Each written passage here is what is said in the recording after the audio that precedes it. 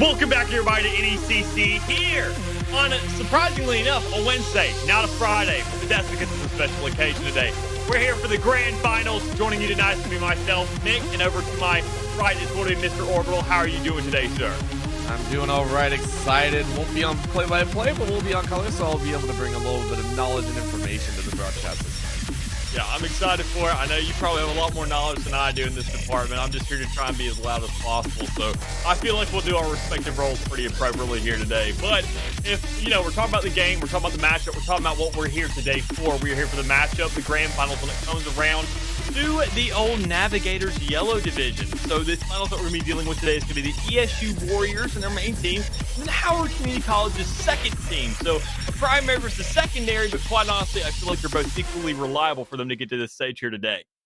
Yeah, the East Stroudsburg University squad, they have been very, very flush this entire time. And the best way I put it is they've been solid. They've been very consistent throughout the season, which is winning, right? Taking a look back at their regular season, they have not dropped a single game, let alone a series. So currently, if you take a look, there's about 20 games straight win throughout the regular season and the playoffs altogether. So looking like an indomitable spirit.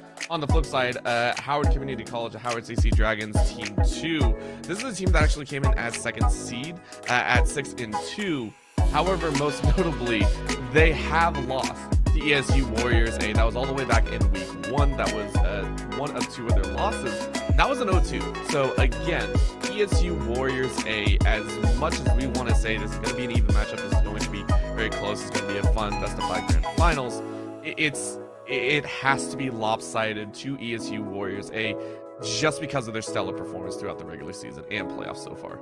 Yeah, and quite honestly, I feel like that kind of can develop somewhat of like an underdog story. So maybe that's the kind of card that we could really draw out today, and that'd be a lot more exciting to watch possibly. But we're already getting into the bans and picks, and this is where it all starts. Because sometimes you can lose in champ select, but I doubt either one of these teams are going to be looking at that, being they've gotten themselves this far. So Lux being the first ban, we're going to see a caster and a tank as Dr. Mundo also gets knocked out here today. Kind of being some exciting, but yet predictable, at least for that top lane one. Yeah, and to keep in mind, as we go through these picks, at least from my perspective, I'll be talking about it a little bit. These players have already kind of selected their champions. There was a pre-draft beforehand that kind of goes hand in hand, making sure that everyone gets the picks that they want and gets the bans that they would like as well. So that'll be kind of fun. But again, taking a look at the targeting coming through here, that Lux is something I believe both Toshi and Mince the Meat both play. So it's a very nice flex removal. The Echo and Lilia both targeted at Mons in that jungle. I do like that. Lilia, of course, has been flexed in the top and jungle. Not so much in the top lane, of course, but it does feel like a jungle special, so I like it. And then the Mundo, of course, on the top side, you got to ban it away. It is one of the strongest meta picks. However, with the current change with some of the items, I'm expecting it to fall a little bit to the wayside.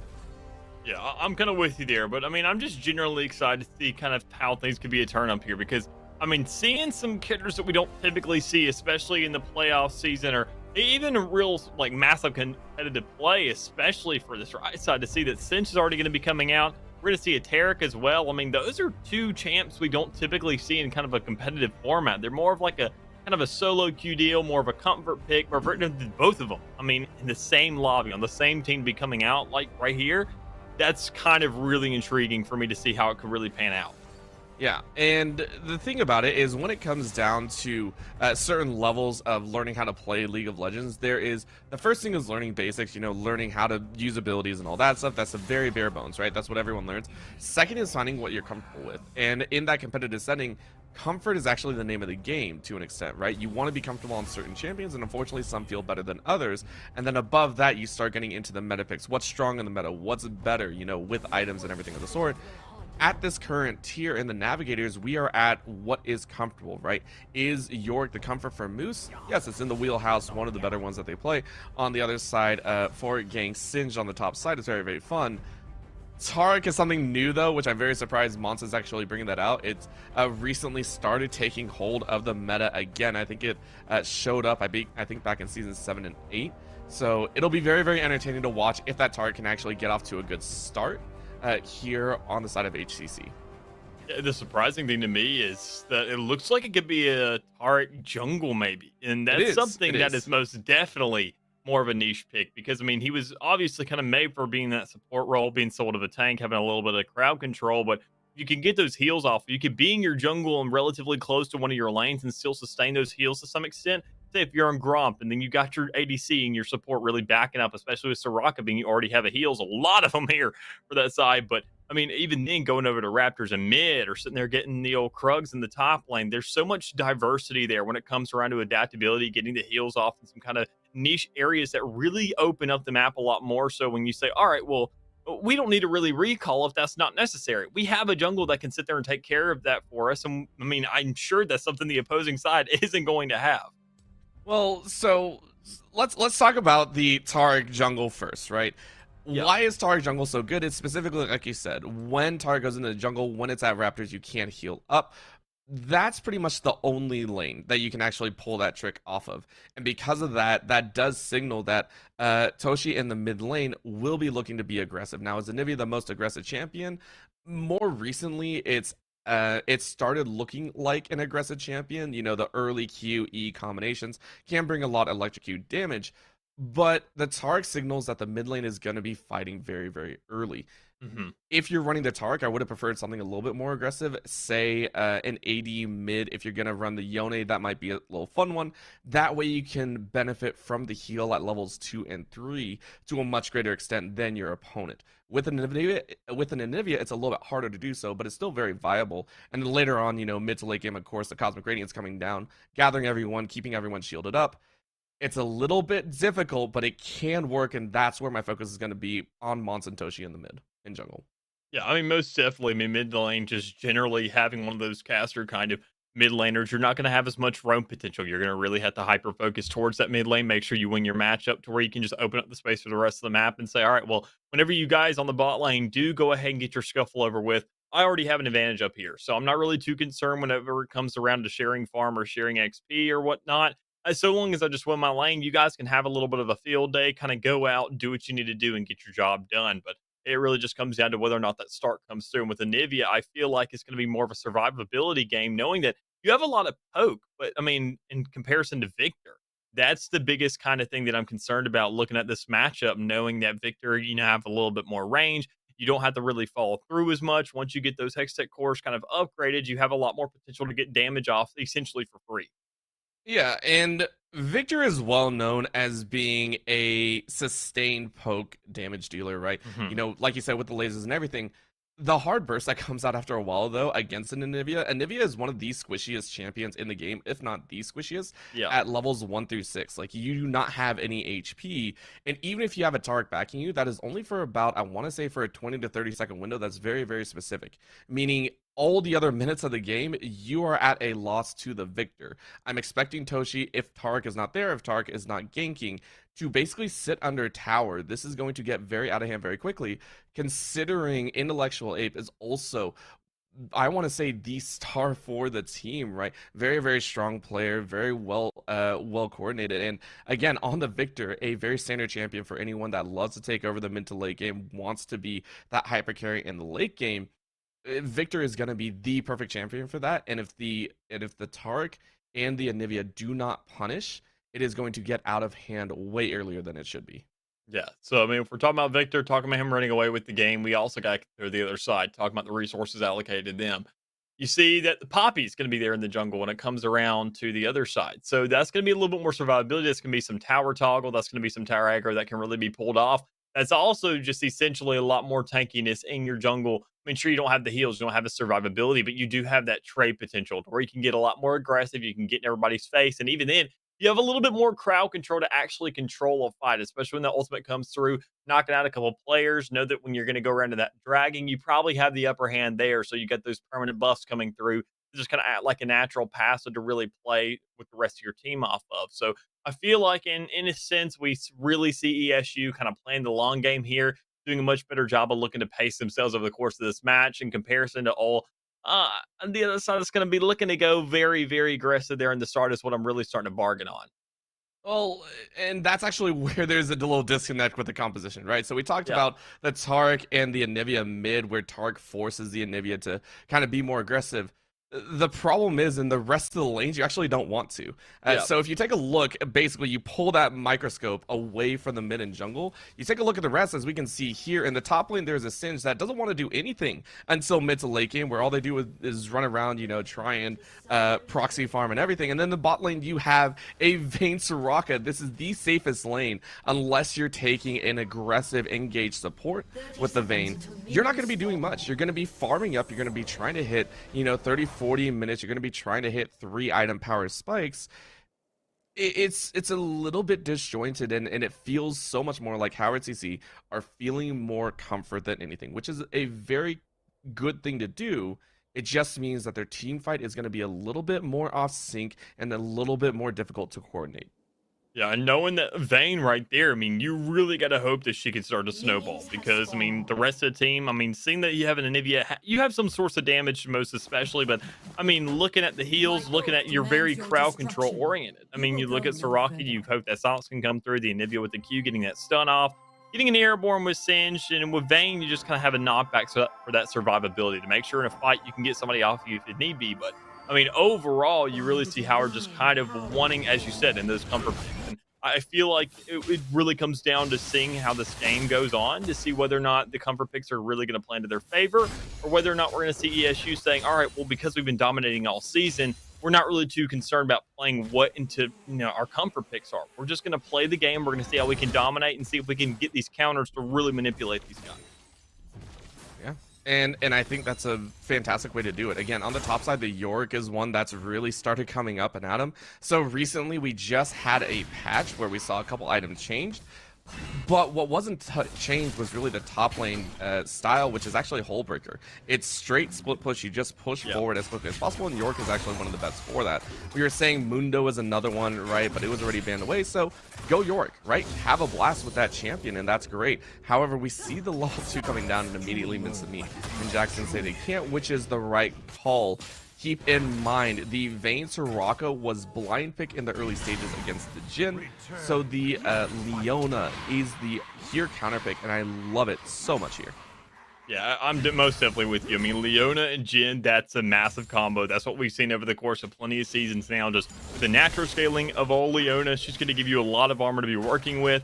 Well, up against the Vayne, that's kind of concerning to know that it doesn't really matter too much, and knowing how massive that girl can get in the later stages of the game. You just got to really hope your Jhin can start to go off, really get into that carry stage, and especially another, you talked about items, talking about kind of the new items when it comes around to support. Because I know you and I had a discussion earlier talking about, crowd control tanks and such, and that's where my kind of place on the meta was, knowing that how strong they are right now, especially with the new items coming out. Leona, I feel like, is the best champion when it comes around to manipulating those.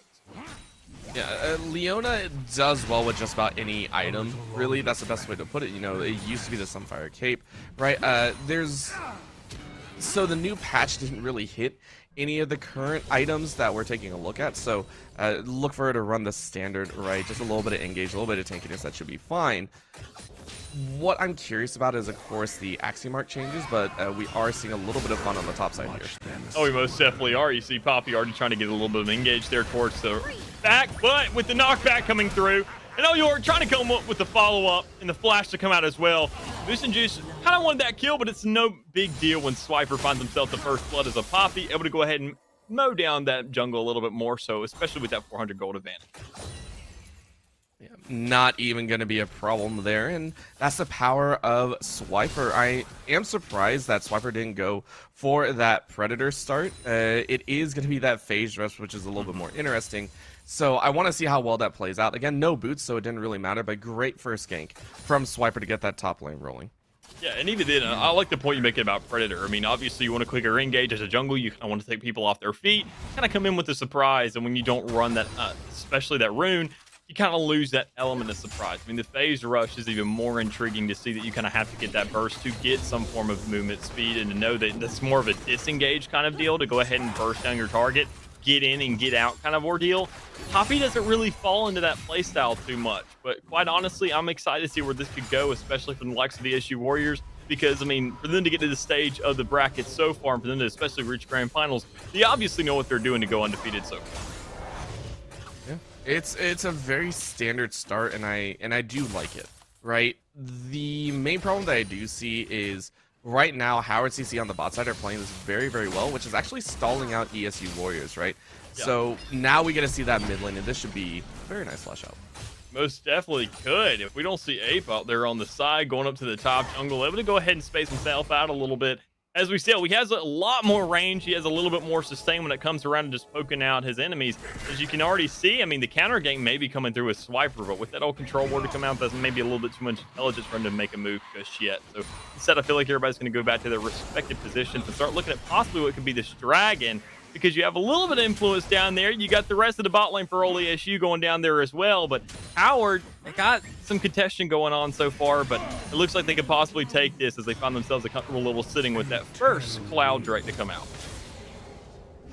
Yeah, you can't really chance that fight currently, and this is specifically because Mont and Mint in the early game before any Grievous wounds is picked up are extremely strong. It means Jackson will never go low on HP. It means that you will never have a chance to actually kill the Vayne. And you can't let that threat happen, right? You can't allow that to happen, especially when you have a Jhin who is not really known as a consistent DPS source.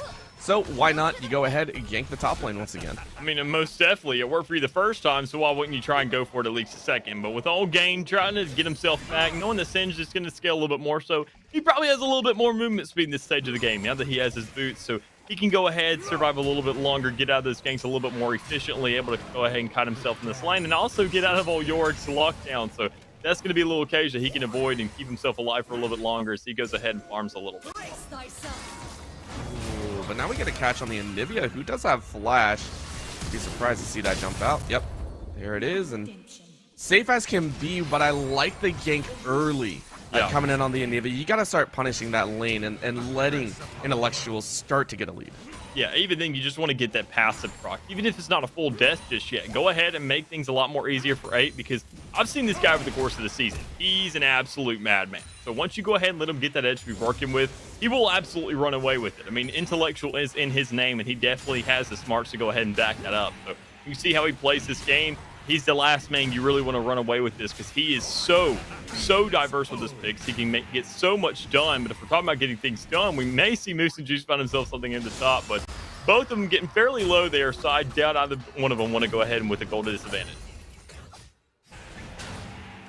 This should be a little bit more comfortable for Moose in the top side. I am a little bit curious as to what he is going to start building out. Due to the fact that Gang is going to start having a little bit easier time in this matchup, even though the first gank occurred. You know, you just ward up, it's fine, but we're going to see a gank mid now. Oh, and a good little stun there for the Taric. So, I mean, that's a great little setup to go ahead and get yourself set, but it's not going to be enough when you know that Intellectual Ace can have a little bit more damage, and you got Zac attack, so that's a support. A lot more CC, especially over the entire kit.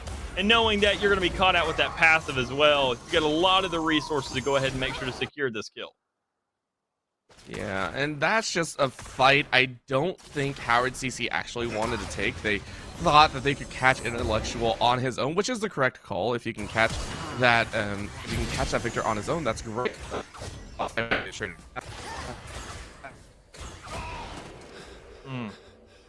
Yeah, and a great little establishment there in the bot lane for Old Jackson to go ahead and get that kill for him. So we already see the little lane matchup. If you get the one-on-one with the ADCs, you have yourself the advantage over to the side of that Vayne. But that's only to be expected. Knowing the kind of mobility that Vayne brings to the table, you have a lot more kind of routes and avenues to go ahead and get yourself that kill.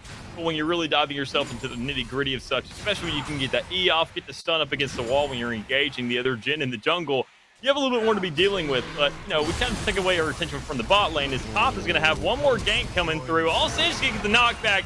Give himself a little bit more time to be playing with. But Swiper now wants to come in, have a piece of the action. But Gain is going to find himself a kill as well. So go ahead, get that Trey going through. We see the Singe versus the old Poppy there in the top. And we may see Gain find something here. And he most definitely will, because Swiper's going to just go ahead and find on his last leg. Yeah, and that was a very interesting one once again, right? The charge up, but Yang haven't been farmed up and already having that first piece with the Leeching Leer is gonna be fine, right? You can't fight this unless you have some form of grievous wounds, and because Moose is pretty much completely just HP and damage, he's not gonna survive as long as you would normally expect unless you're on the attack. So very well done by Howard CC to win that top lane fight. Yeah, so I mean, a great little edge for them to go ahead and be working with. The ESU Warriors kind of keeping themselves alive in this, but not as big of a lead as what we've seen out of them so far. So I mean, Howard, even these early stages that you're showing they can keep themselves together, then go ahead and make themselves relevant in these fights. But over the course of the game, as we said, I mean, you specifically mentioned that Howard kind of want to go ahead and wait for these later stages of the game, especially when it comes around to the other two sides of the field rather than the mid. So I'm looking forward to see how these champs can scale, see what they can do with that power, especially with them keeping themselves so relevant so far in this game. Yeah, and at this point, Intellectual already has the crown of the Shattered Queen. It's a bit ridiculous, right? Power farming up 93 CS, very, very strong. So the point here now, try and cut down the amount of gold that Intellectual can have while spiking your other lanes, and so far Howard have done that well. They're still about 1.6k behind. This dragon fight might not go well though. Yeah, I don't think so, especially when Mons is already going to be closed out, so that's one less jungler, that's a smite you don't have to play with. With going over there to the top on a Toshi, he almost found that kill, and he actually will go ahead and manage that. And the last man sitting down here is going to be all mince the meat, but he's going to be caught out. It's going to be a 4v1 against him, so I doubt he's going to have any other chance there. When you see Vayne trying to come for the backup, he's going to say, it's a little too late for that, Chief. I'm going to go ahead and go back to lane, get myself some more farm, because we see ESU Warriors grabbing themselves a track. Yeah, and at this point, the reason that the first dragon was not contested by the side of ESU Warriors is because they didn't really have the damage and they didn't have any grievous wounds. You have to have one or the other. In this situation, though, Mons face checked the bush, tried to take a fight, and immediately got stunned up, meaning one of the healing potentials was gone, meant that Mons could not do anything, could not drop the Cosmic Radiance, and that entire plan fell apart. So ESU Warriors, very quick on the collapse, expect them to repeat that consistently throughout this game as they are starting to scale ahead as kills keep going into Intellectual's pocket. Yeah, and especially, I mean, we already mentioned it, Intellectual. That's the one man that you really don't want to give these kills to. I mean, seeing that now he's won 2 matchups against Toshi, I mean, sure, you already had the top one there towards that Rift Herald. You had a teammate there, but for him to almost kind of 1v1 in that fight, to really space himself out, he wasn't really too concerned about the resources allocated to him. He was just kind of sufficing and doing a great job of it and able to still get all the damage off to really sit there and win that fight. So Noni has that much of an edge, and especially when you see the items that are coming through for him, knowing that he has a financial edge as well, I mean, things are just looking good for Howard right now. They really got to find an edge they can work with, and they got to go ahead and shove one of these lanes, knowing there's no objectives on the field yet for them to be playing off of. Yeah, this is getting into dire straits, and this is where I started to feel like there was a little bit of a disconnect, right? Yes, the late game is good from Howard. It's great even if they can reach there. The problem is their mid game starts to become stagnant if this Vayne is not already ahead, if Toshi is not already ahead. And at this current point, you can already see the Victor controls mid. You do not win mid at all anymore. So you already lost one lane. Bot lane, Nold and Voided and Zac Attack are just kind of trying to play even. It's not bad, it's not great, but it's enough. Yeah, and even then, I mean, Victor, another thing to mention is not even just the gold and the amount of kills that he has. It's also just the farm in general to know that Hex Tech core is going to be even more upgraded, that it's not just a level advantage at that point. It's also just general kit being better when you have those upgrades coming into play. But as we have a little bit of a scuffle in the bot lane, it looks like Leona could go ahead and get picked out. Zack Attack able to go ahead and fall first. And Null and Void are going to be possibly the second target here for Jackson, but you get that flash off, you get that flash heal off as well. It's not going to matter that much, but mince the meat to go right up there, kind of circumvent towards that top area. It's not going to be too much. You're trying to look for a little bit of a compensation there in the top, but everybody kind of making their own dues, getting themselves out. Jackson's going to go ahead and get that kill over to the side of that Jhin. So that's going to be a great little thing for the bot lane, because sure, you had Swiper down there, and he possibly wanted that goal, but honestly, you need to keep your Jhin relevant in this game, which Toshi may not if he found himself getting caught out there. Yeah, this is gonna happen over and over again, and honestly, it's a great dive. You will take that at any point, considering the extent of the rest of the lanes, right? Any kill on Vayne at this point is gonna be a good thing, and I love the fact that they went for it. They weren't hesitating at all. They went to dive for it, and they won. 3-1 on the Vayne now. Should be getting close to level 10, and I'm gonna try and power into level 11. Should allow to get through intellectual later on. Oh, and a great game here from Zack Attack, and intellectual A finding himself some extra gold as well with that 400. So that is a lot to be working with now. We just mentioned A. Last thing you want to do is let that man go ahead and kind of run away with this game. He controlled the mid lane, but it's looking like he's starting to control the entire map, because the man can rotate most definitely. I've seen him do it time in and time out, and knowing how far ahead he is, he's going to make sure to go ahead and spread the joy with everyone else across the rift.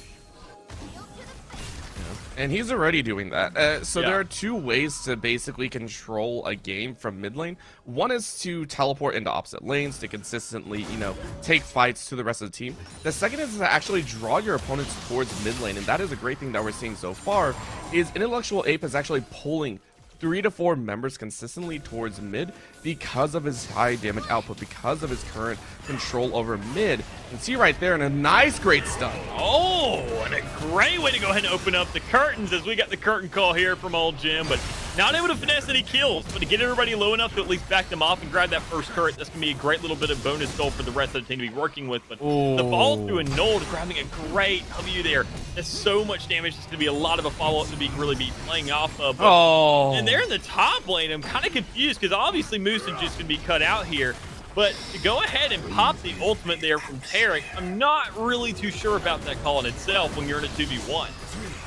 Not just that, Howard felt like they had to get something back because their mid lane fell too quickly. So if you're going to make a play on the top side, you have to make sure the rest of your team can guard and defend against your punch that you're throwing out, right? Yep. The problem is the counter comes before you even take a swing. You're going to lose, and that's exactly what happened. ESU Warriors were already aggressive, taking down the mid lane tower, and Howard, what they thought was going to be their aggressive move on the top lane, became a response. And in that instance, Moose only had to dance, only had to cause a little bit of chaos on the top side, baiting, forcing extra time out, and that's exactly what they did. So very, very well done. You only lose Moose on the top side. You take 2 towers in mid and take an extra 2 kills. And now Nulled and Voided, Intellectual Ape, and Swiper are all just as strong as Jackson, who is still only 3-1, still trying to get that second item. And even then, I mean, not on top of those 2 towers, I mean, you also get a dragon as well. And you get that much closer to having yourself a soul. So that's going to be massive over the course of this game, especially knowing it's Hex Tech. That kind of gives a lot more buff to the rest of your team. Knowing its ability haste and attack speed, those are 2 almost essential key kind of traits for any champion in this game. I mean, sure, Jhin may not be able to make the most of it, but to go ahead and get a little bit of a faster reload speed and know that you can have your abilities up that much quicker, I mean, knowing that you have a Leona as your support, you couldn't ask for really too much more. So know that you already get that first dragon. You get that little Hex Tech Drake to be working with. You're driving yourself that much closer to it. That's going to be a huge bit of blackmail that they can work with in those later stages that they find themselves as third. Yeah, and hopefully a bit of extra freedom, as even though we are moving into that mid game, ESU Warriors taking a very large lead, they haven't gotten as much as I personally would have liked at this point, right? Yes, it's 11-6. Yes, they have 2 dragons. I like to see them accelerate the pace a little bit more, right? And Intellectual Ape is very, very strong. So is a majority of the rest of the team, right? Swiper 3-1-2 already has the Divine Sunderer, they should be able to not only take these 1v1s just like this right now, and Oh, you get denied because the Chaos Storm is so good. It interrupts other abilities when it's first dropped. Very, very well done. They need to get these kills as well as make a play off of them. So now it's not just kills for kill's sake.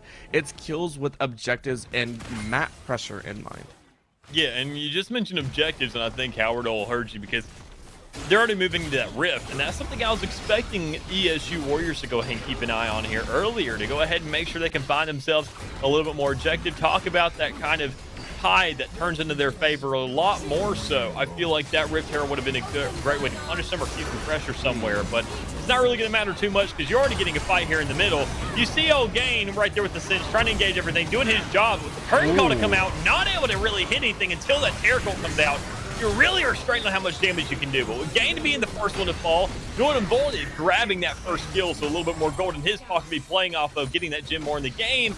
You don't have too much of a follow-up until Ape wants to get the chase, but he actually may get caught out here with the Anivia. Toshi looking for a move, but he'll find himself to die instead. Ape will be the one to fall as well, but with the rest of the team backing off under that first tower, when you're in the likes of Howard right now, this can be the biggest edge you have. Pop that Herald, move down that mid lane, find yourself some pressure, especially when you got that Terror making the first move. Yeah, and that was all on the back of the fact that ESU Warriors, they were out. They had defended mid properly, and they were alive with multiple pieces of damage on Howard. The problem is they stepped a little bit too far forward. Toshi showed up. Yes, Toshi died, but guess who got 2 more kills? That was Jackson. Jackson was able to take it home and is now going to purchase up after taking the mid tower as well. They will, I believe, get prepped for the upcoming Drake. And the Vayne was not focused in that latter half of the fight. That is something that's very, very important and critical. ESU Warriors don't actually have any major hard CC aside from the Leona that can catch the Vayne while shrouded, while she's invisible, right? You're hoping that the Leona lands a really good solar flare, catches the Vayne before anything happens. But we do see the power of how Howard CC's team composition will fare in the late game, and it all banks on Jackson staying alive, keeping these kills in the pocket, and getting monstrous. And even then, also just grouping up, playing off of old Mont's ultimate. I mean, that's going to be massive. Give yourself a little bit more leeway. Go ahead and have some survivability. Have yourself a free engage if that's what it comes down to, knowing that you're literally invulnerable there for a little bit. It's like Kale, just a little bit better if you find yourself in the right circumstances. But Howard just has to group up. They have to know really how to punish that and make the most of it. But, I mean, you mentioned it earlier. We're going to see old ESU Warriors trying to go ahead and set up for this drag. We saw Howard kind of have the edge there earlier, but, I mean, the fight was so far away from that timer that you're not really too concerned about. You do have that scuttle there for a little bit of intel, but you need a little bit more. You need some presence if you're really going to fight for that. Because if ESU Warriors get themselves a third, they could go ahead and be looking at a Baron later on whenever you do find that fourth Drake coming up from a possible soul form. But it's not going to matter right now because they're going to be bringing the fight to them before they even find themselves to the drag. You see that curtain call coming through, find themselves 2, or at least setting 2 of them up. But Moose and Juice able to find himself 1, go ahead and get gained, find that little respective top lane scuffle going on into a conclusion as Zack Attack finds himself 1 as well. So that's 4 players down. And that's not the best setup here for Howard, as we already see ESU Warriors saying, you know what, we're going to make an early call on Baron because we absolutely just rolled these guys at this stage. Yeah, they don't have to worry. There is nothing stopping them from it except for a Toshi Glacial Storm, which even that probably won't happen here. Hiding off on the wings is immediately going to throw a Q over the wall. I don't think it'll do anything, though. Again, ESU Warriors definitely deserve this. And again, they are pulling the fights where they deem necessary. It's solid play. It's fantastic for them to work with.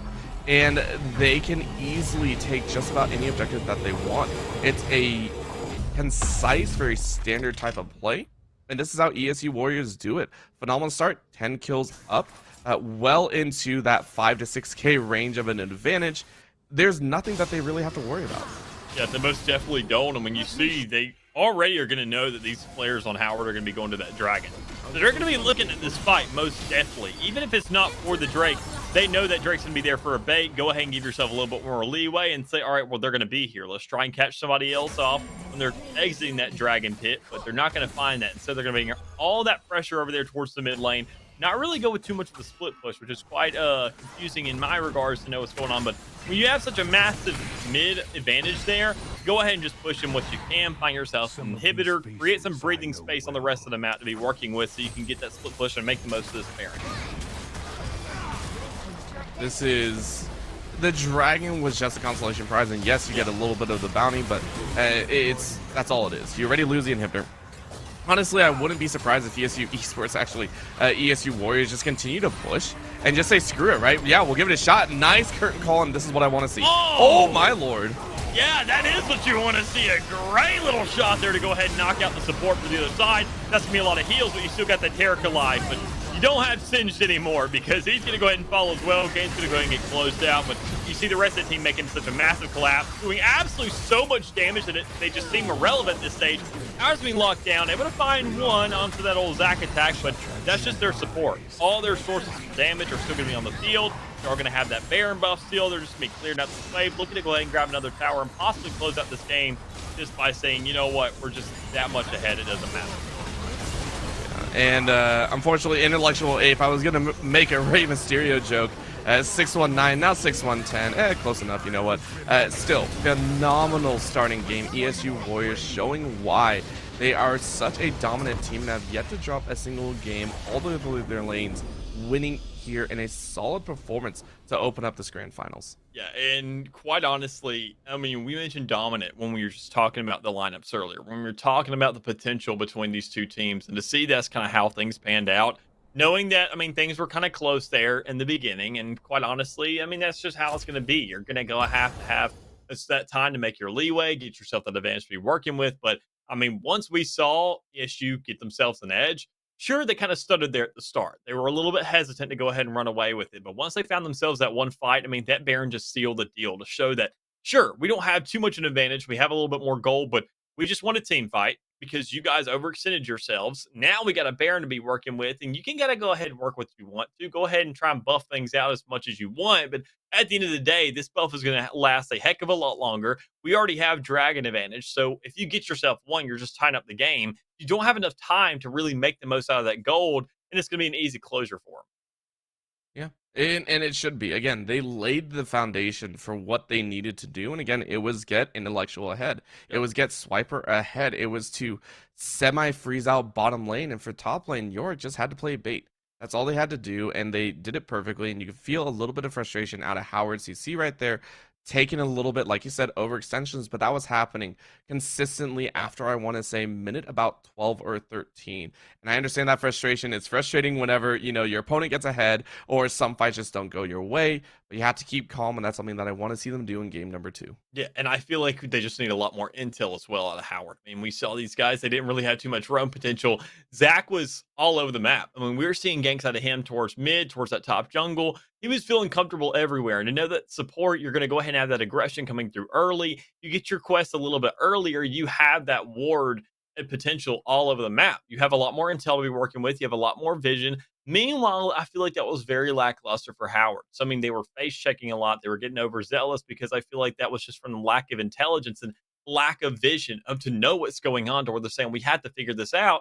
How else do we do that? Well, we got to face check it. No, you don't. You can go ahead and play back a little bit, wait for your support to get that ward in there. But as a Soraka, when you really have an aggressive composition up against you, especially with that Leona, you're not able to get your abilities off that much when you spend most of your time being stunned. And that's a two-way street. You can't put all the fault on Howard because of the fact that there is something in League and just about in any sport that you get to talk about, which is forced and unforced errors. Forced errors being a mistake that is forced upon you due to the circumstances of the game, right? It is because the opponent just played so well, put you in a situation where you have to choose between two what look to be horrible situations. Unforced errors, of course, walking in, face checking like Mons did at the early stage, which is only one mistake, right?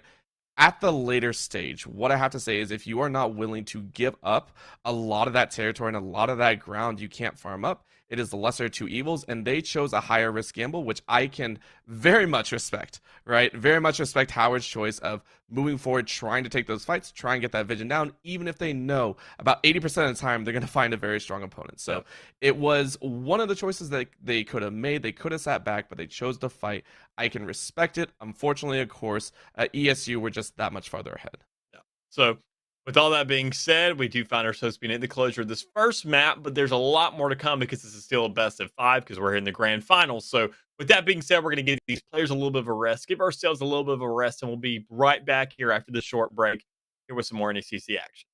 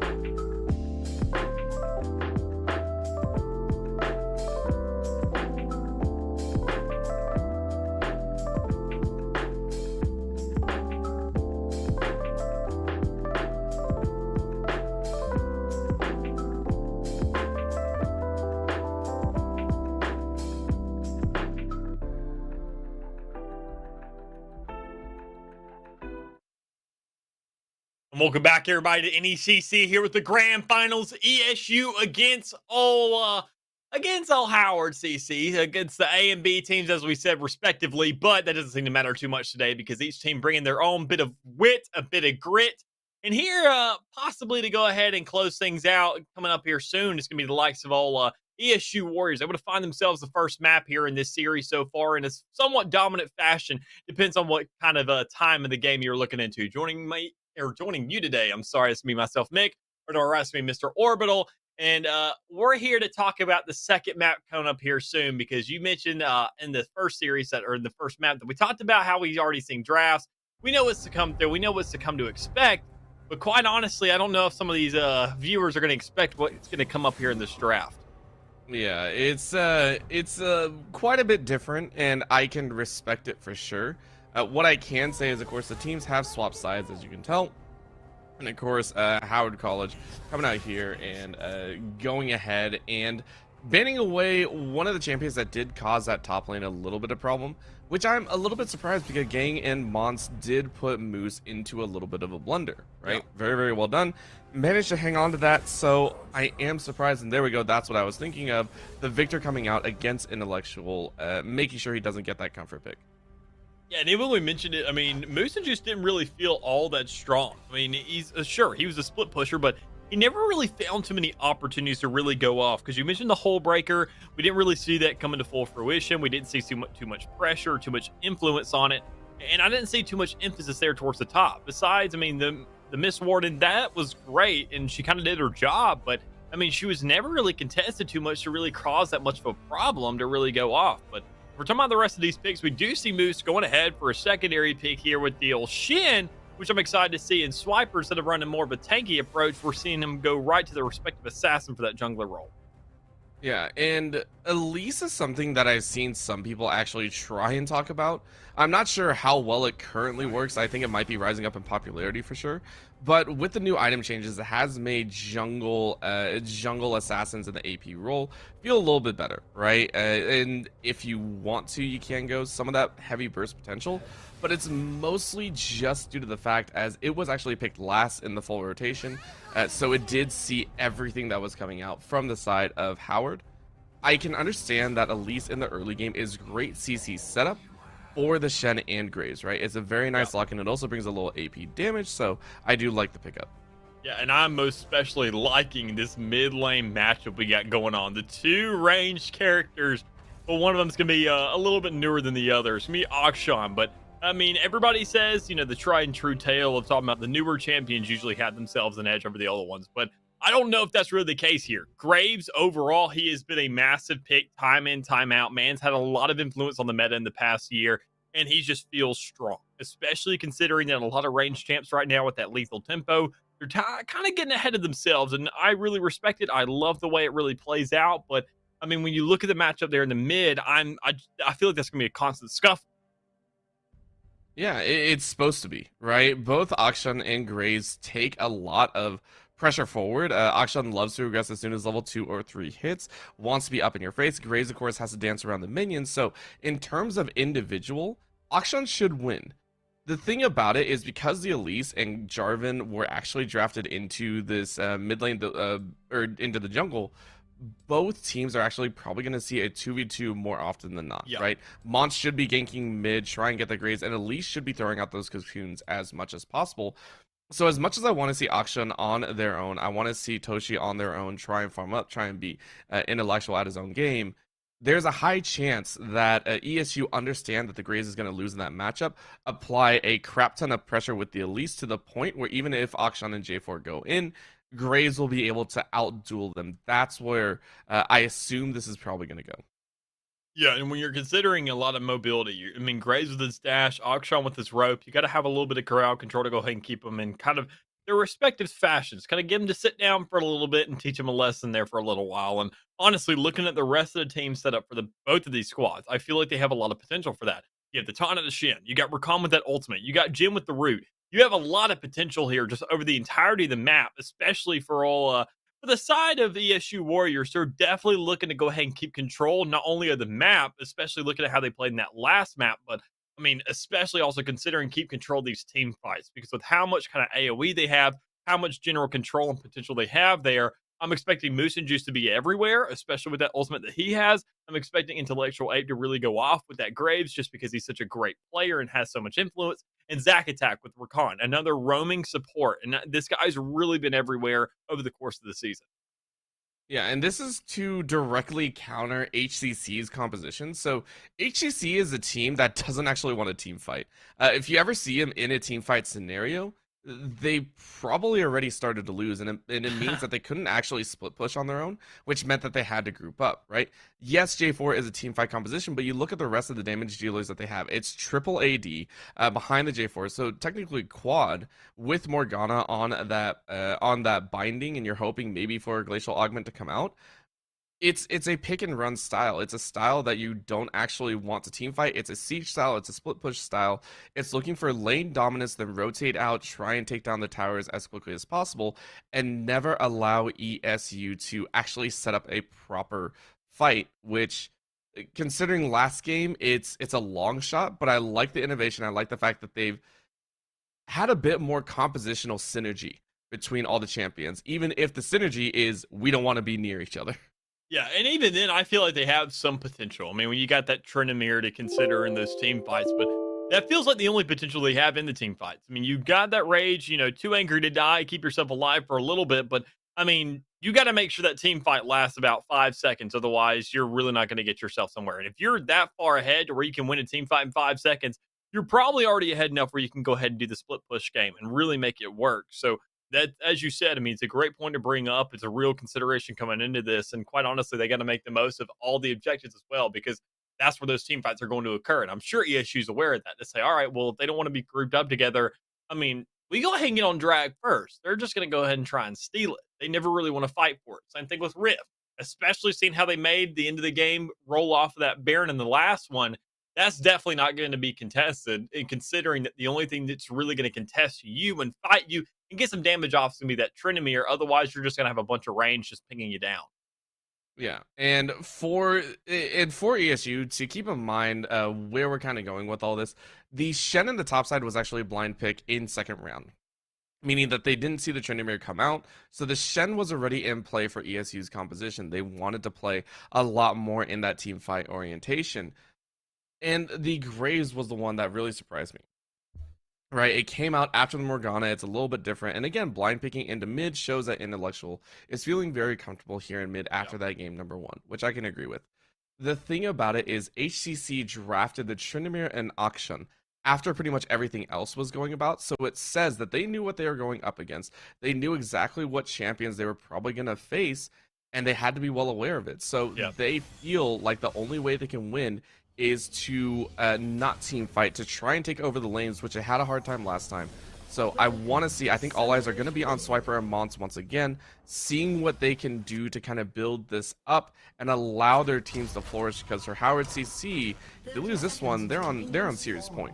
Yeah, and that's concerning in itself. I mean, this is where Howard has to really just kind of get all stops out. Otherwise, they're going to be having to go for a complete sweep on the other end, for a reverse sweep. And quite honestly, with the way that first map looked, it's a little concerning. Unless they have the absolute just dominance, the adaptability that we're looking for, and they can go ahead and find themselves to go ahead and come out on each individual lane, they got to make sure to have the edge, and they got to find it quickly. Otherwise, they're going to go ahead and be contended the entirety of the game. And I mean, when you see the ESU Warriors, when they get to those mid stages, when they get to those later game areas, they just know how to rotate and really make the most of the map that much better. I feel like that's the one thing I've really seen out of them over the entirety of the series and over the season, when considering, casting them a couple times. That's what they like to do. They like to go ahead and get to those later stages of the game, go ahead and keep themselves irrelevant in the early stage, which is pretty easy to do, knowing you can't let gold run away that far unless you really just absolutely feed your mind out.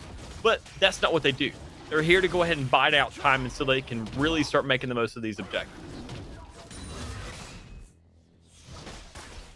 To kick things off, of course, a little bit of help with a Mons in that side, and you can already see Toshi trying to lay down a little bit of pain in the mid lane, so trading is fine, but I like what Mons is doing, already going for a level 2 gank.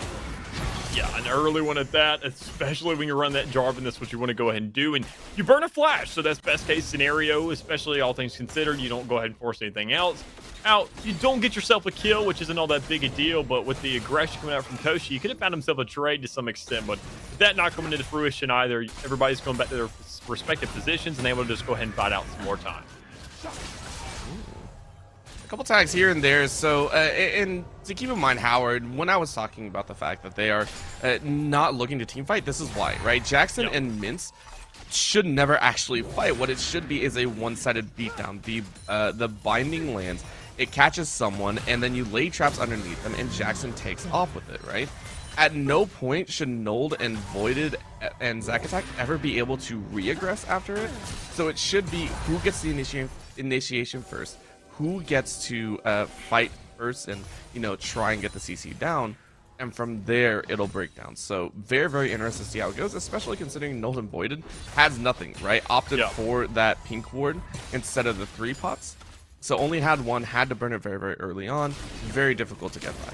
And even then, he's also gotten himself a little bit of a flash shield to be working with. But honestly, it won't matter too much what's going on in the bot. And when you find yourself a kill in the mid, very, very quickly out of the side of all ESU Warriors. So that's going to be a fast 400 for all Intellectual to be working with there. And as we said earlier, I mean, we see old Swiper doing just a much better job of sharing the gold, sharing the kills, knowing the potential of Intellectual to go ahead and say, you know what? If I need to let anybody run away with this game, it's going to be you, because you know how to make the most of it. You get everywhere on the map. You essentially become a second jungler at that point, and it kind of puts a little bit of pressure off my back to where I can kind of go ahead and control the map a little bit more so while you're just winning these fights. It's not just that, it's just like the easiest one to gank, right? Out of all the champions right here, which one's going to provide you the easiest access? Well, bot lane has a black shield, so probably don't want to gank down there. Top lane, it's a Tryndamere who has Ghost and Flash. Most likely you're not going to catch him. Who likes to be a little bit over aggressive in this lane right now? It's Toshi in the mid lane, who also has lower base HP, so might as well gank mid. Again, Intellectual can also follow up with a great amount of damage, and they played it to perfection. Expect that to be repeated, considering Toshi didn't burn Flash and probably still feels confident enough to basically say, hey, I'll keep dancing up as long as I want to. Yeah, and even then, to know that you're going to get your Graves ahead in these earlier stages, this is where he makes the most of it. I mean, a Graves, obviously, you bring a shotgun to a knife fight. That's not, obviously, the most ideal thing. I mean, you get yourself that shot that you're working with, but if you miss it, you really do. But, I mean, Ape is going to be the last player I really expect to go ahead and miss out on those engages, to really go ahead and get punished for him. So, all things considered, that's the right move. Go ahead and get this man running away with the early game, provide a lot of breathing space for the rest of his team while they can go ahead and look for whatever else they need to, or just go ahead and get a gank somewhere else. Go ahead, be that roaming mid laner that you've kind of created yourself to be, and go ahead and make the most of that and show the opposing side what you're made of. But we already see a little bit of aggression on both these sides, towards the top, towards the mid. The bottom is going to be towards that dragon. So that's going to be Infernal Drake over for the side of all Howard. So they get themselves a great little start, a great little consolation prize there to go ahead and buff out that kill. But I don't know if it's going to be that much enough, but they're only 300 behind. And Infernal is something that scales up well into the mid late game, as many people know. What's important to note is it wasn't off of a kill that they got it, and it wasn't off of an ESU play that they felt they had to force the dragon. It was a proactive move from Howard, which they've actually done in both games of, I believe so far. Game 1 and here in Game 2. They have consistently gotten the first dragon of the game. The question, of course, comes down to where else do they get to play with, and it might be mid lane. Oh, it could be without that shield, though, from Ape. He knows what's going on. Moose and Juice going to go ahead and pop that ultimate, get himself to be that little bit of a savior right now. So that's going to be a great little way to go ahead and keep the man alive, because, I mean, we want to see a streak coming out of him. I mean, especially if you're a fan of ESU. You want to see Abe go off. You want to see him kind of have the survivability. Go ahead, keep that farm going, because you can see the CS advantage already in the mid. I mean, the pressure coming out. You get a Vampiric Scepter, so you go ahead and have a little bit of life steal, so you're not too worried about backing. You just want to make sure to punish Akshan that much more so, because Toshi, only with those boots, he's playing for mobility, but how much is really provided to him so far at this, or like right now on the stage of the game? Not too much, right? Just it's still cranking out for only about 7 minutes into this game, or counting up at 6:45 right now.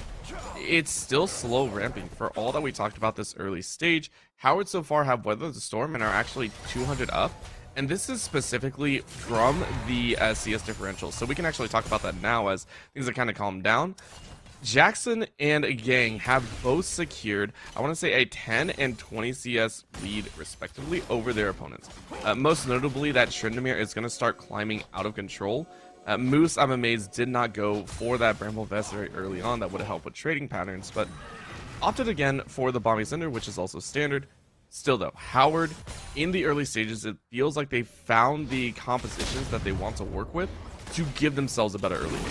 Yeah, you can already see early game.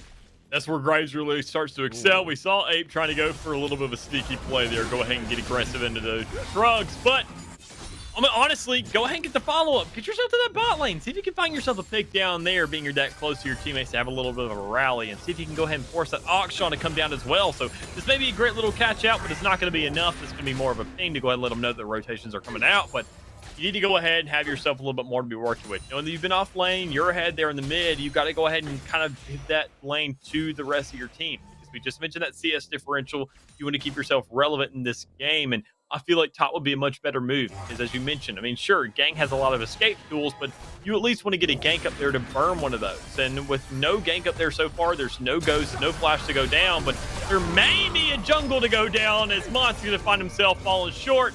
Go ahead and get himself killed there in the bot lane with Swiper looking to go ahead and follow through, find himself onto these bot laners, but there's going to be nothing there. Instead, we're going to see ourselves going right to the top lane, a little bit of a scuffle there, but old Gain with all that healing he has in his kit, he's not really too concerned about these trades.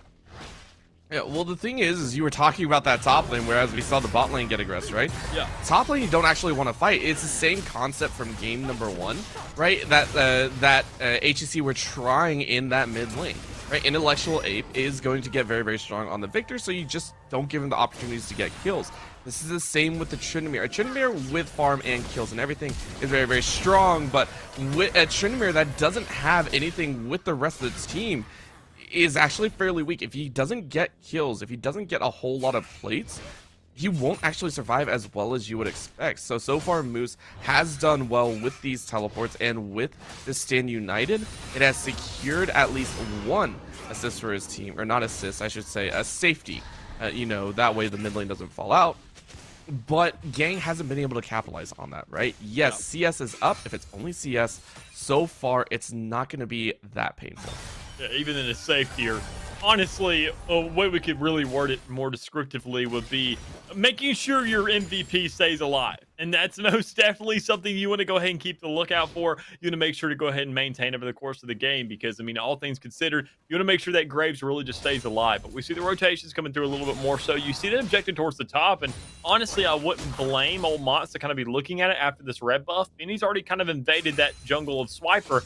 He has himself a little bit of a surprise to be working with now. That kind of element, he has a little bit of burn to be playing off of. But to go for that recall, knowing that Dragon's be coming up here in 6 seconds, I'm sure he's going to go want to rotate over there as soon as possible, knowing that the rest of the team is right there in mid on his rear, trying to go ahead and pressure that Auction off. Yeah. And this pressure has secured a nice 20 CS lead for Intellectual. Been farming up. Should be the, I want to say the Immortal Shield, but will be coming through here shortly. What's the question here? Noel is actually going to have to flash out and cleanse. Yeah, and even then, you don't have too much of a concern. When you see over there in the back, Noel's going to go ahead, get his curtain call off, knowing the rest of his team is going to be following through, so they're going to catch out the rest, move up a little bit more so, but honestly, it doesn't matter. When you got that much damage, go ahead and hand over these kills to these guys. Give them the 2 free to be working with, and then go ahead and have a lot of Ren to be playing off for that Dragon, knowing the entire bot lane is essentially open now. The only kind of contention you would have is towards that mid or right towards bot in that jungle, which is where it's going to be coming from. But with the only being an Auction and a Jarvan, that's not a fight you want to make up against 4 players, as you already see the engagement coming through, them kind of trying to keep an eye on things. I doubt Montz really steals this. Instead, he just goes ahead and gets himself into a death trap as these other 4 players on the side of old ESU just collapse on the man, giving themselves a 5-0 lead in terms of kills. And now they'll Drake to be working with as well. I appreciate the attempt. Yeah. Montz went for it, and at that point, the only other option was give it up, right? So I appreciate the attempt. Wasn't necessary? Probably not.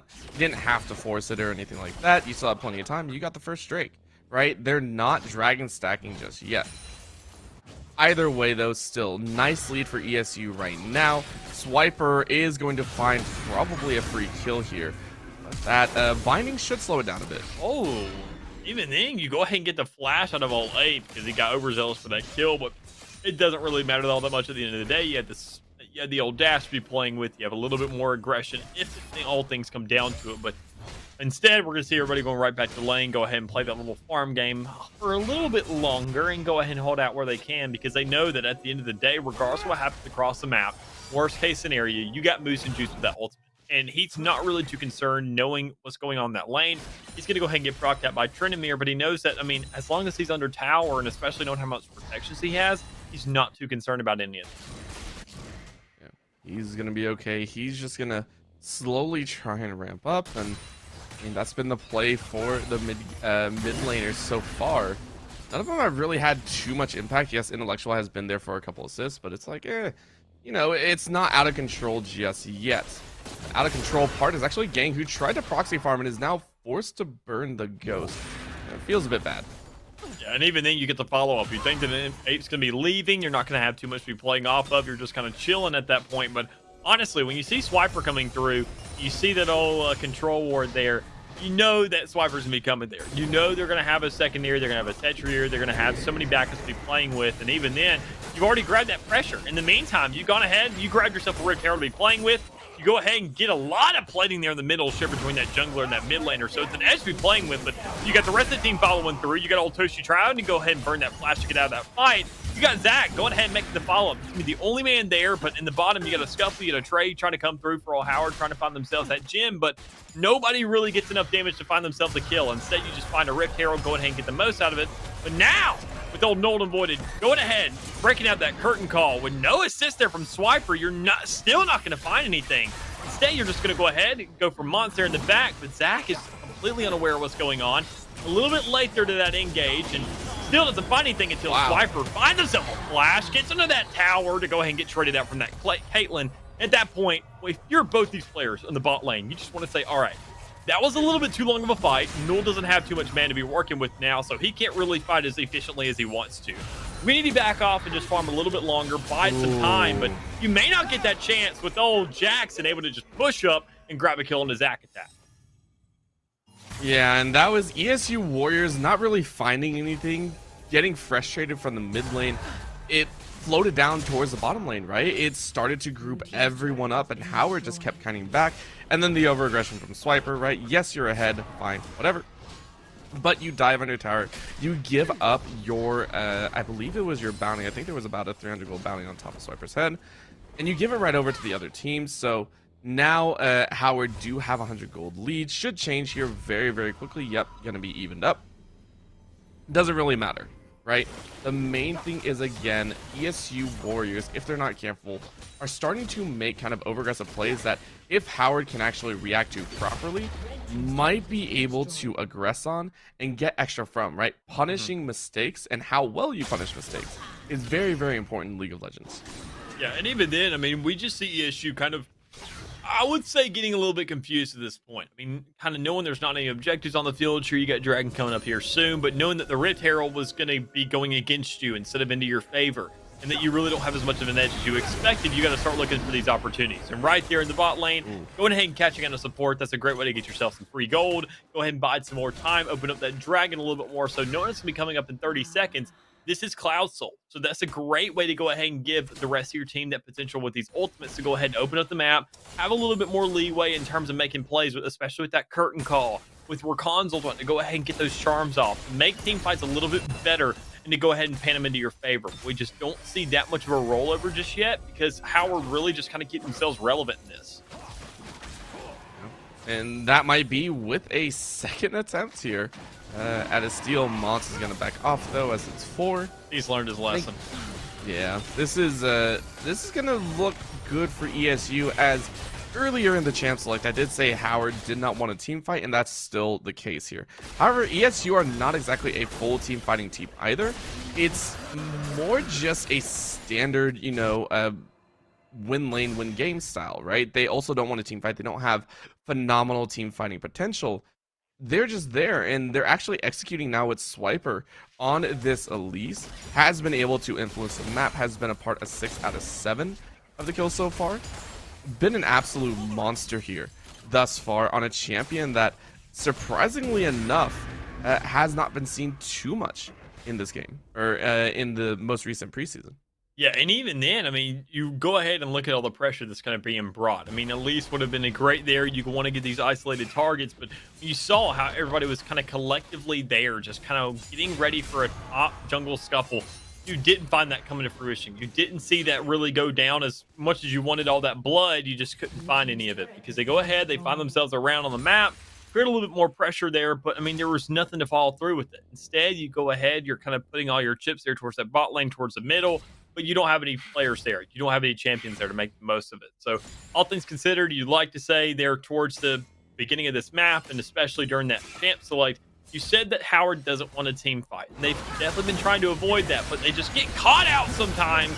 And honestly, this could be one of those attempts. You see the curtain call coming through. Swiper kind of saying he doesn't have enough health to fight this, but with the rest of the team to come out, and there with the flash into play as well. You got the rest of the team following through saying, no, this is our fight, and we're going to find a double up of it. ESU Warriors running away with it more so now, finally getting that edge they needed.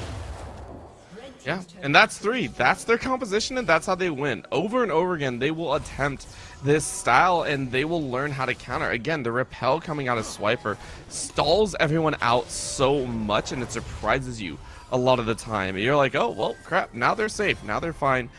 And again, Howard making somewhat of a desperate attempt after trying to drop some wards. They thought they had the pick, and they just couldn't. So now digging themselves even further into the hole. They really need to just group up, or not group up even. They need to start letting these lanes pressure out, start getting a little bit of farm, and keep Gang in your thoughts, because he's currently 185 CS deep. Did go the Gale Force, didn't really go for that Kraken Slayer, which that's understandable, at least with the current setup. Yang still is a win condition at this point in the game. 0-0-0, yes, but is still farming up very, very well for the current situation. Yeah, and even then, you got to consider the rest of the team. I mean, we see ESU at this point. Sure, they're going to feel pressure by that top lane, but they're going to make sure to go ahead and say, all right, well, one champ isn't going to compare to 4 pushing a tower. I mean, they can't.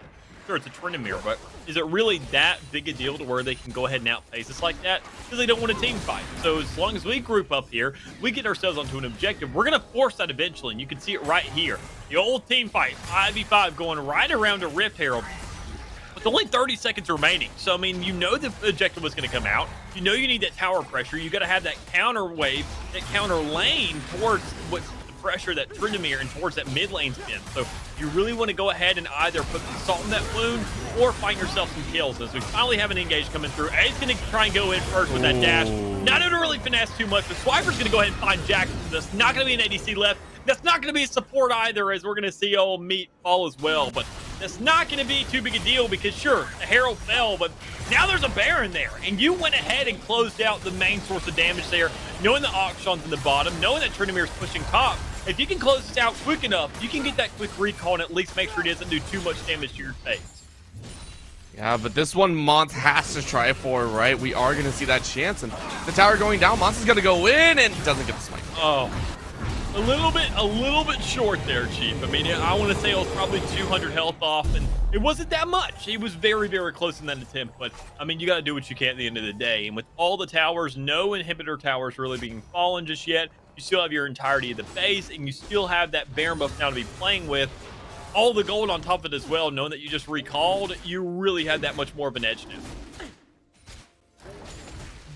Being able to have that also at 20 minutes means that anywhere they push is going to be excessively strong, right? Dragon here, if ESU Warriors win it, they can easily run right up mid lane as long as the waves are prepped. And we can see right now Graves Intellectual is going to be able to pressure that up. Should be one of the open win conditions for them if they take this Dragon, right? The Dragon's going to be fought over. Probably shouldn't be by Howard because, again, it would just be a soul point.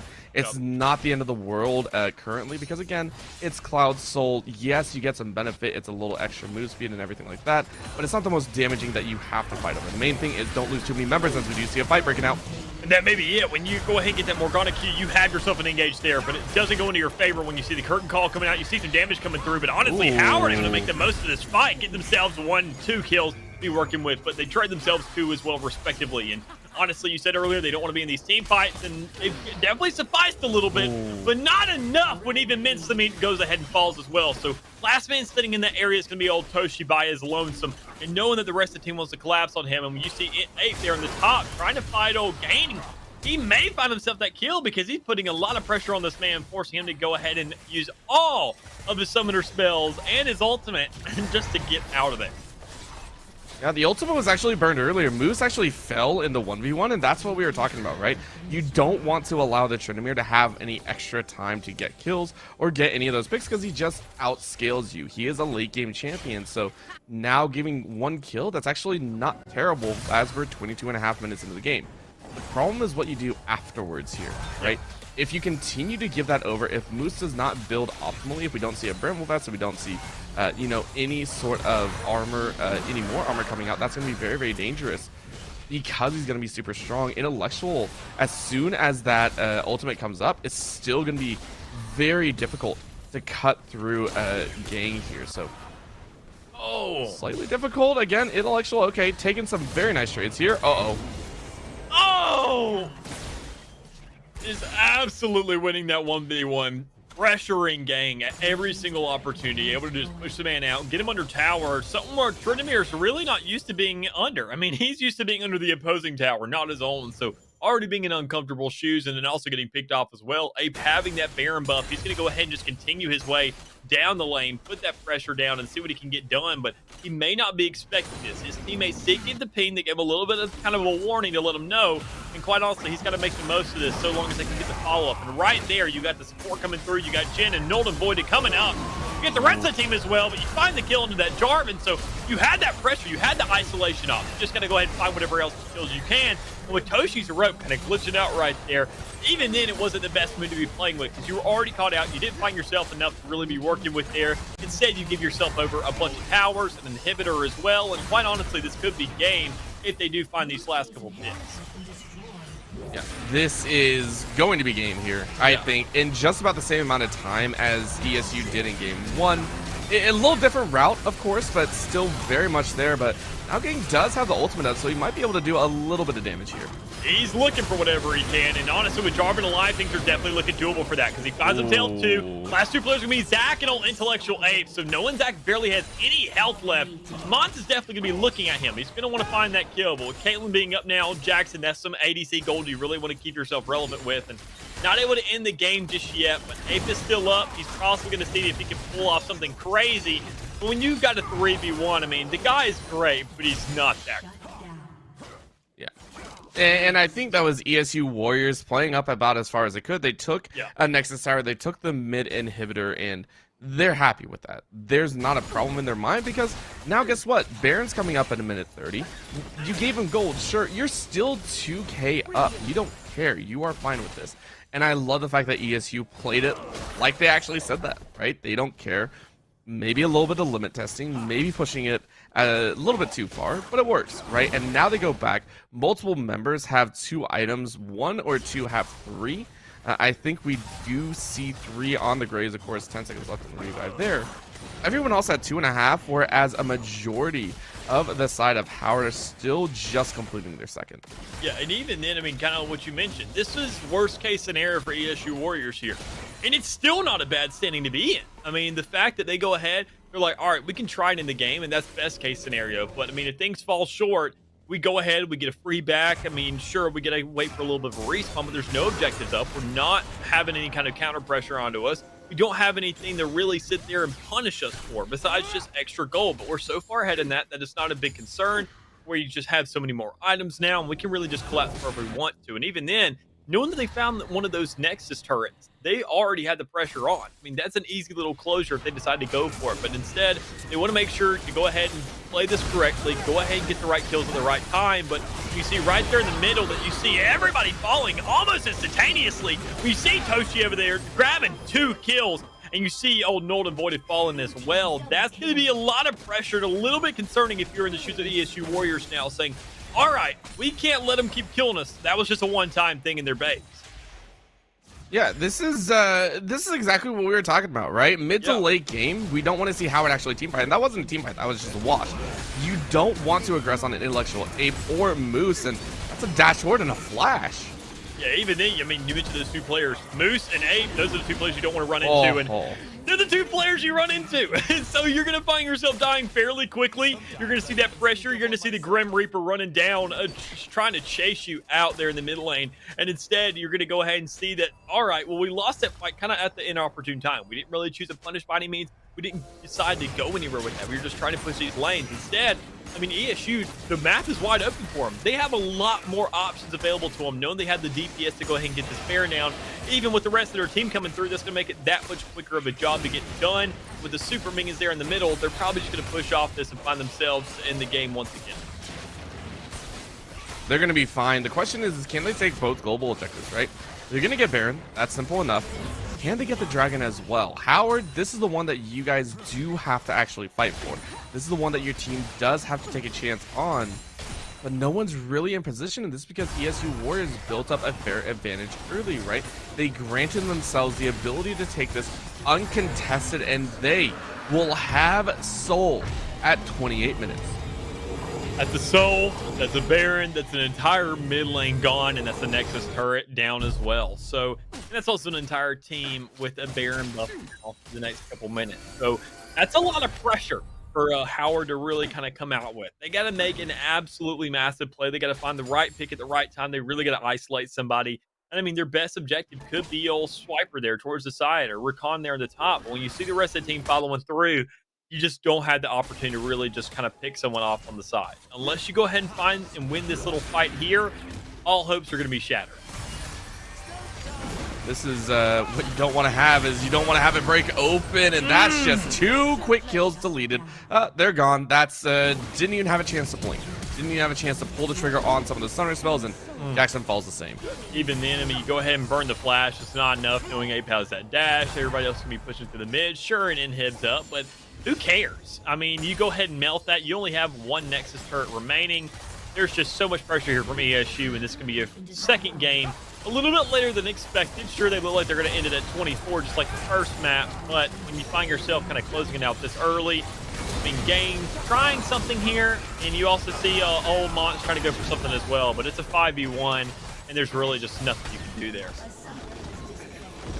Well played by ESU Warriors. 9-1-14 for the Graves, 10-3-10 with the Elise, and they come out with a brand new game plan, new champions, and still run the same style of winning. So phenomenal job for the ESU Warriors. Yeah, and even then it was a little bit slower of a game than we expected, but I mean, it still almost ended at the same exact time. I mean, 24 minutes on the first time, 24 minutes when it came around to that second map where they really made that home run. And even then they didn't close it out. They found themselves in that stage. So, I mean, ESU, they just really know how to pace themselves. I mean, they're almost like they're as consistent as a car. I mean, they got themselves on cruise control right now.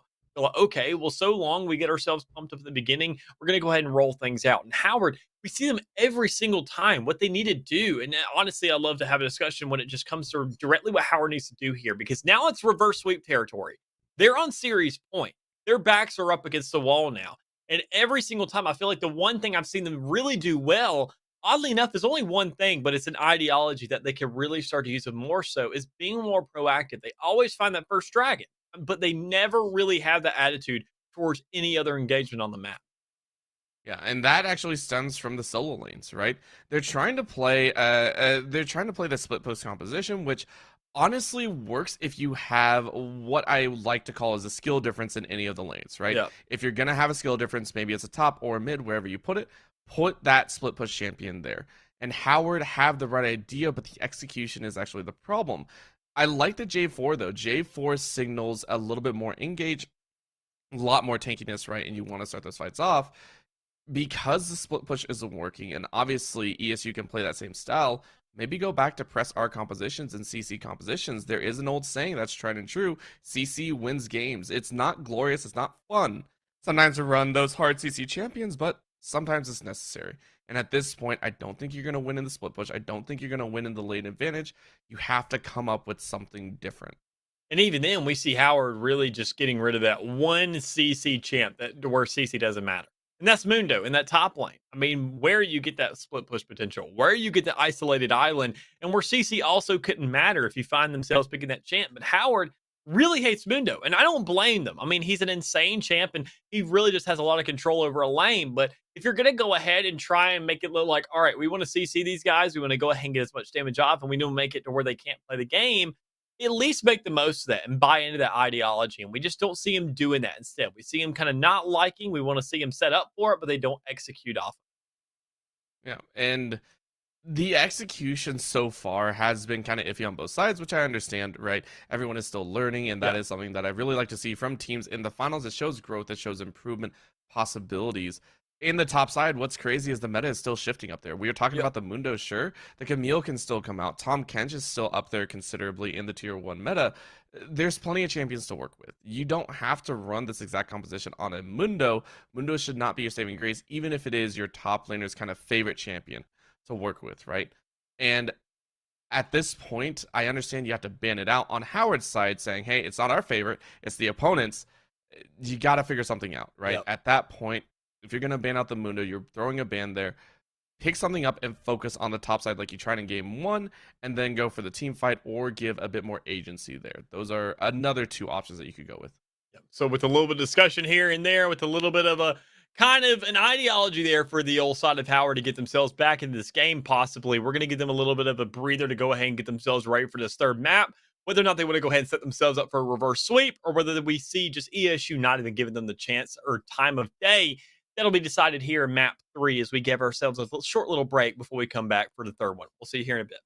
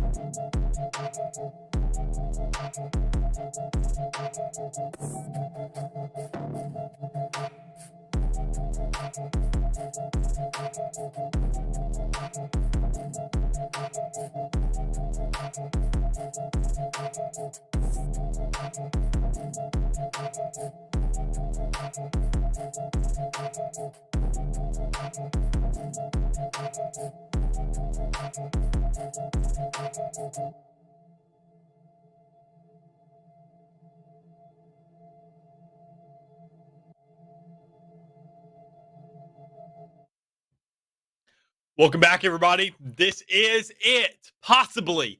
We see the matchup today going to be here in the grand finals for the Emergency Yellow Division. We're going to find ourselves looking at ESU Warriors A team and Howard CC and their B team colliding, now sitting at a 2-0 series point for the side of all ESU. Howard, with their backs up against the wall, they're back between a rock and a hard place. Do they get the reverse sweep, or do they find themselves going ahead and sending themselves home? Joining you today is going to be myself, Mick. Over to my right is going to be Mr. Orbital. And ready to get right into this, especially when it comes around to these drafts, we see possibly ourselves talking about what we, once again, Howard could bring to the table to go ahead and keep themselves in this. Because, I mean, by no means necessary has ESU been slipping up so far. Yeah, it's and it's difficult, right? Yeah. When your main compositional style, which Howard was probably running in both those games, is a run and gun style, very pick heavy composition with a split push in the top lane.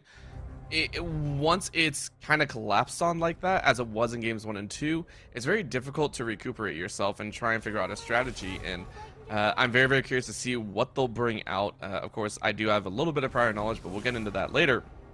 ESU, of course, just have to keep doing the same thing.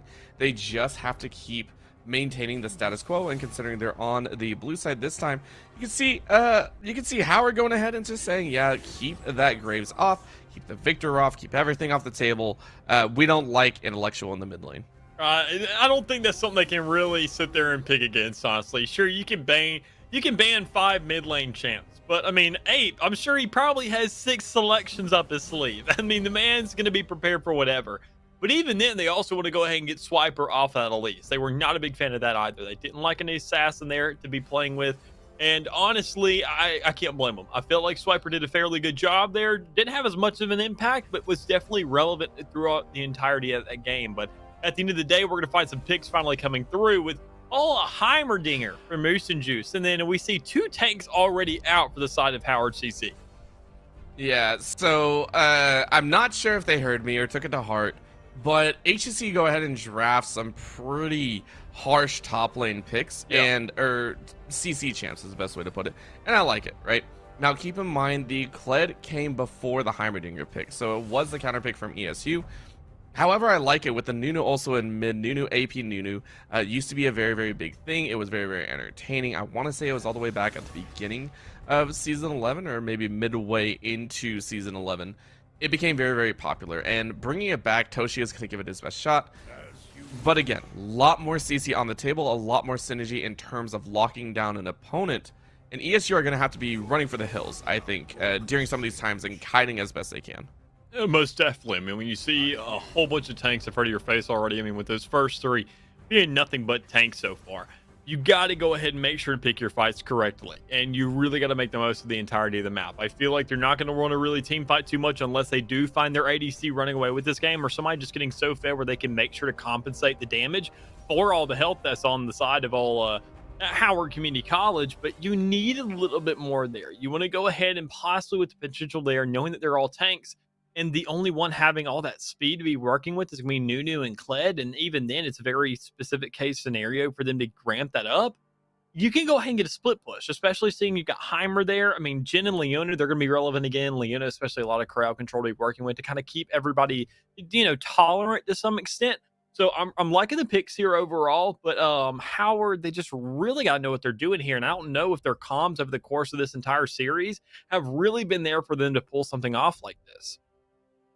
I mean, it's easier to pull off than a split push, I would say. The reason for that is your win condition's pretty standard. It is get together, run it down mid, press R, and hope you hit someone. That's actually their game plan. I'm not even kidding here. Nunu is gonna roll in with the snowball. Kled is gonna up the charge and roll down mid. Sejuani is gonna follow through with the glacial prison, and Vayne to follow up with a little bit of damage. That's your game plan. That is legit your game plan for just about any team fight. Yes, Kled may be able to duel off on the side, and if Kled gets ahead against this squad, you're gonna have a good time. But that's what you're looking for. That's what you're praying happens, and you just wash them all at once, and then take the rest of the global objectives or rest of towers, whatever you're trying to go for. So in terms of how much coordination is needed, not as much as you would expect. It's just group it together. Do we have ultimates? Great. You don't have to worry about, hey, can you four hold on to the mid or bottom lane while a split pusher goes top or vice versa. It's simple, but because it's simple, it can be defeated quite easily. Yeah, and that's the biggest thing. I mean, you mentioned that Kled also going off in the top lane, and when you're matched up against a Heimerdinger, that may not be your best case scenario to really get yourself ahead. Know that you're up against a ranged champion in the top lane. This man can cut you out. He can go ahead and play behind his turrets. He can really just put a lot of space in between him and you can never really pressure those fights too much unless you land a Q by any means. And even then, that's something you got to wait for. And that's a skill shot you have to nail. There's so many factors that are considered there that, I mean, it's got to be up in the air. And you don't have to sit there and win. You have to dominate that lane if you're really going to have yourself a chance to go ahead and really run away with it by yourself. Yeah, it's again, the counters coming out of ESU are very, very interesting overall. I love the fact that we do see the Heimer though in the top lane. I will keep talking about that for as long as I live, because it's if Heimerdinger comes out on top, it's gonna be a problem. We'll actually see Moose push all the way probably to the enemy base. Yeah. Because if a Heimerdinger gets ahead, you will never win. And again, at that point, against triple melees, unless the Vayne and Janna walk up, you're not gonna have a good time. Yeah, and even then, I mean, considering that's another huge thing to talk about is how just your only range there is in the bot lane. You have no real poke. You have to get in their face. And when you see the composition, if there's, I mean, sure, if there's no towers standing on the entirety of the rift today, and somehow you spawn in where there are no towers for the side of ESU, you have yourself a great shot. But that's not how this game works. You're going to have to be under these towers a lot. You're going to have to be contesting that. You're going to have to be toggling that hour aggro a lot. Otherwise, you're going to find yourself getting probably one or two of your players picked off every time just from that tower damage alone. So, I mean, you got to find yourself the right opportunity pushing up here. You really got to catch somebody off guard and make sure whenever you press all those R's at the same time that there's merit behind it. And if there's any kind of complication there, if there's a cleanse at all, if there's anything to really got to mess something up, your entire game plan falls apart. Yeah, and not just that, it also feels like the Janna was just kind of thrown in there for protection. Yeah. I actually really dislike that pick. So the best way to look at compositions, especially when you're trying to learn how to formulate any type of composition, the synergy wise and everything, is where does the champion go? Does it go forward or does it go backwards, or does it stay in the middle of the game, right? Or in the middle of a team fight? What does it want to do? You have more or less 4 champions that want to run in the face of the opponent and try and blow them up, right? Face to face, front to back, whatever you want to call it. That's the Sejuani, that's the Kale, or not the Kale. Wow, Kale came out of nowhere. The Kled and Nunu and Willump, right? With the Vayne tagging along. What does the Janna do? Janna brings safety. It brings disengage. It brings knockups, and it brings heals, which is great in the right composition. In this one, it doesn't do much. I would have much rather to see a Lulu. I would have rather see a Karma, even a Senna come out. The heavy trading lane in the bot lane might not be efficient with the Vayne, but it's very, very doable. Maybe go with the Alistar. Maybe go with the the Leona coming out here. It wasn't banned away either. So many other champions could have been able to synergize well with the rest of HEC's composition, especially with how aggressive their bottom lane has been, right? Yeah. The Janna just felt like a giant step back in terms of comfort, which is, again, understandable. The Janna can be played aggressive, and any champion can be. Every champion can also be played conservatively. I just dislike how aggressive the playstyle will have to be to compensate for the disengage utility in a Janus kit. Yeah, I mean, I feel like the best way to really compare it would be that almost everybody on the side of Howard Community College right now, think of them like a battering ram, just trying to get up into you, trying to break down your walls, really get through that front gate and just flood the doors. But honestly, Jaina, you don't have all hands on deck. That's one less man that you've really dedicated to that battering ram to just kind of sit back in the back and be like, yeah, go guys, really just kind of being their support and just kind of being that rally man, that kind of little emotional support there in the back. And at the end of the day, that won't do you enough. You need another hand on deck. You need somebody who's going to be there up there with you, able to contribute a lot. And honestly, I don't know if that's going to be enough. Sure, you can shield a tower and you can have a little bit of knockback to have that survivability in the early stages towards that bot lane, but you're not really wanting to disengage too much with that Vayne. You're praying that that Vayne goes off, is able to do all that damage in those later stages. And if you never really ramp up to there, you're just going to, like I said, be in the back once again, just being that emotional support. Even Vayne will be in those same shoes if we don't see him getting ahead as well. Yeah, and another champion that I would like to point out that could have worked here, that could have done the same in terms of shielding maybe, or you know, the sustainability, would be Alistar. Alistar, I think, is one that is a champion that's sometimes underrated. In the current meta, Alistar is not amazing, right? But still very doable, right? Still able to play forward, and I think Mince the Meat would have been able to play it off well on that. However, with the current standings, of course, this one is a very nice trade so far. Jackson getting a lot of damage down. Yeah, and that's exactly what you need right now. I mean, you want to go ahead, you want to put that pressure on, but you want to get a kill as well. So being really, really short there, and even then, I'm sure Jackson didn't want to go ahead and pop out that flash to go ahead and get Nulled off as well, but if you have a flash heal and he has an exhaust, I mean, when you're that low, it doesn't seem to matter all that much. Quite honestly, you could put that pressure on, but I like the call there, say, all right, let's go ahead and kind of pace ourselves out. Let's not get a little bit too far ahead of ourselves. See what we can really get down here, but that may cost them when you see old Swiper on that Poppy. I want to go ahead and push up, get a little bit of damage on, get the knock up there as well, get the pressure off a little bit more, but Jackson's already done so much damage that he's already just kind of putting everything out. I mean, no bars held back. It looks like he can 1v3 at this stage of the game with how he's performing so far. Yeah, and Jackson has been one of the shining lights for Howard in the bot side, right? This bottom lane has gone back and forth, and for all that we talked about, you know, Mince the Meat with this Janna, Jackson has played a phenomenal round, and if you continue to get these kinds of leads, I can definitely see why they will want to go for a more supportive support, right? Mince the Meat can empower Jackson up to do quite a bit of good, you know, allow the tower dives once again. But again, remember, none of that really resulted in a kill, so kind of negating the worst of the blow, right? Instead of losing your life and losing CS, you just lose CS and a bit of lane pressure. So very well done by ESU Warriors. Yeah, so it's a great little way for them to go ahead and start. Sure, Howard kind of throwing their gauntlet down, saying, you know what, we're not out of this just yet. If I'm going to be a main source of damage, I got to make sure to get the pressure on, really so that I can do some damage here. And I mean, these early stages, he's definitely gone ahead and proven that. But you got to consider the rest of the entirety of the game going on right now. You're really going to get that pressure on elsewhere to go ahead and compensate for it. Moose and Juice doing a great job there in the top. Able to push Kled up, really sit there and force Nunu up to say, all right, well, somebody's got to contest me, because, I mean, Kled's doing absolutely nothing up here so far. Gang is really just kind of out here doing what he can, just trying to suffice. But honestly, you got to have a little bit more than that. And when you have the rotations coming through, when you have everybody trying to go around, it's a great little engage for Gang here. But with old Scarl's health getting a little bit low with those turrets pinging him down, he may not want to fight that as long as he really was bargaining for. Yeah, and the only reason that didn't have more damage behind it is actually because Moose didn't go for a Doran's Ring or anything like that. Actually went with the Dark Seal plus the refillable potions. So it's not damage heavy, it's sustain lane. So what you're looking for, I think, is the Corrupting Potion, and then start building into that Lost Chapter and maybe into the Leandries. That's what you're praying for.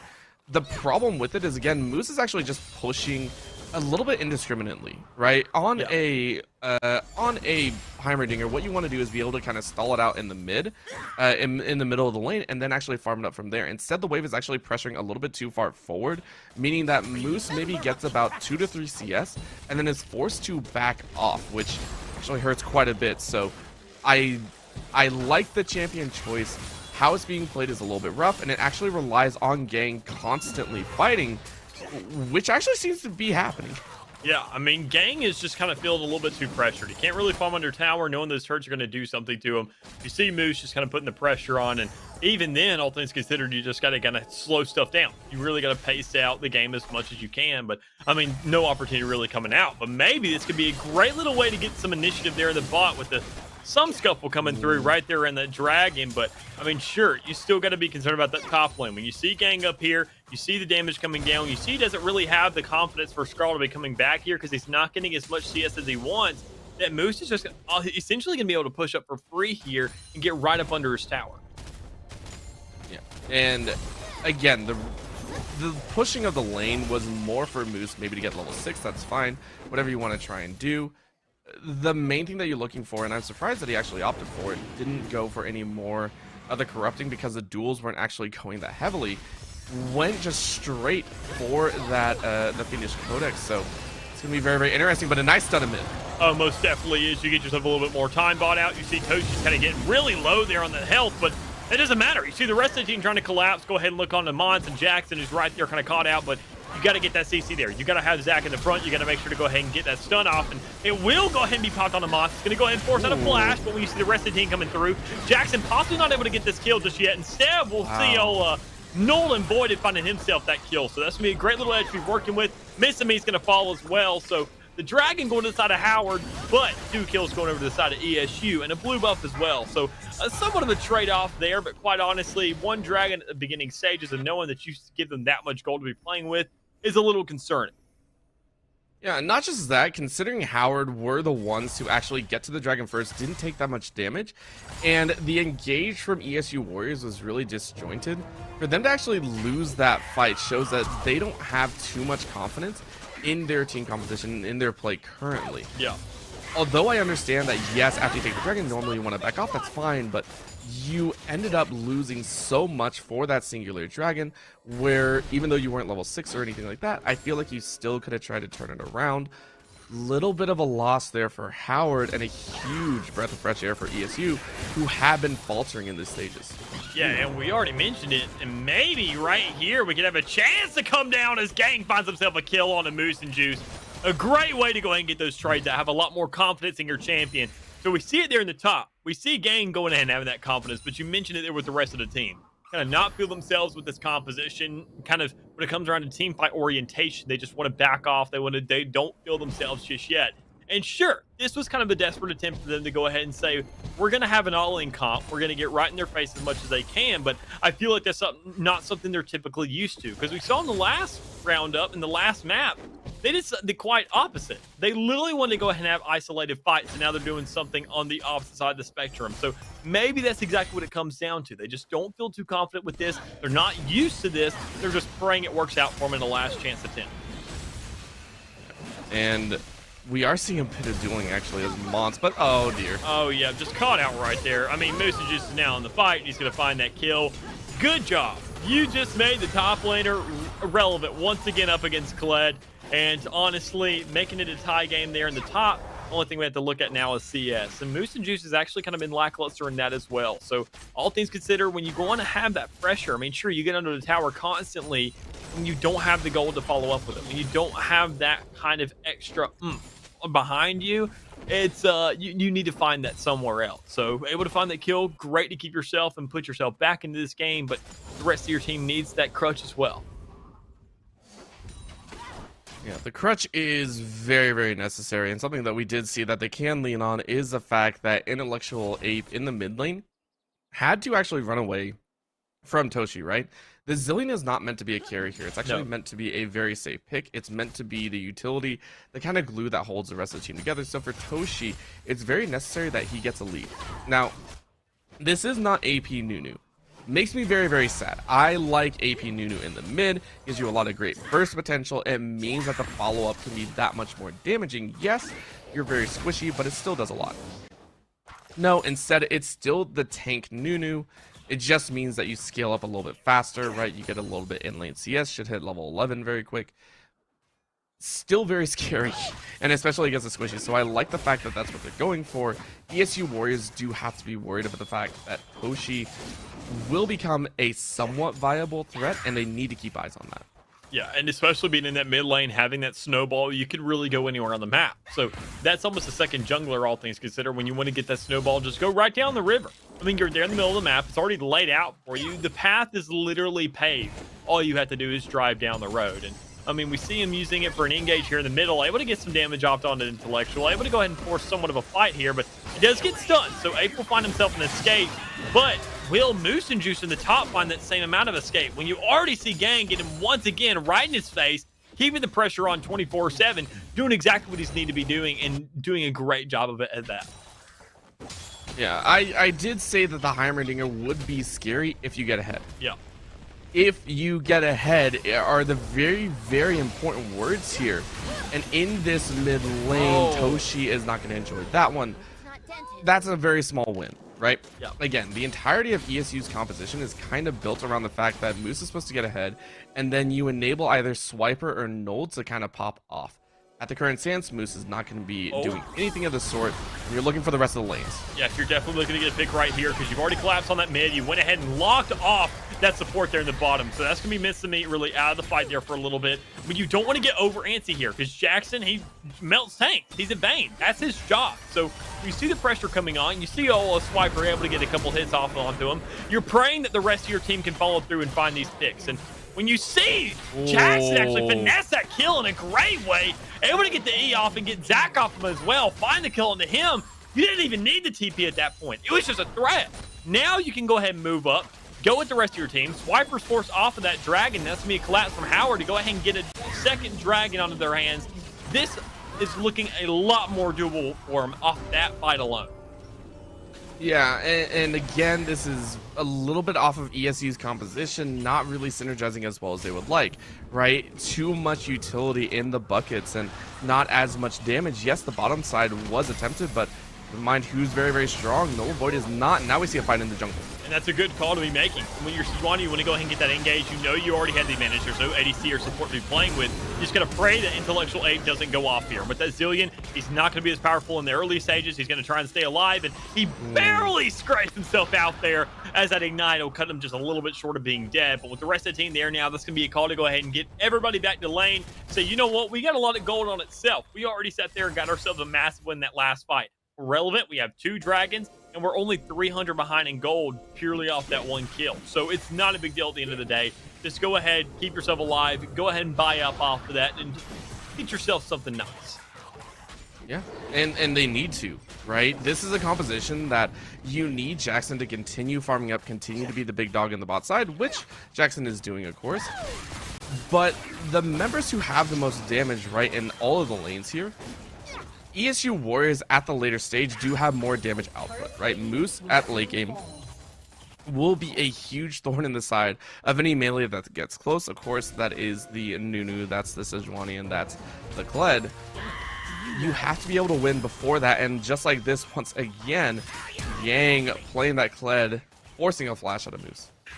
And that's a good flash to be made, honestly. I mean, you want to use that as a guaranteed escape, keep yourself alive, go ahead and make yourself where you're not going to be locked out of this. But you know that when you have the rest of the team here, the best attempt to be making is go after Moose, who has that lowest amount of health to be playing with. But with the rest of the team being there, you got a 4v1 in the top. It's a party up there. You're probably not going to survive unless you get under that tower. And even then, when you don't have Scarl by your side, you already lose that confidence. You just can't be playing with that. So that's going to be ESU Warriors trying to grab an advantage where they can. Go ahead and keep themselves relevant and find a trade-off. But especially when you got a Rift Herald, this is that trade-off you can be playing with. Because now, Moose and Juice having not only just kind of aggression and pressure, now has a tower as well, only to be traded by a kill there in the bot lane.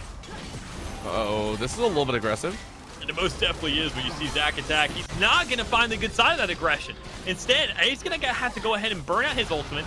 Zach's going to have to be caught out there and say, all right, well, it's great you kept me alive for another second, but it's not exactly what we needed. Instead, you want to go ahead and grab a hit onto Jackson there, who is going to be cut so close getting aggressive into that tower that he's just shy of another death. Yeah, and Jackson is showing some excellent control on the Vayne.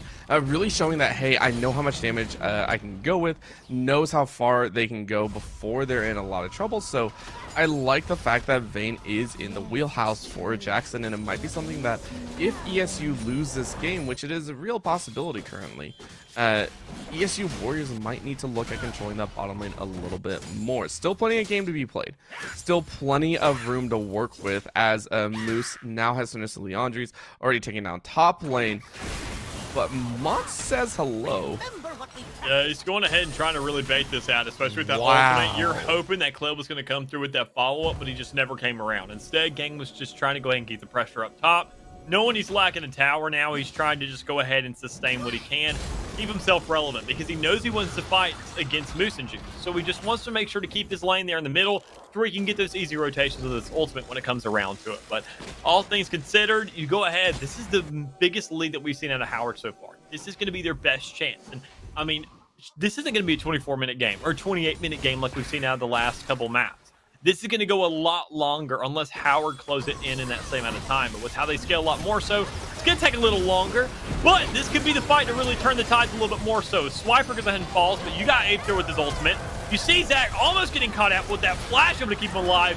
Everybody else is trying to collapse onto this side, but now Jackson's in the fight. He's going to find himself one, maybe that second immense and go ahead and grab it himself, but it doesn't matter. You get the assist. You had the pressure on the tower. You got old Gang coming here from the rear. You're looking to go ahead and keep a shot on the voided, but he's going to get under that tower. You're going to have all that aggression coming through, all that damage coming out. But now with Aether and the Everfrost trying to go ahead and get the hits on him, you're going to go ahead and find meat, but you're trying to find a little bit more. With 3 more players on that first tower able to escape, he's going to go ahead and say, all right, maybe this is a move I don't make anymore.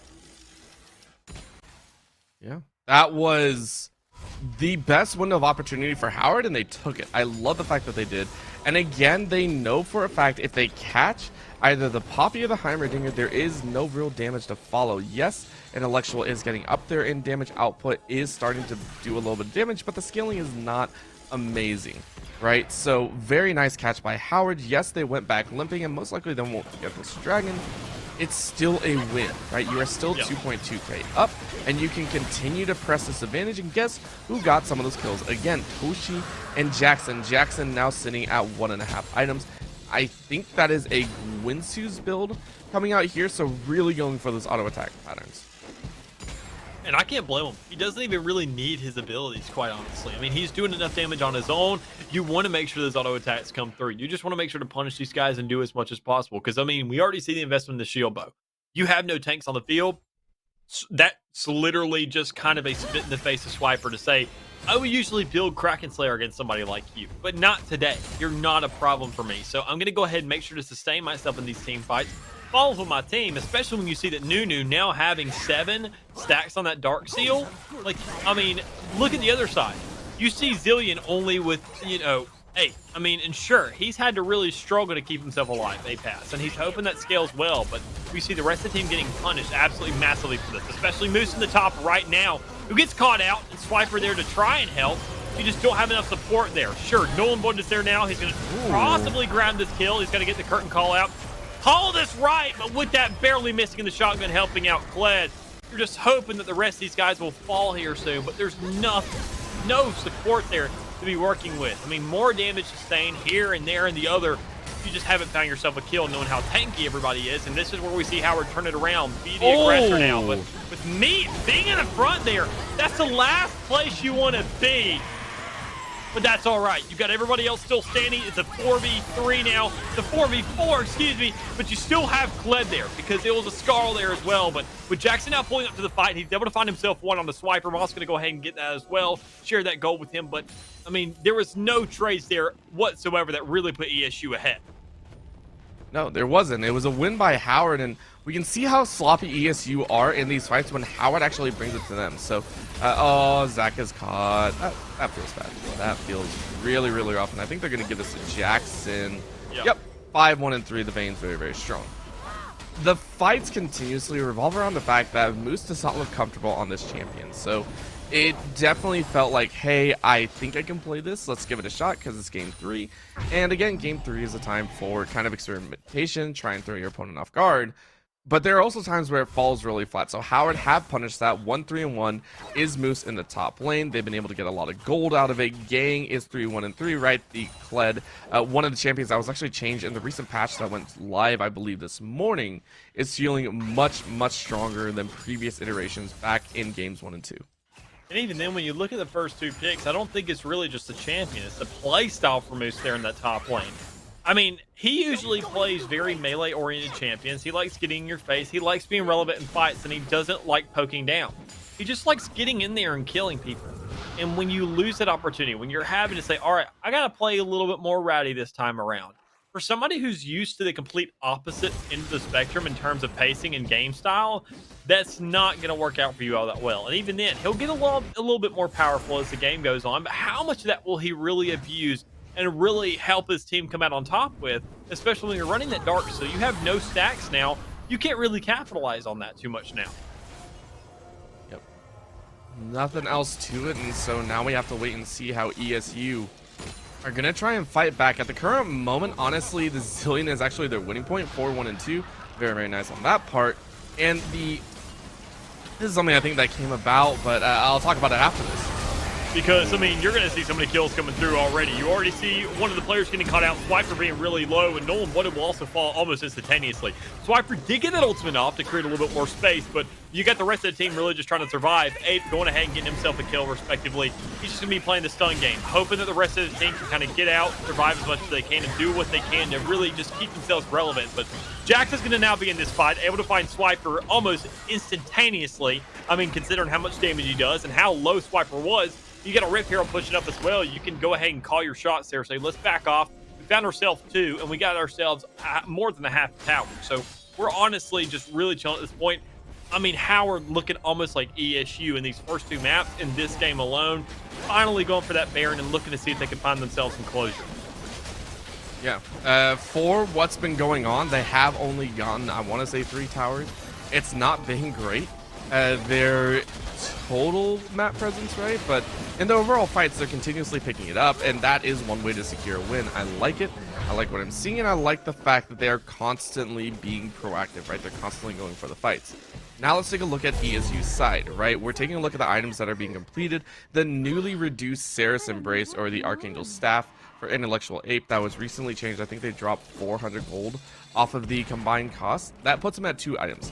And this is something that's really, really fun. I believe Bjergsen showed this off, very newly, Team Liquid Bjergsen showed off his infinite CC Zilean. So something that a lot of players do know about is Zilean is one of the few champions that can, I want to say, spam some of those stuns out if you get the bombs down.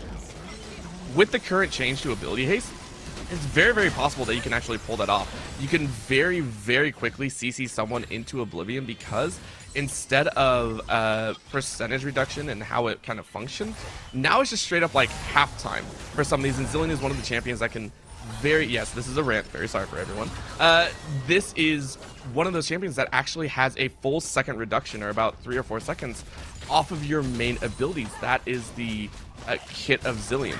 So it's one of the few champions that if you get enough ability haste, you can straight up CC someone forever if you have the mana. Even then, I mean, CC somebody forever, that would be what you really want right now. You want to lock down the entire team forever if you could, but there's a lot of circumstances that got to line up. You got to make sure to find the right hits, the right timing, and even then, when you see right there, Gang able to get back that Scarl, you don't find the kill just yet. That's not a good situation to be in, especially knowing that the rest of the team's going to be there. Jax is going to be there, the biggest deal so far. But Mint is actually going to find the kill on the Zac attack. So you got the curtain call to come through there in the back.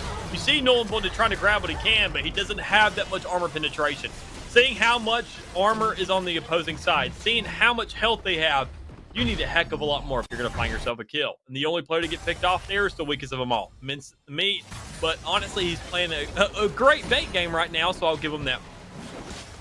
Yeah, doing fairly well there. Again, she is putting up a valiant fight, and that's what you want to see. But now get the bombs out once again. Able to look for something, but not able to get that stun off. So Mons is not even going to be caught out too much. He'll find himself to really kind of be uncomfortable there for a little bit, but not enough for him to die. So knowing that you have all these tanks, you got to have a lot more damage, and that may be the signal to all ESU to say, all right, if we couldn't even sit there and catch this guy off, by his lonesome, not the best scenario. It's a little bit painful, and taking a look here, again, Howard's engages has started to slowly fall off. It's now on the fact like, hey, are ESU out of position? Can we capitalize? Great. Let's go ahead and go for it. And it's really on Gang, right? Will Gang get caught out or not? That's something that we really have to see. I'm a little bit sad that we do see Tank Kled. There were specific changes in, I believe, the patch notes about this. Tank Kled has been ruling the Rift for a while. I want to see Damage Kled come out, but again, still does so much damage, right? Still very, very powerful in that top side with the Sunfire Cape. Maybe not as much towards the late game, but we'll just have to wait and see. Again, Howard are now extremely far ahead. They've been slowly accruing a lead, now sitting about 8k in the lead, and they should be perfectly fine to try and close out this game.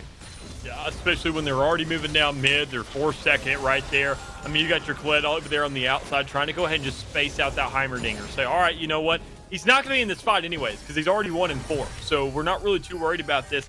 Only concern is we just got to make sure to really have the right engage, have the right time, and it doesn't look like any of these ESU Warriors are going to be pushing themselves too far out to really be caught off to really take advantage of. But Zach Attack could be the first one as he goes ahead and gets a little bit of hits there in that bush, but not enough to really matter too much. You got the rest of the team there. You're close enough if worst case scenario comes around, but knowing that top is being pushed in just constantly, just being bombarded right now, you got to make a move somewhere, and ESU Warriors is just stuck under tower.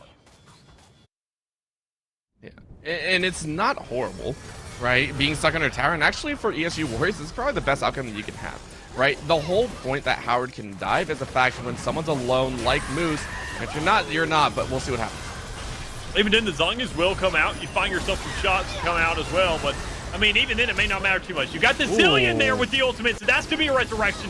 That's going to put him back in the fight. Able to find a kill on Elements to meet, so she's going to fall a little bit short there, but it's not that big a deal because you got the rest of the team still alive. Unless Gang will get caught out so far. Zillion not doing the damage you really need there, but you got the stun from old Zach Attack there to have to follow through. Now Jin is becoming relevant as well. Jackson finds himself one, but he's going to be the last man standing. And we see the entire team wide come through. This is ESU fighting back. Oh, baby. All right. So let's talk about what happened there. That is the infamous stall tactic that you can pull off when you have an AP top and a Zillion mid. What happened?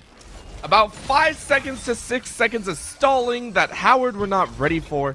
And because of the fact that it was 2 tanks charging first, they didn't have as much damage as they expected to burn through this. They got jostled around with the fact that first the Zanyos was swapped from Moose, and then right afterwards, Intellectual actually flashed to get in range for the Chrono Shift, meant that the Heimerdinger turrets were still up for much longer, and that gave him a huge bonus effect. Oh, that another bomb. Man, girl, you gotta sit there and space yourself out. There's so much there that's just on the line when you're a lonesome support. And you know that being that one target that's easily killable to the side of ESU. I mean, you look at every single other one of your teammates. Vayne with all that mobility, you got a bunch of tanks. They can roam by their lonesome. You are the last person who needs to be doing that, and that punishment really came through there. But honestly, there's still not that much of a concern so far. Howard keeping themselves in this game, still ahead by a little bit. Now down to Dragons, but they still have a lot of turrets up in the air for them to go ahead and have that protection with. And this is going to get a little bit hairy now as Howard. Jackson doesn't have as much support as you would normally like, but here we go, fight breaking out. Most definitely is. You see Swiper trying to go ahead and keep himself alive, knowing he's going to be the lowest so far, but Zach Attack will fall as well. And you didn't have that Zillion ultimate there to keep themselves alive.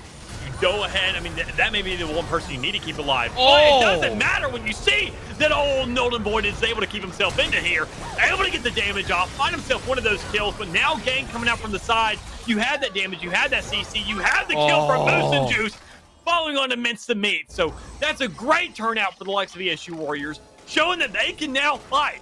They're in the later stage of the gaming. You said it there in the early stages. They're going to have a hard time if they don't get ahead. But until they get to those later stages, we're now sitting at 30 minutes. They're going to start doing some damage if you don't find a way to step up here quickly. And now Howard has to actually outplay these guys instead of just winning by brute force. Yeah, this is the thing, and that's going to be a chomp and a half, but you're not Smite Nunu. And for what seems like a very funny turn of events, ESU Warriors, they have changed up their jungle, their top, their mid, multiple times. Yeah. The thing that they really haven't is that bottom lane, right? Nold and Voided has played Jhin, I believe, over the course of all 3 games of the series. He has not changed that up at all, and we're seeing why. It's a steady rock for all the craziness that ESU Warriors are putting out here. And I love it, right? It's 7, 4, and 5, 3 items deep right now. Does have that Lord Doms or guards for all of these tanks that are currently coming out. And again, let's go over the fact why this team composition to Howard is slowly starting to fall is because of the fact that they have to be in melee range. They have to be close. They have to be up close and personal. And at this point, the Heimerdinger is starting to spam a bit of damage. The Jhin being able to stay away, the Zillion keeping the front line alive. That's the whole problem as we see another fight break out. Oh, and even then, you got to have that burn come through because you see that Leandrews, you have so many tanks that you will get that burn damage. You will be relevant in this fight, especially when you go ahead and have the rest of your team able to survive whatever they can. But we already see Jhin out here with this curtain call, canceling it a little bit early, not able to get off the 4 shots, but possibly just wanting to push up into that tower, get that damage off there, knowing you're going to grab it, able to push right down the mid and make the most of this Baron buff as we see ESU Warriors running with it right now. This game turned on its head in an instant, and it's because of ESU Warriors' adaptation and their possibility to survive. But here comes the breakout fight. This could be the turnaround that we're asking for the side of Howard. Able to find themselves possibly one as they already grabbed themselves Zac attack that front line. But you go ahead and just force off everybody else.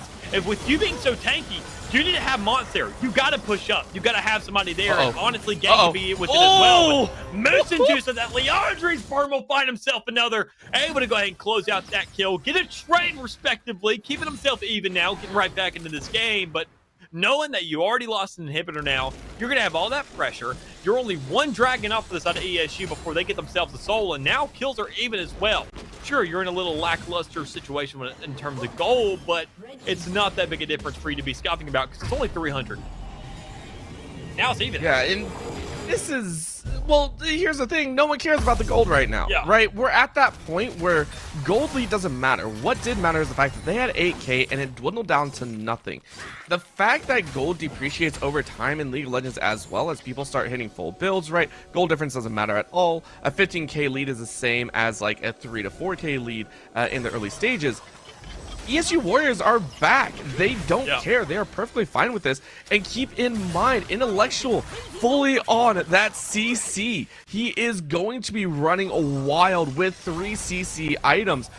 This is out of hand how hard and difficult it is for Howard to make it in. But most notably Jackson, right? Jackson does not have cleanse, does not have QSS, did not pay the QSS tax, which means Jackson is not allowed in these team fights unless someone comes for him specifically. Howard are going to be ramming their heads against a brick wall that is slowly being mortared up more and more.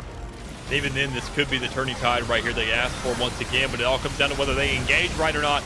Swiper kind of being that first target, able to get a knock-up and keep his team alive a little longer, but Zac attack will be the first to fall in this fight. But Zillion able to get a resurrection there in the Dragon's Pit. Won't be enough to really be working with, but maybe with the CC he has, keep himself alive a little bit longer, but his teammates still going to be able to fall. So that's going to be almost a full wipe for the side of Howard, able to find themselves a really good team fight, but Intellectual is still going to remain alive and well, just looking for whatever answer and a solo venture he can make right now.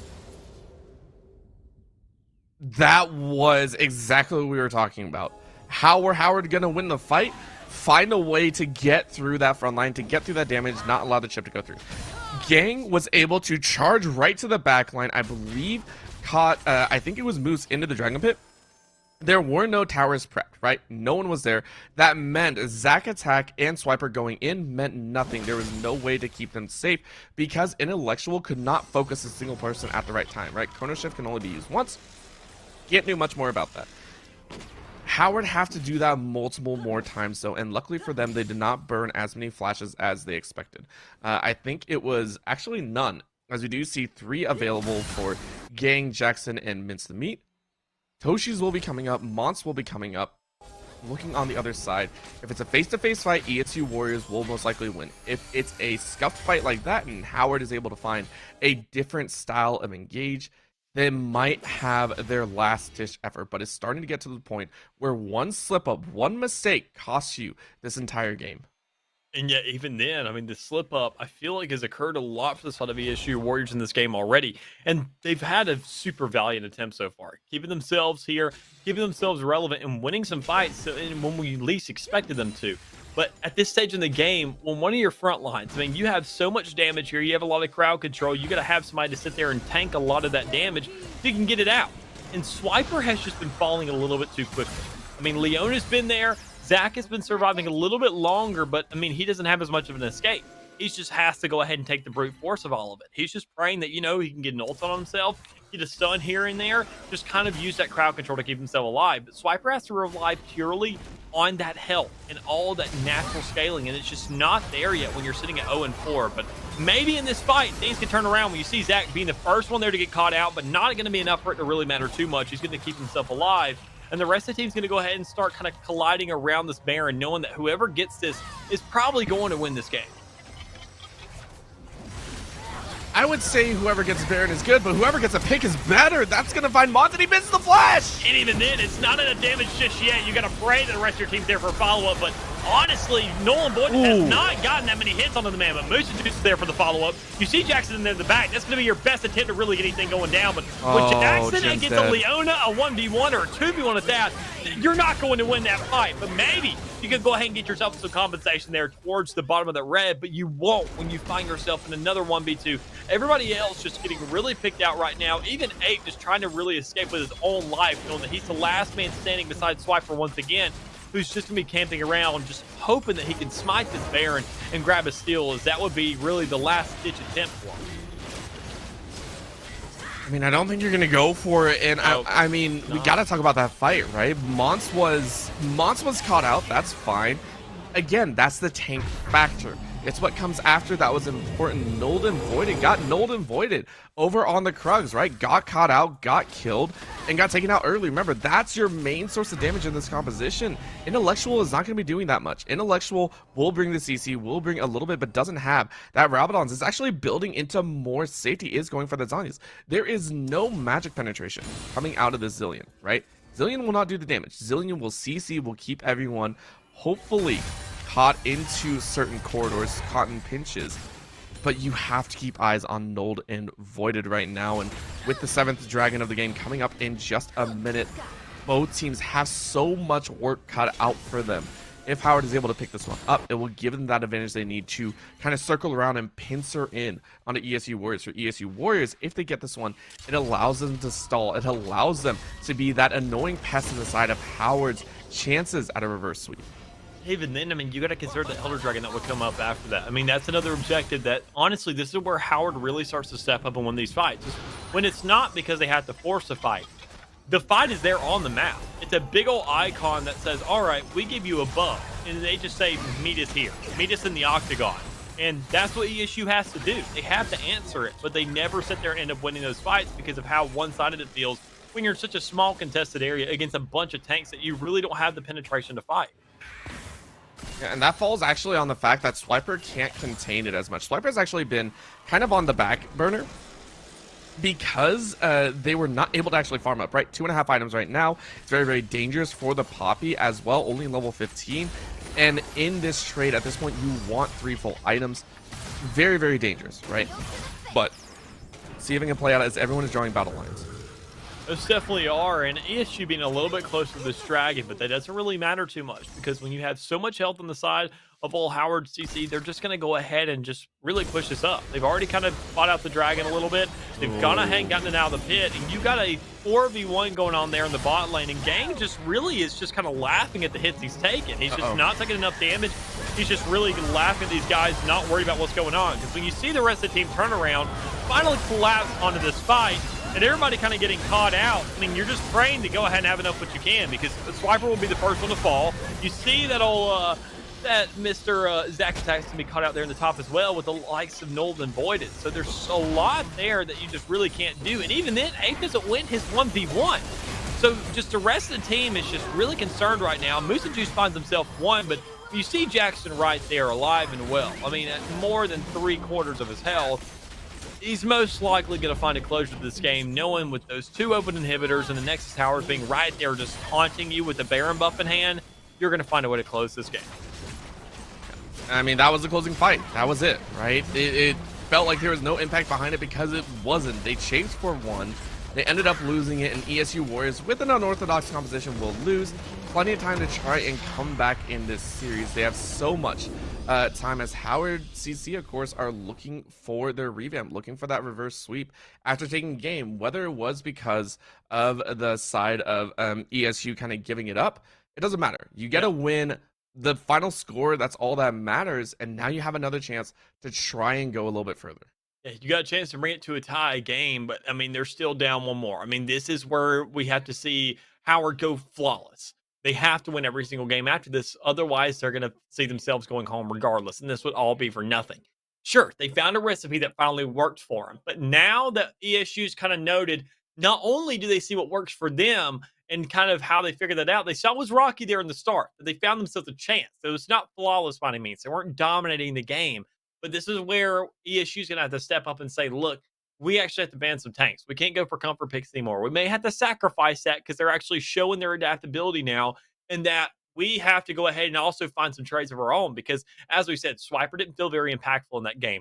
There wasn't enough penetration there. There wasn't enough tankiness there or survivability. You were relying purely on items instead of your natural scaling in those stages of the game. And when you see that you're not doing anything to them and you're relying all on one ADC, that's not enough, especially when it's a Jin who's going to be caught out 9 times out of 10 with all the movement speed buffs that these guys had. And it's not so much that Swiper didn't feel impactful, right? And natural scaling, there is no such thing as natural scaling with champions. No champion is going to outrun 6 items, 5 items, whatever you want to say. Where the scaling comes into fact is how well those items play into the builds, right? What items do you build? How well does it work with the champion? That's what's scaling. And the fact is that we didn't get to see the scaling at all. Just no scaling whatsoever in Swiper. Yes, you had the HP, but it was primarily just armor, and I understand there was so many tanks, right? You're trying to go through the Vayne, but Vayne does true damage. At that point, you need a little bit more, some area of effects, any of those frozen hearts. It gives a little bit of a passive scaling. Another thing is in the top lane, right? In that top side, Moose did not feel comfortable on that Heimerdinger, and it was punished accordingly. So not so much that HCC got some amazing champions. It was they punished the right lane at that time. Yeah. Punishing mistakes, punishing champion mistakes. I want to see it happen again and again, especially if ESU continue to try kind of these weird interactive compositions in the grand finals here. Yeah, so with all of that being said and done, we see Howard. The series is not over yet. We find ourselves going to another map now to see if we will get it into that actual 5th map that we need, or whether or not we'll see ESU really adapt themselves and able to close this out, or see if they can figure out what's going on there behind the scenes and figure out how to keep themselves back in here and really sit there and put some salt in the wind for the closer. But with all that being said and done, we will be thrown into a short break here once again, able to see whether or not we can see the conclusion or the continuation regardless of what site it goes to here after this short little break. We'll catch our head in a little bit.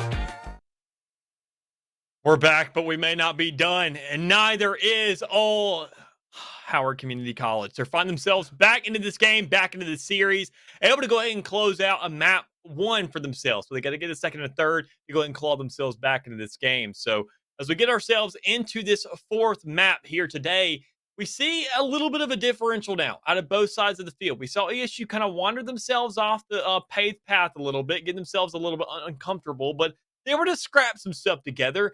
They just need a little bit more now so to go ahead and close out this series. So I'm thinking now as we get ourselves into this, we saw the picks already, and we're kind of looking forward to what's coming up. I want to know, Orbital, with you being the brains behind the game, what are you expecting coming to this game, especially knowing that, with the bans and all being seen, what does Howard have to continue to do, seeing that they can definitely close out a map and things really not being super free for ESU?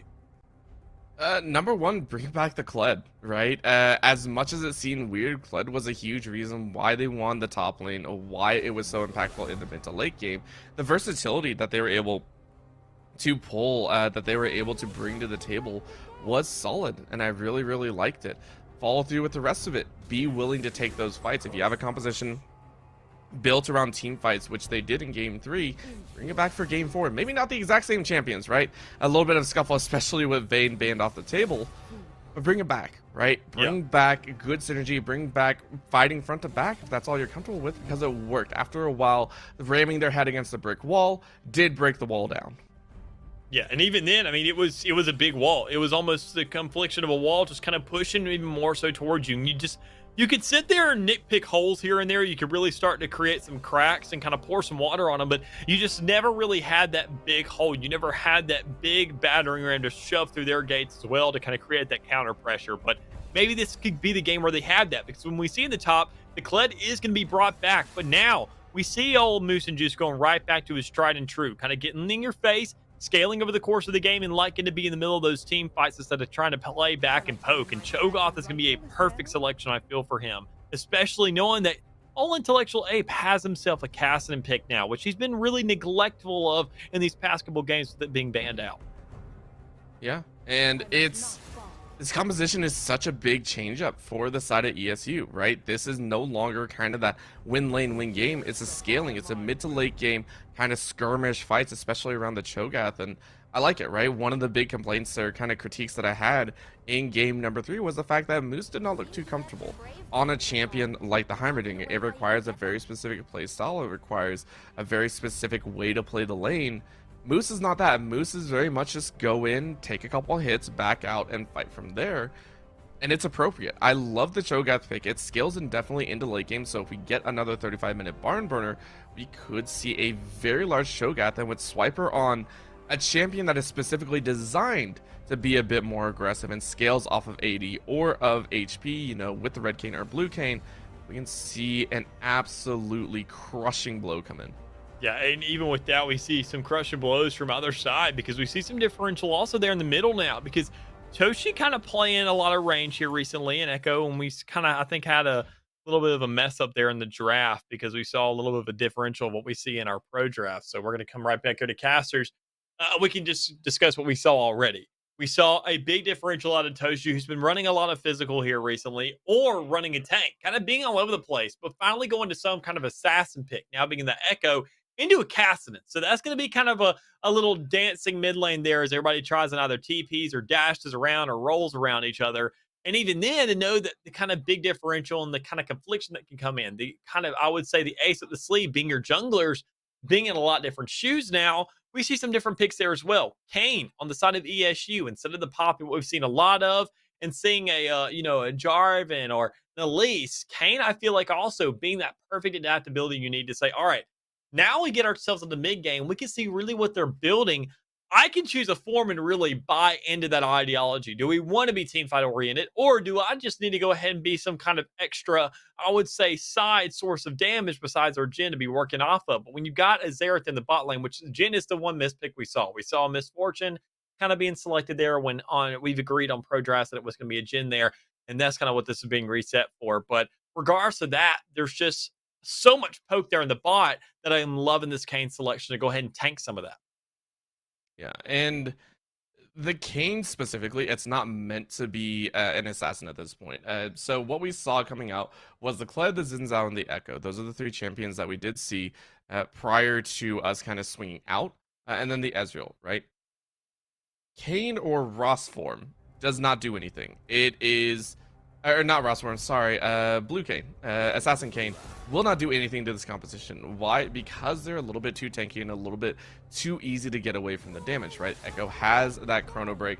The Kled is going to have that extra Scarl HP bar, and the Xin Zhao is going to be perfectly fine with the Crescent Guard, is going to be able to block any follow-up damage. So the Kane is more going to be soaking for damage, the latter of what you stated.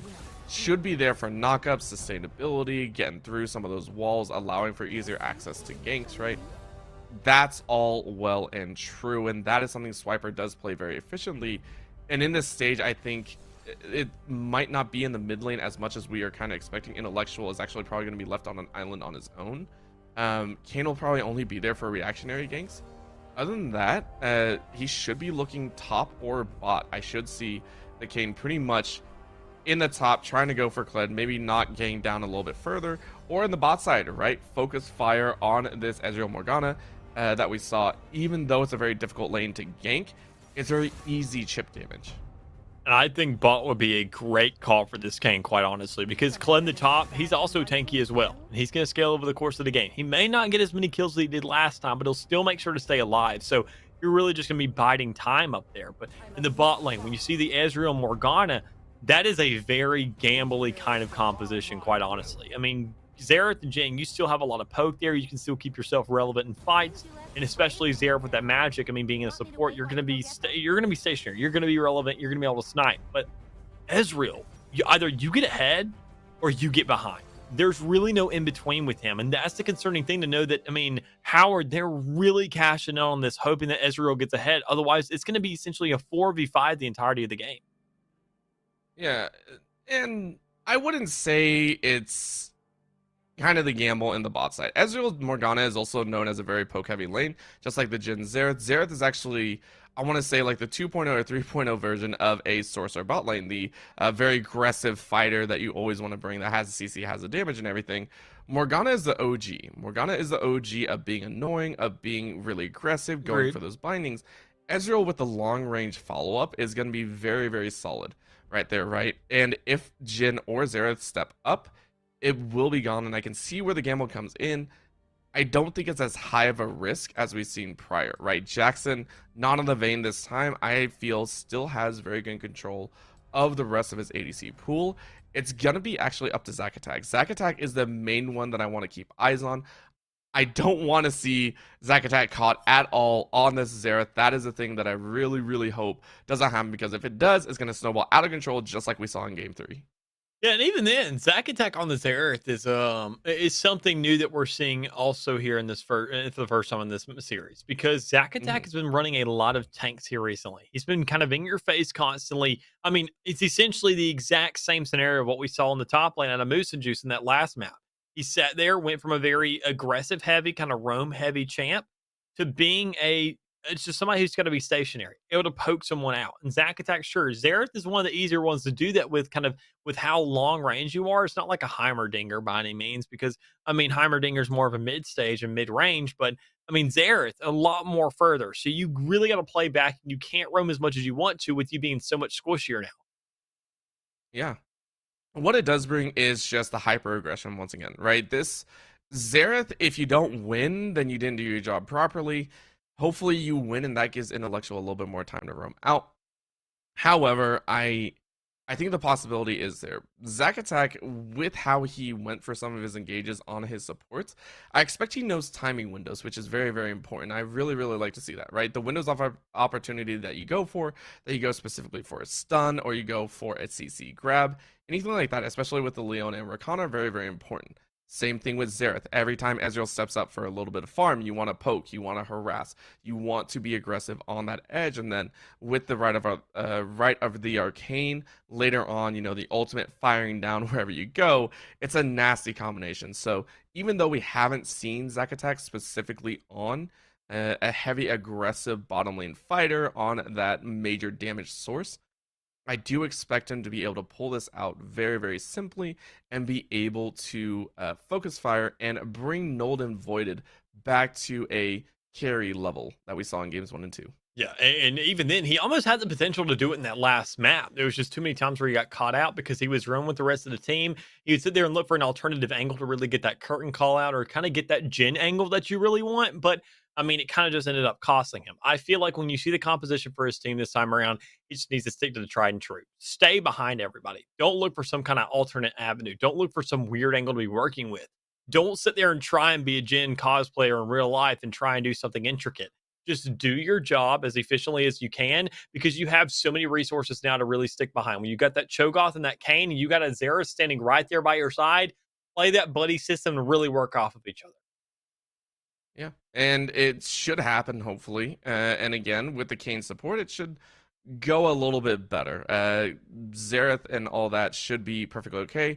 Kassadin and Cho'Gath are the main ones that I want to watch kind of scale up and watch how well it plays out. Yeah, I'm definitely with you, but I think everything comes down also to this mid lane because somebody we talked about the entirety of the series who didn't really show up as much as we wanted them to in that last game because the role was a little bit different is going to be Intellectual 8. On that comfort pick here on Kassadin, this is something he's been, as I said, kind of locked out of for the entirety of the series. And now up against an Echo, we're going to see somewhat of a brawler against an assassin kind of deal here in the mid lane. Two squishies, but also two very crucial champions when considering the entirety of the map, how much roam potential you can get in, how much of an impact you can make in these fights. And quite honestly, I'm just excited to watch. If I could, I would watch that entire lane for the entirety of the match. But that's not going to be an option because everybody else is going to have their share fill of this combat now because, as we said, Cho'Gath's going to be relevant at some point. He's going to indefinitely scale. And that's going to get to a stage where, especially if you're going for objectives, you almost have two smites now with that Cho'Gath ult there. So that's going to be a little bit more stressful for those objectives to really fight for those contestants. Yeah. And, first point, of course, you brought up is the Kassadin. Yes, it's a comfort pick. Yes, it's there, but it's still going to be mid to late game, right? And that's exactly what I want to see Intellectual back on. I want to see him back on that scaling into the late game. I want to see him be that star carry. The Zilean last time was kind of there. It wasn't amazing. Yes, he had a phenomenal game, but again, it's a Zilean. You can't carry on a Zilean unless you play an S++ game. No deaths or anything. You're able to route so much damage, and you get a huge lead in the mid lane or something like that. Top lane with Moose, something that I want to watch for is the fact that he lost game 3 in the top side. He lost the laning phase pretty heavily, lost in I think 2 or 3 1v1s.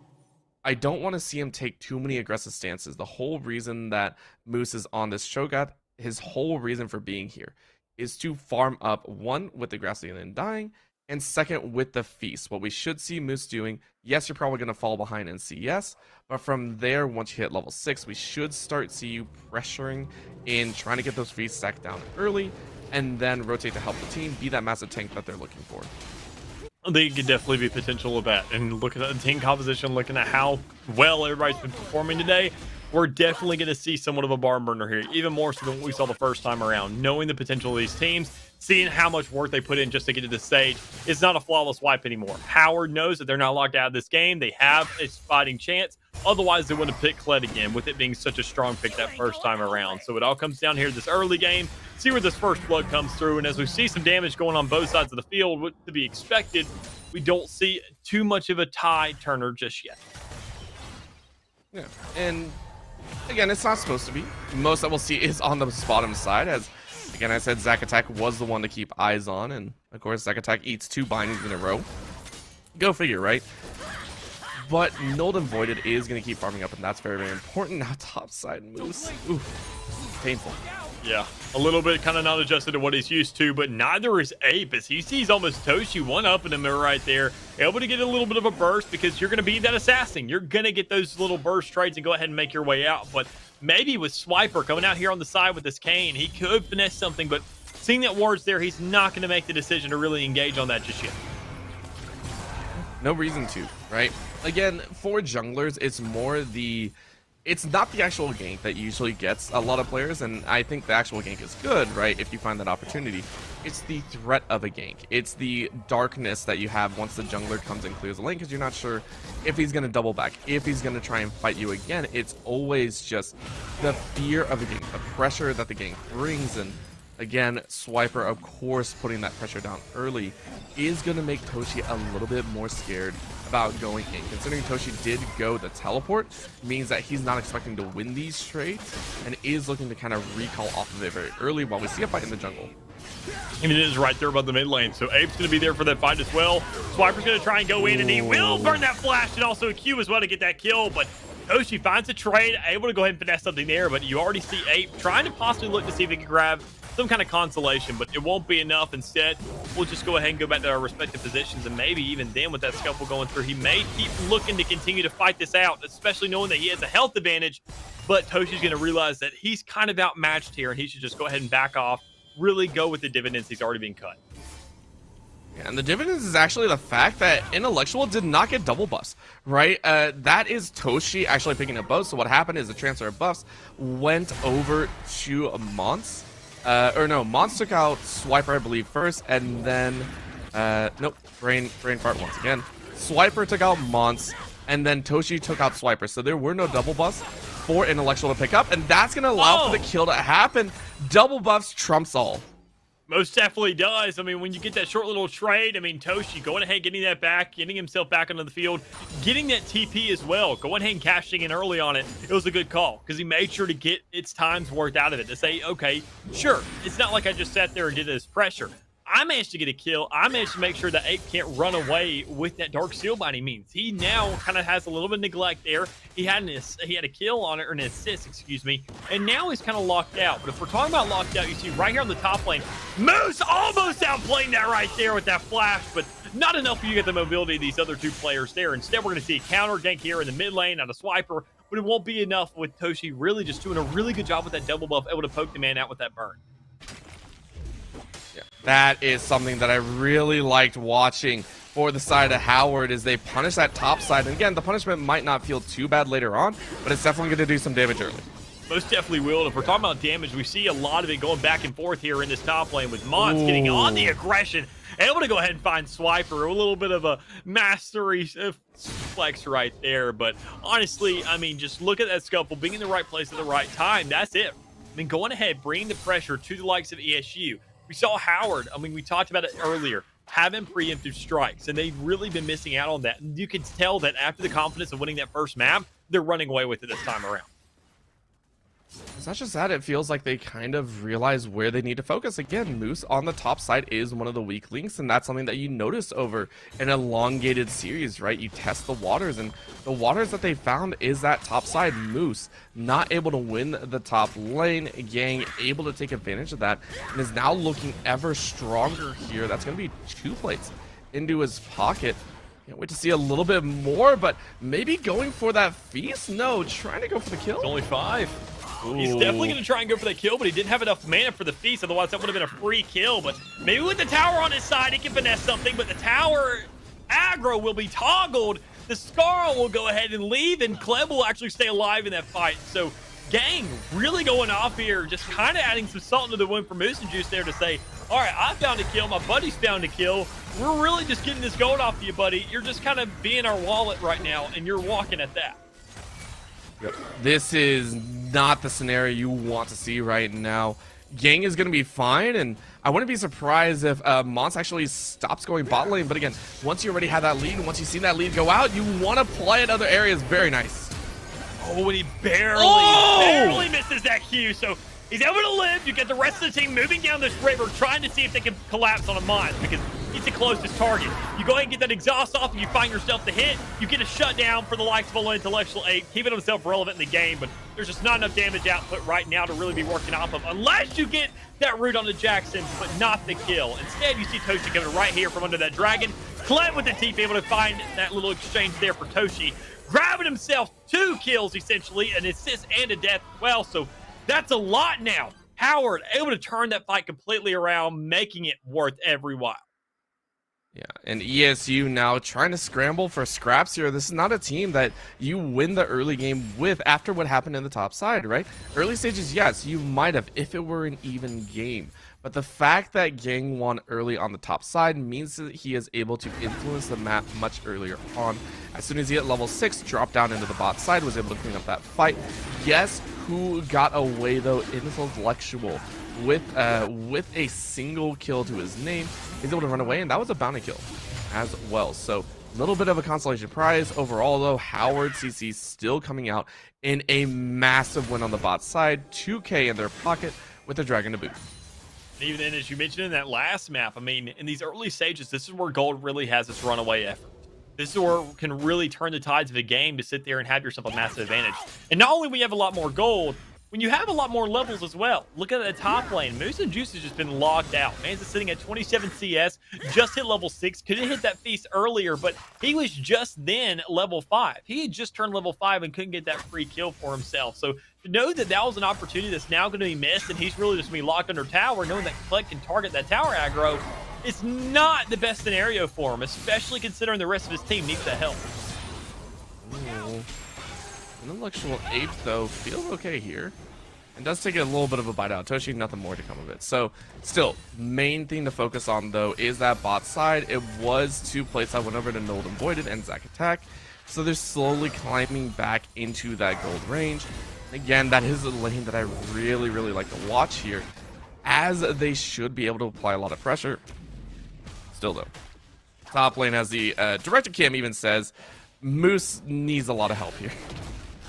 He needs a lot of help, and he also needs a lot of help, because that's Cho'Gath's main selling point. He's kind of missing some of that right now. He's gotten himself the first feast off, so he's going to be kind of mowing out those minions as much as he can until he starts getting those champions. But in the meantime, he's now hit that ultimate scale. He needs to go ahead and get a little bit more to work off of, because he's still a lot behind in terms of gang. It doesn't have nearly as much, because you already seen the bot lane. The scuffle's going on there. The pressure's coming out that we've really been asking for the entirety of this game so far. But there's really been no kills to really call for just yet. There's just been these 2 players in these 2 bottom lanes on their lonesome. And the thing is actually you don't need to see a full-on engage. Zac Attack and Nulled and Void are actually just looking for a little bit of range, but that might be the kill. That most definitely is, and that's an easy one for Jackson there to go ahead and get a full burst out. And Noel's going to be trying to look for whatever he can. I mean, it's going to be right there, kind of with a little bit of help. But, I mean, all things considered, it's not going to be enough. But what may be enough is right here in the mid lane. Ape having a lot of mana, a lot of health, looking to really win that trade out. But it may not matter, because, sure, if he survives, that's great and all, but he's got to worry about his top laner, Moose and Juice. He's going to have a gank coming up to him, and Kled really just rushing in there as well. And that's going to be an easy closure for these 2. That is very, very painful to have, and to realize that you're losing out on top side, whereas bot lane, you're getting a lot of good poke down, but you can't find the kills. And so far, Howard, like I said, are starting to realize that they can fire on this top side. They can keep pressuring and get so much more. Got first tower now. For the first time, Howard CC, even in Game 3, they didn't have it definitively until much later. This time, at 11 minutes, have first tower, have a 3.3k lead, and are looking to rotate gang out of that top lane much faster. Maybe they're doing a great job of just really punishing at every single angle. They found themselves the Dragon. They found themselves the Rift Herald. All objectives on the map so far have been secured by them. And even then, they're winning in fights. I mean, sure, there's some trades here and there. Toshi's a little bit lackluster in the mid lane against Ape, because we've seen those trades. But even then, he has that kill advantage. You look at the 3-0 against Ape's 1-1. You look at Kled in the top lane just really going off, not feeling any kind of pressure with how much he's just been steamrolling Moose. That you can't leave this guy alone, obviously. Otherwise, he's just going to feed off all these minions and grab himself some scaling and also get that gold as well. But, I mean, you've got to sit there and have a little bit more if you're ESU right now.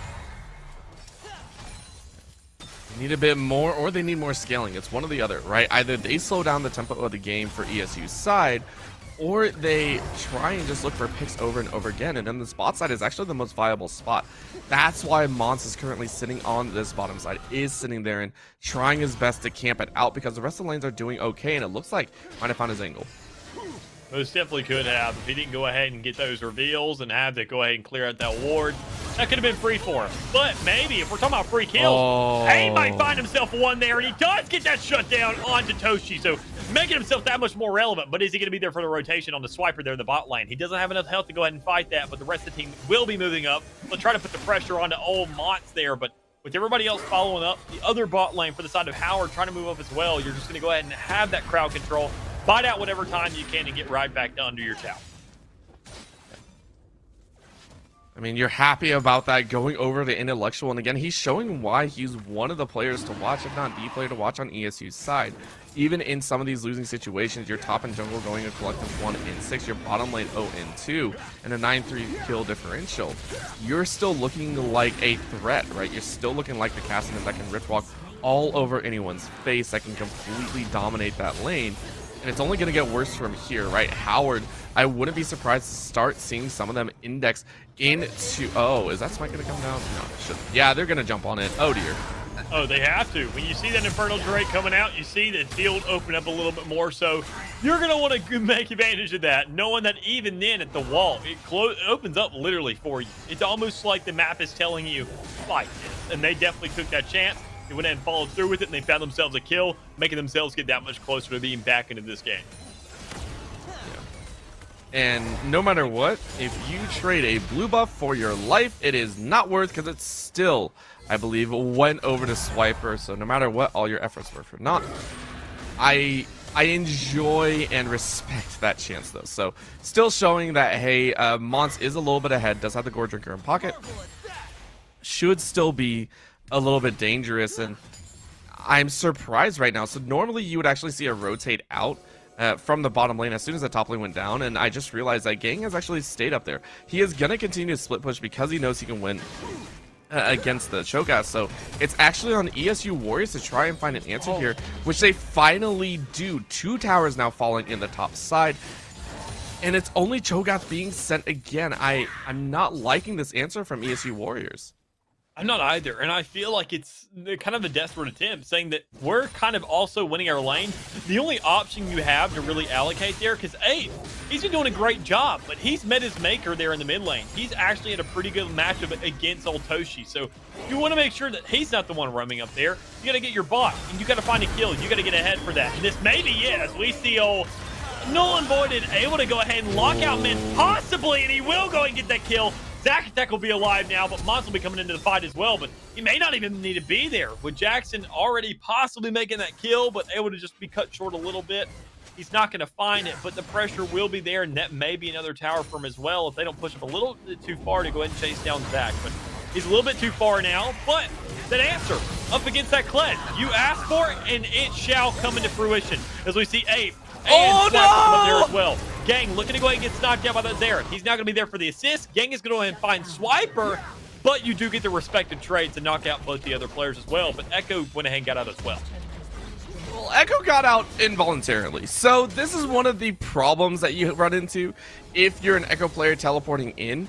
Your ultimate, the Chrono Break, the tether, is 4 seconds long. That's how long you have to wait after your teleport goes through to be able to follow through and be able to use it, right? If not, you go back to your original spot, which for Toshi was all the way back at the mid lane tower. So that was the unfortunate scenario. If Toshi had stayed, I think that fight could have been turned around on its head. Either way, Intellectual, I believe, was still able to pick up that kill, is going to be sitting on a huge chunk of gold, and should be able to help him out a little bit more. Again, trades of 1-for-1 right now favor ESU. And you can see it right there. Yes, still doing very, very well. Pacing only 600 gold behind Gang. And I think that is a monumental win for the side of ESU right now. Almost definitely is. I mean, so long as they can keep themselves in this fight, knowing that your top lane's really just been locked out the entirety of this game so far, and that you're not really feeling too much consequences because of it. I mean, sure, you've lost 2 top towers, but I mean, if Gang likes to overpush again, you get the rotation there again. You finding yourself another pick. Feed the rest of your team. Give them that goal to be playing off of. But you got to make sure that Ape can also roam a little bit more so, because that bot lane has been really neglected so far. And even then, Howard's been winning that matchup most definitely. Howard's been winning, but not kicking things off, right? Looking at where everyone is, I want to see him do a little bit more, but that's okay. That's exactly what you need from ESU, because Howard, again, their scaling is decent, but at this point ESU also have a massive set of scaling, and it's a little bit more dangerous, right? So that's what I'm really keeping eyes on.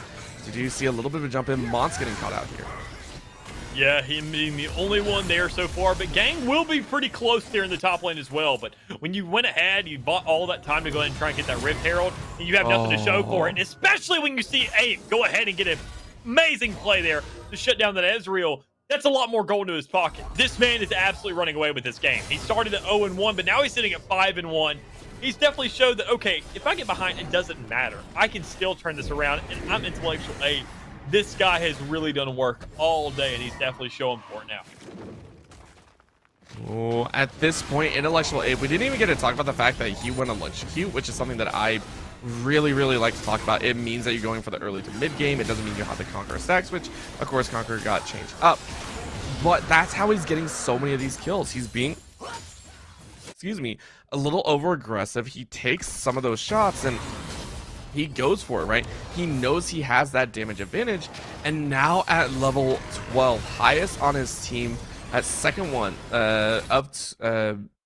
the main one of 2 to have level 2 ultimate, means the Rift Walk is going to be on a much lower cooldown. Should be able to pick up that Sarah's Embrace. Yep, there it is, completed. Goes straight into the Medjai's as well. So the kill difference doesn't really matter. Howard is now going to have to contend with the fact that if they meet Intellectual, they better have at least 2 to 3 members there, and Mince the Meat better have her Black Shield up and her Binding. And I mean, I feel like that 2 to 3 is kind of cutting it close. I mean, sure, the 2 would have to be if you have Gang there, quite honestly. You got to have somebody who can survive, but we're talking about survival. It looks like Mont may not survive all that long, and neither could Ape, as that fight got cut a little bit short. And looking at the way this Swiper kind of got a little bit of a gauge of everything going on over there, he said he didn't want a piece of that action too much. Instead, we're going to see the action move to the top lane with Moose and Juice just trying to get Gang off of this tower. This man's been compressing him all game, and he has no backup there just yet. I mean, Xerath could go for the rotate. They were eyeing it there for a second, but that's just not the best decision when you got so much more pressure there in that mid. Yeah, I mean, you look at the item difference between the 2 top laners, right? 2 completed items versus components. Moose is not enjoying that, so we really have to look elsewhere, and that's a huge set of damage. Most definitely is, but it's also a little bit of crowd control to keep Ape alive. So we're going to see Toshi trying to go ahead and keep that Scuffle alive because he knows that Moss going to be there with the follow-up. But, I mean, you just want to make sure to buy time for your mid lane now. You see Ezreal Morgana over there. You're hoping that they're going to sit there and really bide out that time that you need and create that pressure to where saying, all right, we're pushing this bottom tower. Either we get 4 to rotate down here, 3 or 4 at least, because our top lane is going to be locked down. They're going to have to allocate resources somewhere, and they are not feeling that pressure just yet. They have no real pressure, but again, Moose is losing these trades very quickly, so something has to be done, and it looks like Swiper is going to give it a shot. He most definitely is, and I can't blame him for trying. Seeing that old Gang is only going to have, you know, as much health as he needs without Skarl there, that's going to create some breathing room that Moose and Juice has needed for the last 21 minutes. I mean, this man has not had a good time so far, but even then, you get the trade on top, you get a kill up there, but Mince is there with an answer in the middle to go ahead and grab a kill as well. So you sit there and allocate your resources somewhere else, but is the trade really worth it at the end of the day? You better find Mince to meet right here in the middle, and Swiper's going to be looking for that. So is Ape with the silence to come through, and the kill, there it is. Jackson looking to be the next target for the, Ape, that is fed right now. Now sitting at 7-1, looking to get that kill. Blasco doesn't come through for the likes of Not, and so that's going to be another one. And Moose and Juice grabs the old feast as well, so that's a little bit more scaling for these guys, and that could possibly be an objective they're looking at as they ping it. Yeah, no, not just any objective. That's Baron. 100% that's Baron. And that's on Howard allowing Intellectual to play his own game, right? Intellectual has been phenomenal right now. And again, the scaling up has been the key point, and they can't do Baron right now. I like this call off because Toshi actually has a little bit of leeway. 3-1-1 has a little bit of damage in the pocket. You can't get caught in the parallel convergence or else you're dead, right? That's all well and good. The main point is ESU Warriors allowed Intellectual to get a massive win here. And if Intellectual is able to get away, he should be perfectly okay to go back, complete another item, most likely the Zanya's, and be able to run over this game. Taking a look, only picked up the stopwatch, so didn't have enough to complete.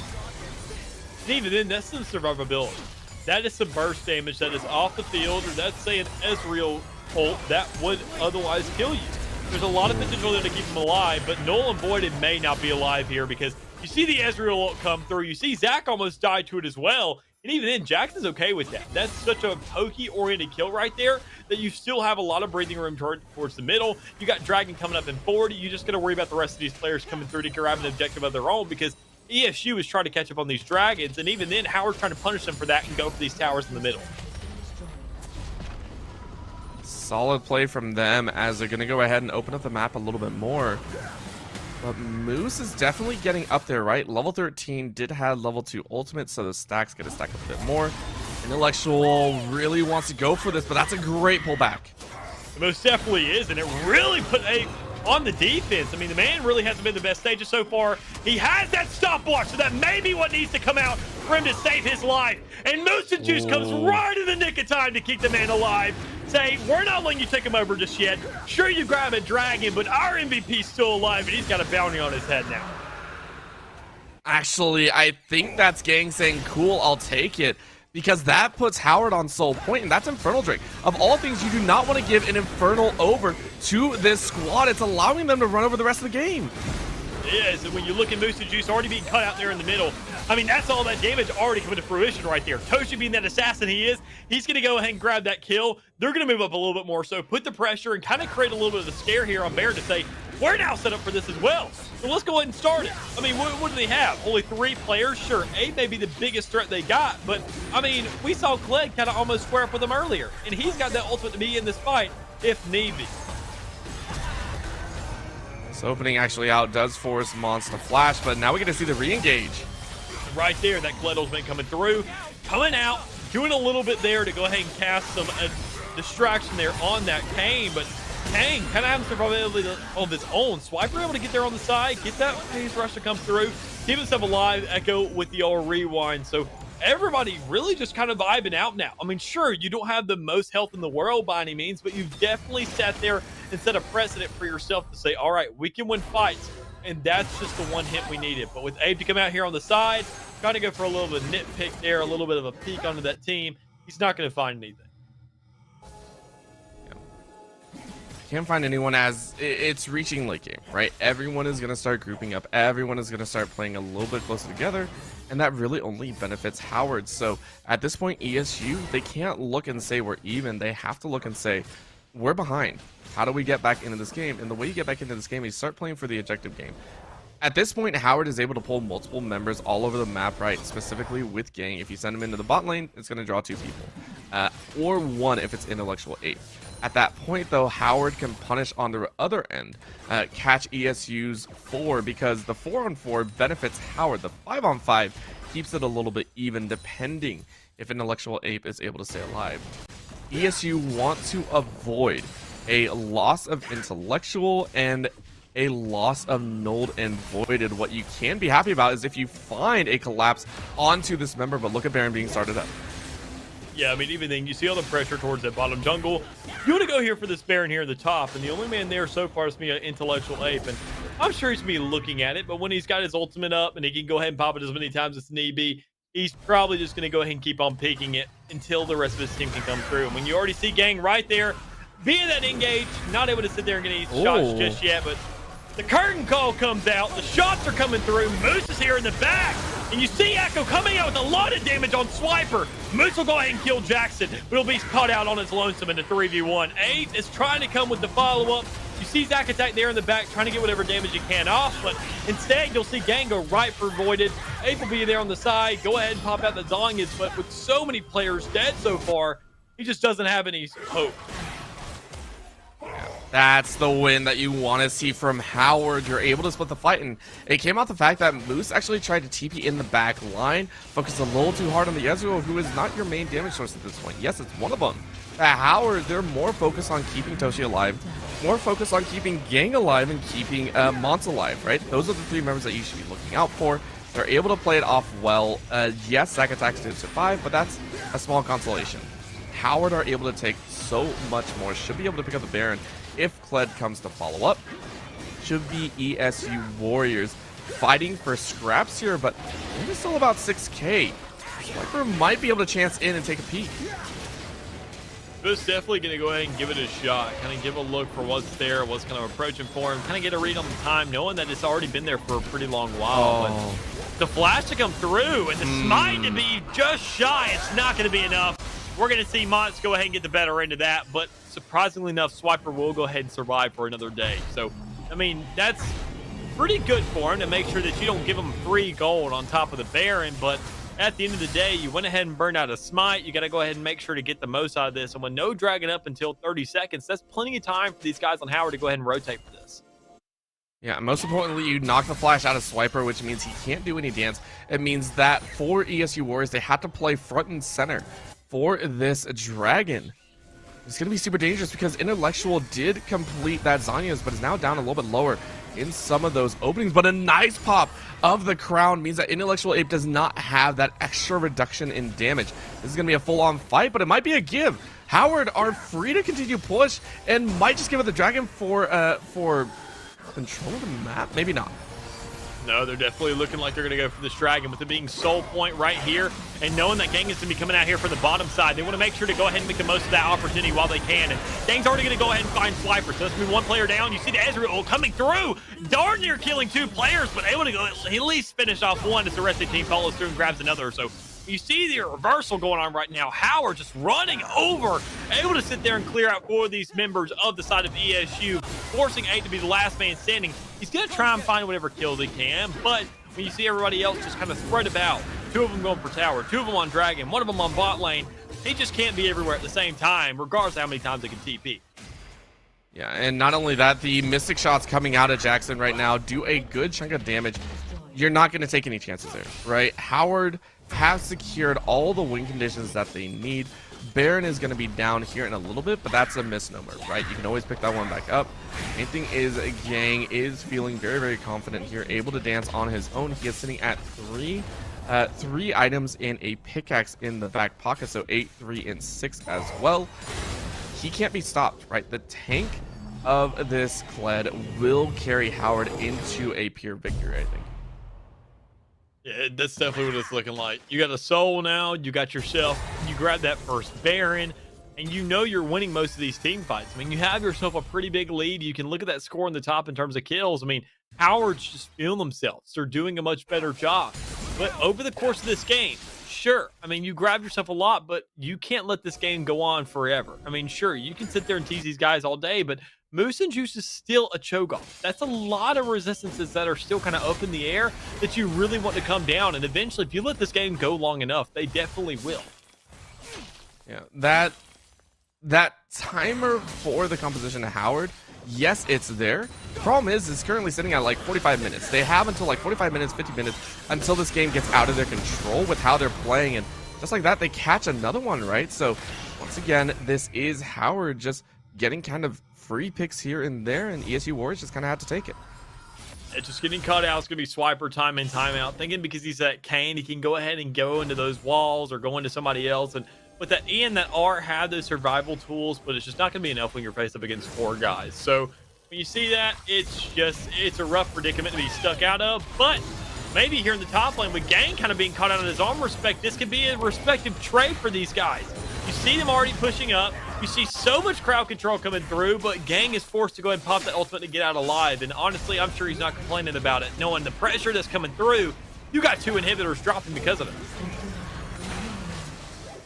It's going to be so nice for them to be able to take that one home and be able to open up the base. And Howard, they're doing it. They're coming back in this series, unless Intellectual Ape has something to say about it. Most definitely would like to, but when you're in a 1v4 scenario once again and you're at a quarter health, You have that hourglass, but how much will it do when you got Jackson on the follow-up? You got the rest of the team there. Zack Attack will find himself one onto Oman, so that's definitely a good trade for them to be working with. But you've got 4 more players still there. You got the TP coming through.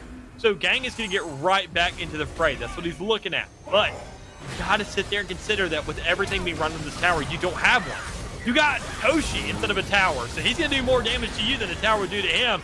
And he's going to hit like a truck and find that pick. The rest of the team will follow through. We're going to see Swiper get caught out by that root. So there's just so much now that's just looking like Howard CC is setting up to win this game with all these minions, super minions stacked up on top.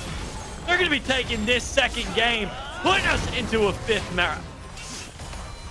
Straight into a 5th game here for this grand final series of the Navigators division here, and I love it so much. Howard coming alive here off the back of Gang on that Kled, and it's a phenomenal series to watch so far. They're slowly coming together as a team, and we're seeing them make the unbeatable bleed right now. These are the first 2 losses that ESU have ever suffered in their regular season so far for this A main team. And to have them bleed in the grand finals of all things has to feel better right now. I can't wait to see what ESU can bring back into this game number 5. Yeah, that's the most concerning part. To see that this is a best of 5. They had a lead of 2, and now they've had 2 on top of them. This isn't just a fundamental game at this point. Doesn't come down to champ select or how well you mechanically are in game. This is where mental really starts to take a toll. Where you're saying, oh, how is this happening? Where are we slipping up at? What are we doing wrong? Because for us to have such a massive lead and something to come out, are we doing something wrong? Or are they just stepping up and doing everything right? And quite honestly, it's still a toss-up. I mean, sure, I feel like it's both sides of the coin, just not as much as you would expect. And Howard is making the most of that. I feel like at the end of the start of this entire series, I said that it could have been an underdog story. And that's what it's starting to look like. Is when you lose more games, you have more mistakes to look at.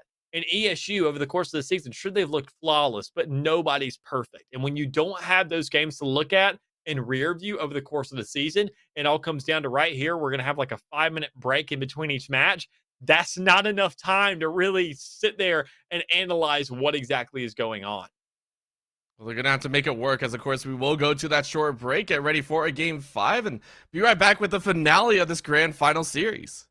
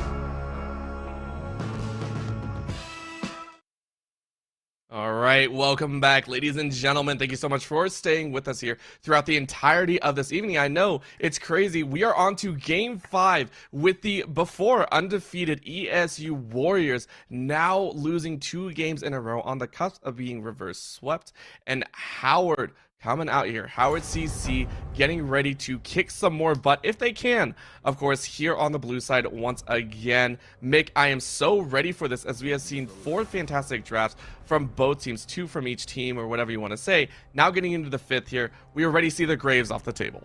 Oh, I am as well. And I'm sure that with this last one coming into fruition, with this being the 5th map coming out here, now tie game, this is all or nothing at this point.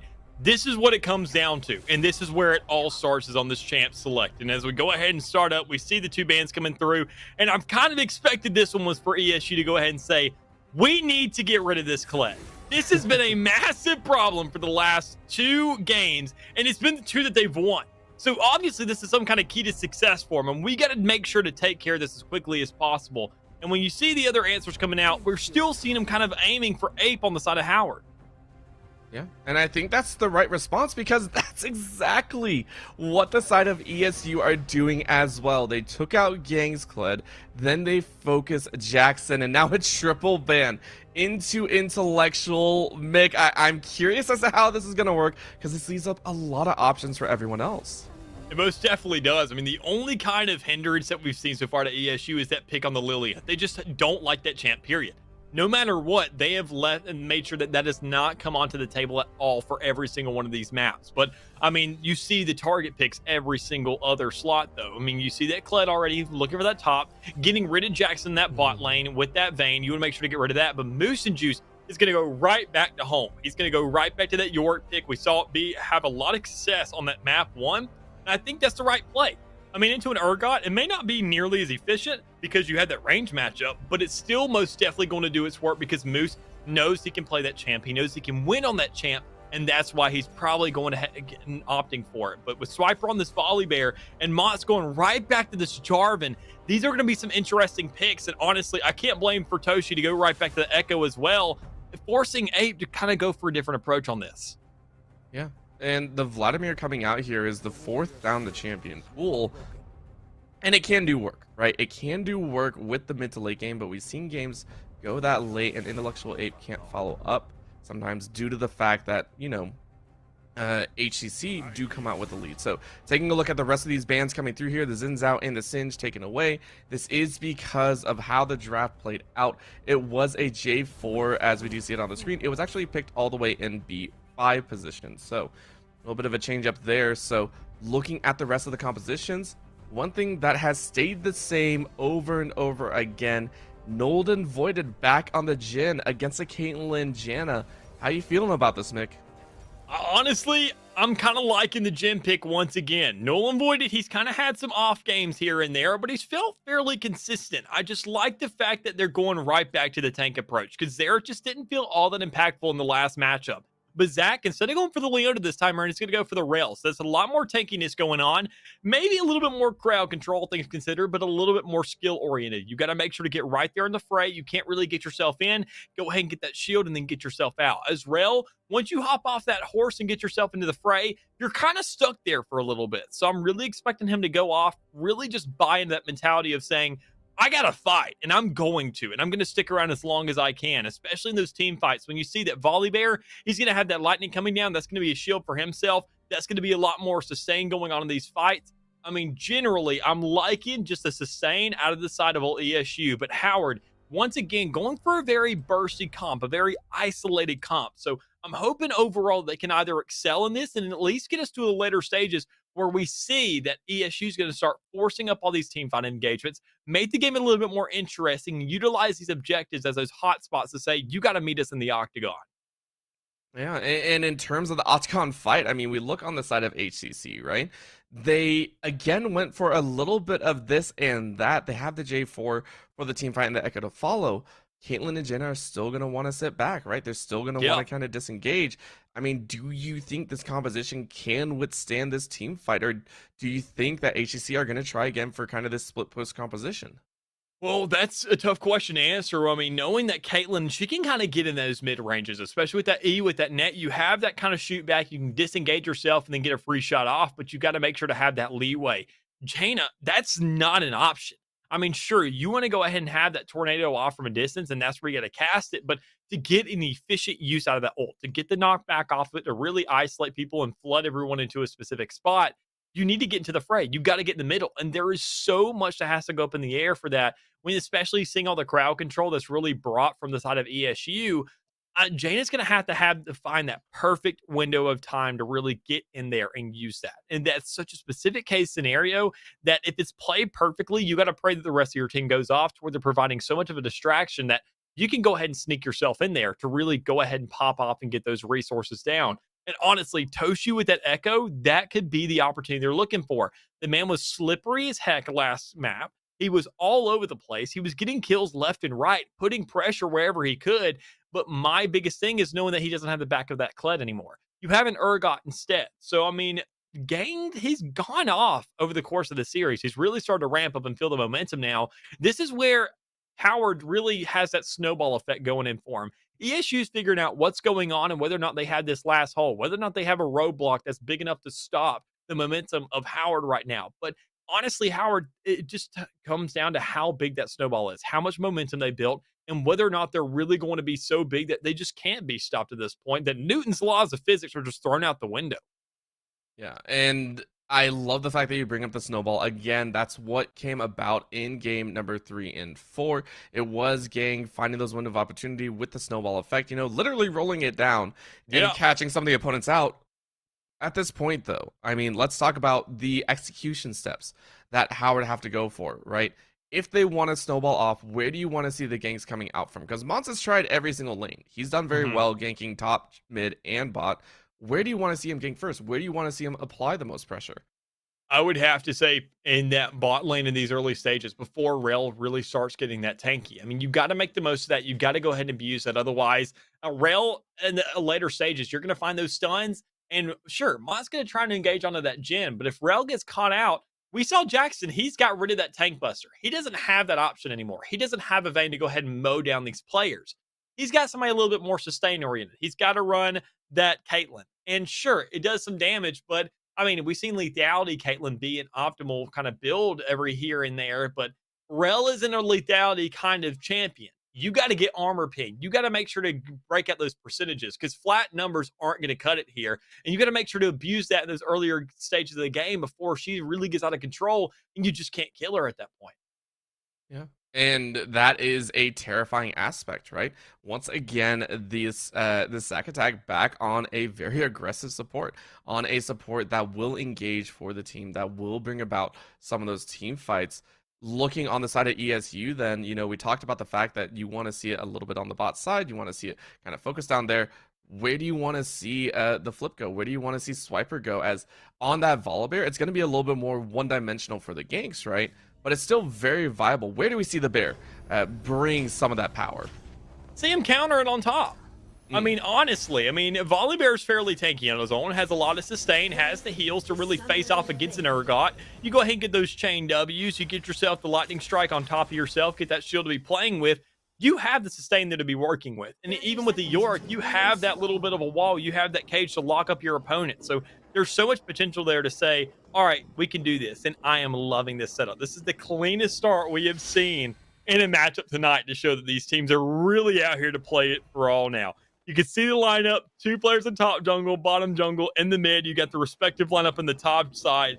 Like, these guys are ready to go at it. And I'm super stoked to see where this first blood can come through, whether these teams are really going to get on top of each other. You already see the wards coming out from both sides as well. I feel like the one edge you have right now is Urga already being on that top bush. Because if Yorick does want to push up by any chance, you have that early engage. You have those shotguns if that's what he opted for. But I'm assuming sometimes Urgots like to start with E. Have a little bit of pressure, have that shield in those early stages of the game. And I feel like that would be a great choice. But as you already see, everybody's kind of going right back to their spot, playing it very slow, just really wants to bite out the game and say we can't go for anything crazy right now because we don't want to turn the tide that quickly and risk it all. As we already have everyone going to their buffs, kind of going to their lanes. And the only thing we really have an optimal could be a bot little skirmish there. But with them going for the short avenue, going right down to bottom in that tri-bush, that's the safest route. And I feel like we're going to feel that momentum for a while here.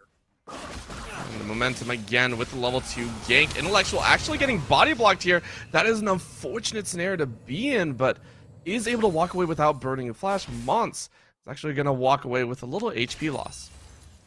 And it's not even that big of a deal for him. I mean, sure, I mean, he didn't get that flash off, so that's perfect. And so long as you just go ahead and scale up a little bit longer, you're going to get that W eventually, and you're a Vladimir. That's your free escape.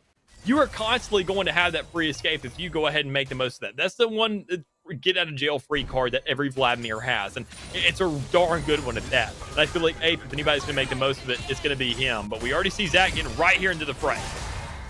Yeah, nice little ping and forcing the flash out of Mince the Meat. Her flash is down, so is the heal from Jackson, and that's a pretty good win for a level 2 engage from the Jin and Rel. Most definitely is. There's a little bit of damage to be dealt with. It's a little bit of pressure as well to show that kind of some respect to your opponent at those early stages, saying, you know what, we're going to go ahead and do what we can, and we can show that we can get in your face. Only issue is you want to make sure not to get overzealous with it. And honestly, that could be it with that first blood. Yeah, easy first blood. Follow up with a bit more. They could probably kill. That's going to be the Ignite ticking down. And just like that, as we were talking about Howard and the bot lane aggression and Jackson being a win condition, it's now Zagatak who picked up 2, with Nolden Voided picking up 2 assists. A lot of pressure in the top as well. I mean, you can see the scuffle going on. Moose, as I said earlier, going right back to home almost. I mean, that's really what Yorick is for him. But honestly, we see a little bit of more contention here in the top with Volley getting aggressive. And that's actually going to split the fight up as Toshi was able to find Intellectual, but remember, this is a little bit dangerous. Flag and drag whiffs, so Mons is not able to follow up. Now inside the cage, Gang is going to get ganged up on. That'll be a couple big chunks, and that's going to be the kill. Mons is now going to get out with the flag and drag. The finally off cooldown abilities. And it's still the kill. Gang getting taken down and gifting a kill into Intellectual's pocket. And ESU really just coming out in this game, saying, all right, look, if we get ourselves a good start, we need to come out all guns, really just armed right now. And it's looking like it. The double CC layering, perfect to catch out Mons. Nothing there for him to do except take his death. 4-0 is the start here for ESU Warriors. I mean, the way that Howard's really acted, it's almost like they give a mom and her kid in the candy store. He's kind of complaining, sitting there throwing a tantrum, hoping to get what he can. And she starts caving in a little bit, but then eventually, honestly, you just sit there and say, all right, well, you know what? You're going to get a spanking when you get home. And here comes the punishment. ESU absolutely just coming out, swinging right now, making sure that, sure, Howard's had themselves 2 games now, 2 maps at that. A solid, I would say, 50 minutes to an hour of just them getting bullied, trying to keep themselves relevant. But this is where they sit there and turn these things around. They say, all right, you gave us our comfort picks again. We're going right back to what we know and love. And it's not just playstyles or champs. It's just overall pacing of the game. Really biding out that time, keeping themselves alive. And even then, they're not keeping themselves relevant. They're winning this early game matchup. And especially when you could see that how they stack themselves on top of these objectives in the middle stages of the game, they can run away with this so long as they just find themselves the opportunity. Not just find the opportunities, finding those windows of vision blindness. Howard putting that into full effect here as we do see multiple wards for Howard going down. Does mean that the first dragon, just like Howard's MO, will go their way. This isn't Ocean Drake. It's very nice to have. It's going to give Howard a little bit easier time here in these laning phases. Yeah, so I mean, just some great setups here, some great rotations for the likes of Howard.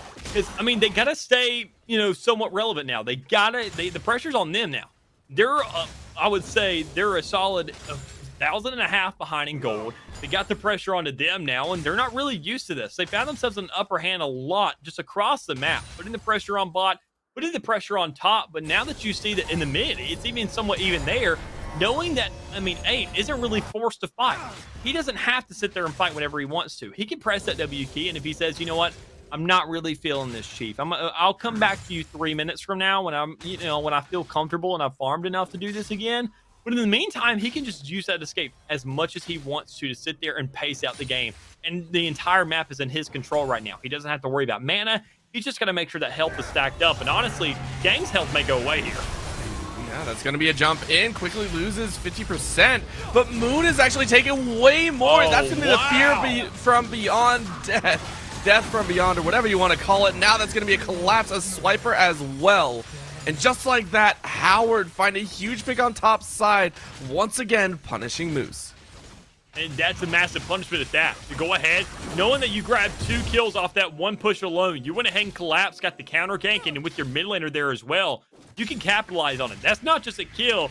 That's 2 kills, and that's some momentum as well as you grab a plating. So, I mean, sure, you had the trade come out in the mid. You gave Ape a little bit more space to be working with, but it's not that big a deal when you know that Toshi went ahead. He grabbed himself that goal for the assist. He's gone ahead and got that pressure there, and know that your bottoms is fighting as well. Oh, great set of picks and a flash to follow. Nold and Voided picks up his first here in the bottom lane. Phenomenal setup coming out from this squad. ESU Warriors putting their best foot forward. I mean, that foot is exactly what they needed. They needed some kind of kick to really return because they just got kicked. I mean, they just had a boot really just shoved up the rear end there. But, I mean, they're finding a way to go ahead and keep themselves in here. I mean, any kind of kicks that are really thrown at them, any way they've gotten into a fight, they've found a way to survive it. They've found a way to go ahead and answer to it, and that's the key to the game. I mean, sure, they're down 3 kills, but they're up a dragon. So think about the later stages of the game right now. They're setting up for that. They went ahead. They're proactive once again.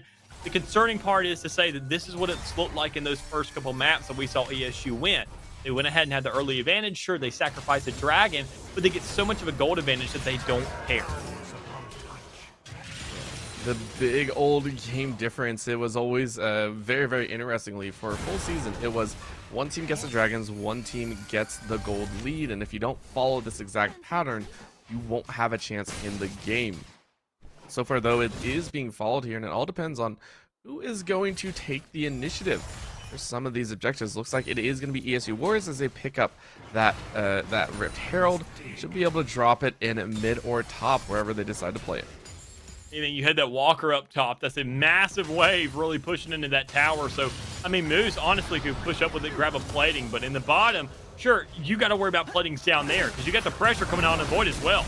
Oh, that's a great set of dives, though. But it doesn't follow through. Finally, that stays in a hole, but it's still a trade. Is it going to be 2? No, it's going to be an execution. Oh, disaster striking for Howard. It looked like such a great setup, but unfortunately, Mont did not get out in time. And he didn't have the time to really get that basic attack off. He thought he would survive that if you didn't have that Caitlyn ult there, and honestly, he would have. He just didn't expect that to really be pulled out just yet, just for a kill like that, especially when you're under tower, but that's where he was mistaken. And maybe in the mid lane, we can see another punishment here with Ape getting really antsy and almost losing a lot of his health there. Intellectual has been playing with a little bit of fire, but if you are a Vladimir, I think you're okay with that, right? It is okay to continue kind of managing your HP because you know you can sustain it a lot better than Toshi. Toshi being forced to go ahead and recall here, trying to get, not recall, very sorry, just getting a ward down, making sure that you're not spotted out. Intellectual going back, picking up his early purchases, going for that Proto Belt, I believe, and is going to be looking to make those all-important plays. Yeah, you mentioned Vladimir, and you know, a little bit of fire. I think once you put those two elements together, I think I smell some blood boiling. And quite honestly, I think right there in the mid lane is where it's really going to come down to. Because Ape's really just been upping all day, really getting himself into this game. And he's finally been kind of taught a lesson by Toshi in those last 2 games. Sure, I mean, game 3 is a little bit weird, but now in this one, things are looking a little bit more laid out for both sides. Oh, yes, it is. It's a 4v3 collapse, but easily transferred into a 3v3. Look at Swiper swiping away. The Thunder takes the pain. And just like that, the fight is over. 3 quick kills for ESU Warriors as they wipe that bottom lane out. And even then, you're not worried about the rest of the game because you see that's a dragon up as well. So you're like, all right, well, you know, it's sitting right here. It's sitting on a silver platter for the taking. Let's go ahead and work on that. Let's grab it as efficiently as we can. I mean, sure, we may have somebody else around trying to linger and see if we can get a little idea of what's going on, but it's just going to be Toshi. He doesn't have a smite, and he sure as heck doesn't want to contest that. So by all means necessary, that's going to be a dragon given up. That's going to be an Infernal Soul now on the field once again, making things a little bit more interesting and putting a little bit more emphasis on this soul to be coming through with how much damage it does. And as a Rift also gets dropped in the middle with no congestion there at all. So this can be a first tower. It's going to be so much gold going into the pocket of ESU Warriors. Slowly starting to ramp up, trying to take a look at that late current stance. Intellectual Ape is already farming up 24 CS. Almost gets mid lane down. 2 minutes to knock that down should be fairly easy. For Intellectual, Toshi trying to manage as quickly as possible, but I don't think you out-sustain an Intellectual Vlad, who is very, very strong. That's going to be a dive in. Pool is pulled, and Mons ready to go with the Cataclysm. They're not going to jump in, but a flash out means that the Vladimir is able to stay alive.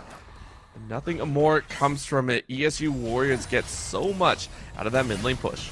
And even then, Vlad, I mean, hey, went ahead and popped his ultimate there to go ahead and get a little bit of damage off. Once he went ahead and drowned himself into that pool, sure, he had a little bit of escape, but he had a preemptive to all of that. He's like, I'm probably going to lose some health here. So I'm going to go ahead, make the mark, get some damage off, get a little bit of a hit there, and go ahead and have that sustain and that return afterwards. Because, I mean, worst case scenario, it comes back here in a little bit. But with that spike coming out now, they're going to dive right in. Mike in an extra, but the parallel conversion is able to keep Tosh alive, and that's going to be the split damage.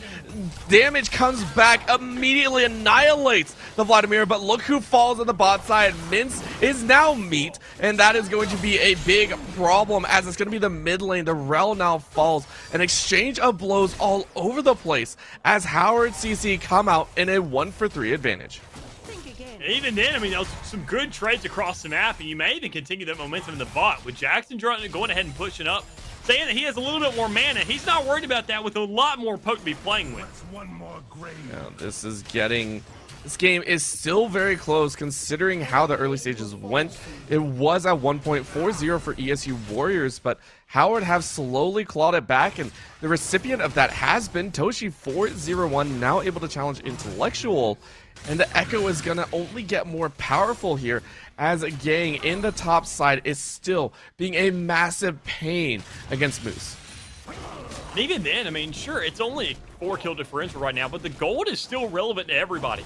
I mean, you see that, I mean, everyone's kind of had their own sacrifices to be making in terms of the buys, but I mean, at the end of the day, it's not all that big a differential. It's 800 gold over the entirety of the team. You see things being a lot more evened up on the side of Howard, nobody really having too much ahead, unless you're considering the Echo, and on the side of ESU, that outlier over there is going to be that Gen. So, I mean, you need to make sure to get these rotations out here soon, because with Nold having such an advantage right now, he's got to run away with it. He's got to do something with it. Now, honestly, this may be the opportunity to go ahead and survive in the middle with 8 going off. Ooh, the Hemoplague is thrown down, and that should be the follow-up. So just like that, the shutdown goes into the pocket of Intellectual. Toshi is going to give it that bounty into the pockets of someone that he did not want it to have. I mean, his opposing laner being the first person he would say, I don't want to go to. So that's a little bit of a slip up, not that big of a deal. But even then, it's a good standing for the side of old Howard. I mean, sure, you sat there and had yourself a death. You lost a tower, but you got to think on the bright side here. You went ahead and you grabbed that first tower. Urgot went ahead and copped it on the top already. So you're not going to get the entirety of the team having that bonus gold to be working with. Instead, it's only going to 1 man. And sure, it's going to 8. But, I mean, once you funnel all that gold into 1 person, it's going to be good. But he's got to make the most of it. And quite honestly, here on the bot lane, they can punish him for that as well, with Monty coming down the edge. That's a flash in, but a flash a little bit early, and a nice kill force to keep him out of harm's way. Now they're going to try and regress from under nothing in Monty's pocket. And remember who has the damage right now. One more shot goes off, but Nold and Voided can't follow up. But they're behind enemy towers. That's going to be a break open. The current call just barely misses Mont. But they're going to follow up with a few more. Final shots does miss. They are going to heal up. And Howard have 4. On the top side, meanwhile, it was ESU Warriors that were able to collect the second Rift Herald. So for all that they put in, they lose a couple summoner spells. It will be Howard running for the hills. It'll be ESU Warriors potentially getting a little bit aggressive depending on where they drop that second Rift Herald. And even then, when you look at the setting of both these squads and where they're sitting right now, I mean, you have aggression on that dragon. You saw the answer come through. You said, all right, well, we just sat there and had a pretty heavy fight there in the bot lane. And the only man to come to their rescue was going to be Toshi. And being Abe killed him earlier, we should be sitting fine here. We're going to drop that Rift Herald on the bottom, put the pressure out, kind of force them out to have an answer as we go for this dragon. With it being an Infernal, that's going to set him up fairly well, setting up for the Soul. Because, I mean, what best complements an Infernal Soul? A bunch of Infernal dragons. So you definitely want to go ahead and prioritize that. Grab it while you can. Find what edge you can, because Moose and Juice, he'll be just fine in the top. He may need to go ahead and TP at some point, but that fight doesn't seem like it's going to come through with everybody rotating right back to mid, standing themselves out, and really just pacing the game a little bit more so to say, This is looking even, but only in its own respects. We got to find that one point where we can manipulate him in this build. That was a bit rude. Mince just wanted the ward and instead finds her death. That's a real pain. That's honestly, it really does hurt. But honestly, it couldn't be that big a deal. You got Toast here in the mid lane looking for a fight of his own, and he could trade it out. Yeah, that's going to be a great little pull there, but look at the damage coming back again. Toshi is still very, very strong. That's going to be the flash in, gets a little bit of a kill, and Intellectual is now 4-1-1. Tower is also going to fall from the mid lane, and now Gang getting caught out a little bit. They're going to jump in 3v1 style, and they can't get away. So Gang is immediately taken out of this game. And instantaneously at that. I mean, it's such a stack up that you don't want to have up against you of all people. I mean, you just don't want to have that. You can even see right there on the bot, Mons is trying to go ahead and do whatever he can. He's trying to go ahead and get these Raptors, but that's a 1v1 he doesn't want to take. There's no wards around there. They have no vision.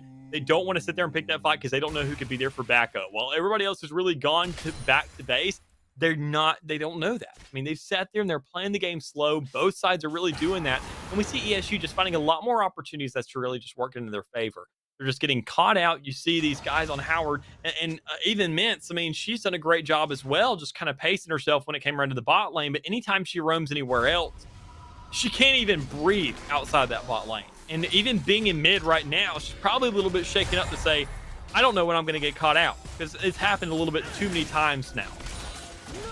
That's going to be a jump forward, and now it's just a straight-up frontward style of opening. Jackson is now going to get ulted, immediately drawn in. Final shot lands, and that will be enough. Again, the final shot from the curtain call, though, is not going to find its mark. Mintz, though, getting clawed away as Swiper swipes the claws, true to his own name, and is going to take his third. Howard CC now down 10 kills and down about 4K. 3K, I lied, can't do math.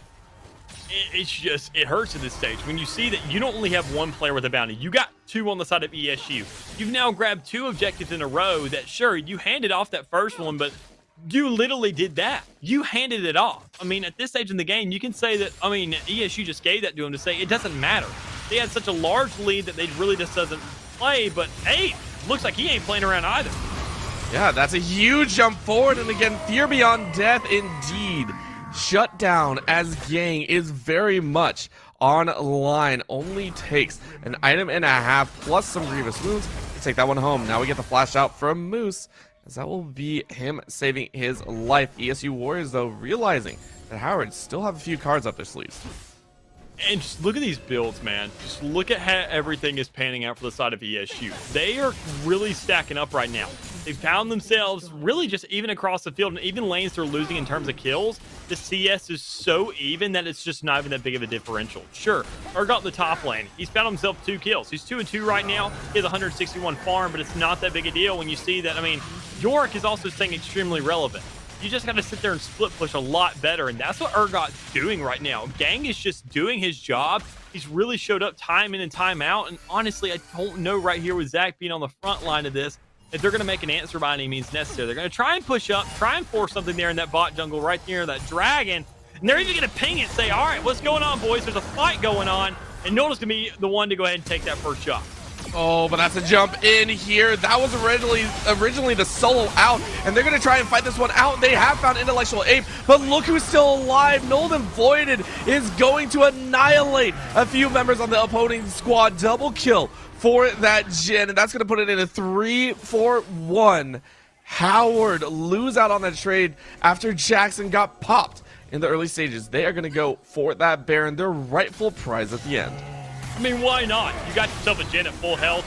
You got yourself a York as well. Then you got your Rel on the field. You got so much tankiness, so much damage at your disposal that it's just free. I mean, the only thing to really contest is going to be those players in mid, but you got your minions telling you, all right, well, they're down here. They're grabbing a tier 1. Going for a Baron's a pretty darn good trade if you ask me. That's a bargain I'd take any day of the week if it offered itself. I know Black Friday just ended, but they just found themselves a massive deal to be working with. This is overwhelming strength now as ESU Warriors are going to watch as a little bit of a consolation prize. Howard are probably going to pick up this dragon. And again, Infernals, no matter what, do help out. Personally, I prize it a little bit higher sometimes than the Baron, as you don't want to give that over to your opponents. But again, it is an evening up of the dragons. 2-2 dragons. Howard hanging on to that last glimmer of hope. But so far, these fights, Howard have got to find a way to start winning them. And that may be it.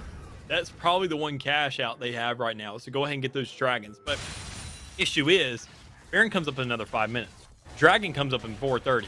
That's not an exchange they want to make. They got to win some fights before they get around to that stage of the game. Knowing that they are literally less than half in terms of kills right now, they're down 4K gold. Sure, it's 22 minutes, but this is ESU where they're running away with this. It's not all the gold kind of being spread evenly. You see it being funneled into Ape and into Null. It's two massive sources of either A, damage, or B, sustain. And they've checked both boxes so far. So they really have themselves a good setup.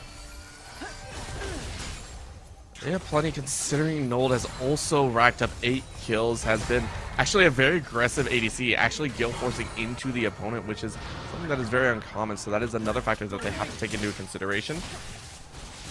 Mid lane still being pressured out while top lane splits. It seems that ESU might not get too much more, but they're going to dive here. They're going to jump in an immediate burst of the Janna straight into the Caitlyn burst. Toshi is able to set up 3. Do they get Nolden voided? Yes, they do. But that is going to be 1,000 bounty shutdown, or 700 gold bounty, plus the 300 on the gold, and they're going to try and chase them all the way out. Howard CC running for their lives here, as that's going to be a teleport. Gang is going to try and follow it up. Remember, Gang is very, very strong, but that is a dodge on the ultimate. That is going to be a whip. Intellectual is going to get a little bit of help, but not much more. Keep in mind, though, it's a 2-for-2 trade, while top lane Moose goes, I'll just take your base. And that's the best move right now. Sure, you went ahead and lost 2 players, and you got to worry about Toshi, and with that crowd control, that's a cancellation. Oh, that one hurts. Moose could have ran. Might actually get away here. The Gang is on the chase and is going to give it up. So, you lose a teleport, almost lost your life, but still get the inhibitor tower. Swiper, though, is going to fight Mons here, and I don't think Mons wants any part of that. That is going to be the lightning coming down. Can you get much more? No. That is a monsoon use, as Mince, fearing for her jungler's life, is going to burn that ult preemptively. And I don't really blame her, quite honestly. I feel because a good play, Mons was really caught in a bad spot, and they didn't really have the follow-up there. I mean, you had the Caitlyn to go ahead and poke out, but when you have a Volibear and an intellectual ape there in the middle, that's 2 players that's really concerning. I mean, looking at this entire stance of this game, if Nold was there, you don't pick that fight, period. But with those 2, there's just so much more sustain on their side, a lot more poke, a lot more kind of maneuverability that you just don't win that fight. And that may have to be the move. And it's somewhat of a sacrifice, but that ultimate's already almost halfway back up again. So you're not too concerned about the sacrifice you made. You just got to make sure to go ahead and buff it out anywhere else. So you can already see the pings going to that top lane. Go ahead and saying Urgot's going to go right back to his split pushing ways. Somebody needs to go up there. They're not aware of the recall, but they're probably going to sit there and have to answer that wave at least to go ahead and get the intel to say, where are these guys stationed at? Where do we find an answer? And where do we go ahead and pick our next fight? Because we got to do it as a team. The team is slowly bouncing their way back. Remember, Howard, even though they're behind so much, finding that huge pick, Toshi being able to pick up 1,000 gold from that fight was monumental. Right now, sitting at 2. Is going to be 2 completed items and a half. He's going to be pretty happy about the current standings, right? If he's able to find either intellectual or Nold, they're dead, right? That's just the bottom line of it. ESU, though, still trying to build up a little bit of preparation as this dragon will be coming up. It'll be the 3rd one. And the curtain call opening up, just trying to snipe out at least 1 more. Is going to be able to push the wave as ESU Warriors are going to try and knock down this inner tower. Yeah, honestly, just trying to go ahead and focus on that tower, create some space with that ultimate. Now, I kind of like the call there. But you got to hope that you don't get into a team fight in the meantime. Because that curtain call is almost a trump card in consideration of everything else put on the field right now. Considering Null and Voided is sitting at 9-2. So this guy has all the resources he needs to go ahead and make sure that curtain call can grab at least 1 or 2 kills. Even when you look at the rest of the squad. Toshi being really squishy and being their main source of damage right now with how much has been going off in this game, you want to make sure to pick him off with that. Same thing with Jackson. He hasn't been as relevant, but he's still hurt. And maybe this could be where things start to hurt. And an Intellectual pulls out the bait of the Sentry, potentially. But that's going to be a few beyond that. That's actually catching 2. That's actually huge. First kill goes the way of Howard, but they need to get a few more. They cannot find Nold and Voided. Yes, they do. Toshi is able to fight it. The kills are coming through. ESU Warriors are running for the hills right now. Off the back of Toshi, off the back of Gang. Howard are going to be able to solidify the ace on a Caitlyn double kill. Howard community, they are going to school ESU Warriors and how to take a fight. They are going to push for a much needed amount of gold and dragon. What is this man, Toshi? Like, if you're not targeting him, what are you doing? You just sat there and gave that entire team fight over, and sure, it all started with the Urgot and the fear and all that crowd control to be working with, but their main source of damage is looking you right in the eyes, and now they're sitting at 3 dragons. Sure, they're down 7 kills, but they're still schooling you right now. They just grabbed themselves a dragon. I'm sure they're possibly looking at Baron at least to ward it out to say, you know, we'll leave that there as bait. We'll make them think and go ahead and take the worm to where if we got to go into another team fight, apparently they don't know how to do them all that efficiently because we are just winning these time in and time out, and they're making sure to punish these guys.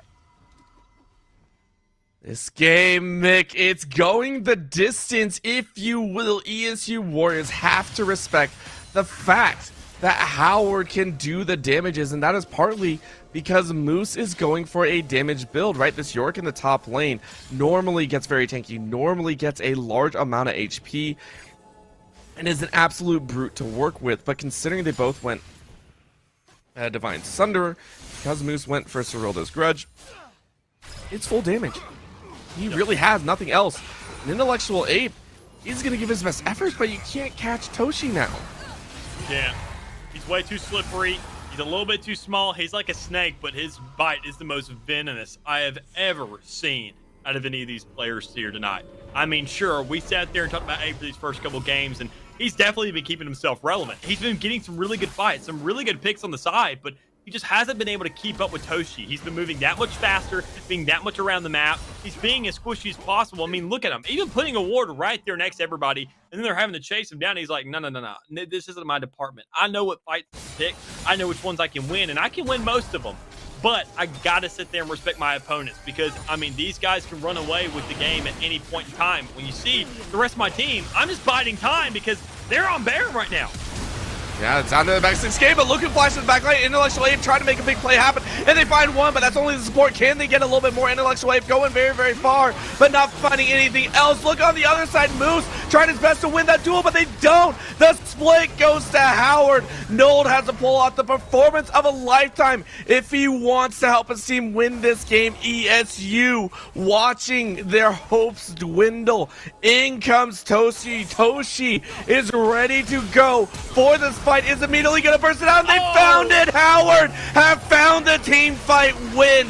Swiper is only going to live for a little bit longer, but sometimes it doesn't even matter. Ace in the pocket. Game 5. Howard are going to get revenge in a thrilling series. They're going to TP right in. They're going to look to end this game in a reverse sweep fashion. The Warriors can bleed as Howard Community College Team 2, second seed, topple the first, the undefeated Warriors, and take the Navigators Game 5 series.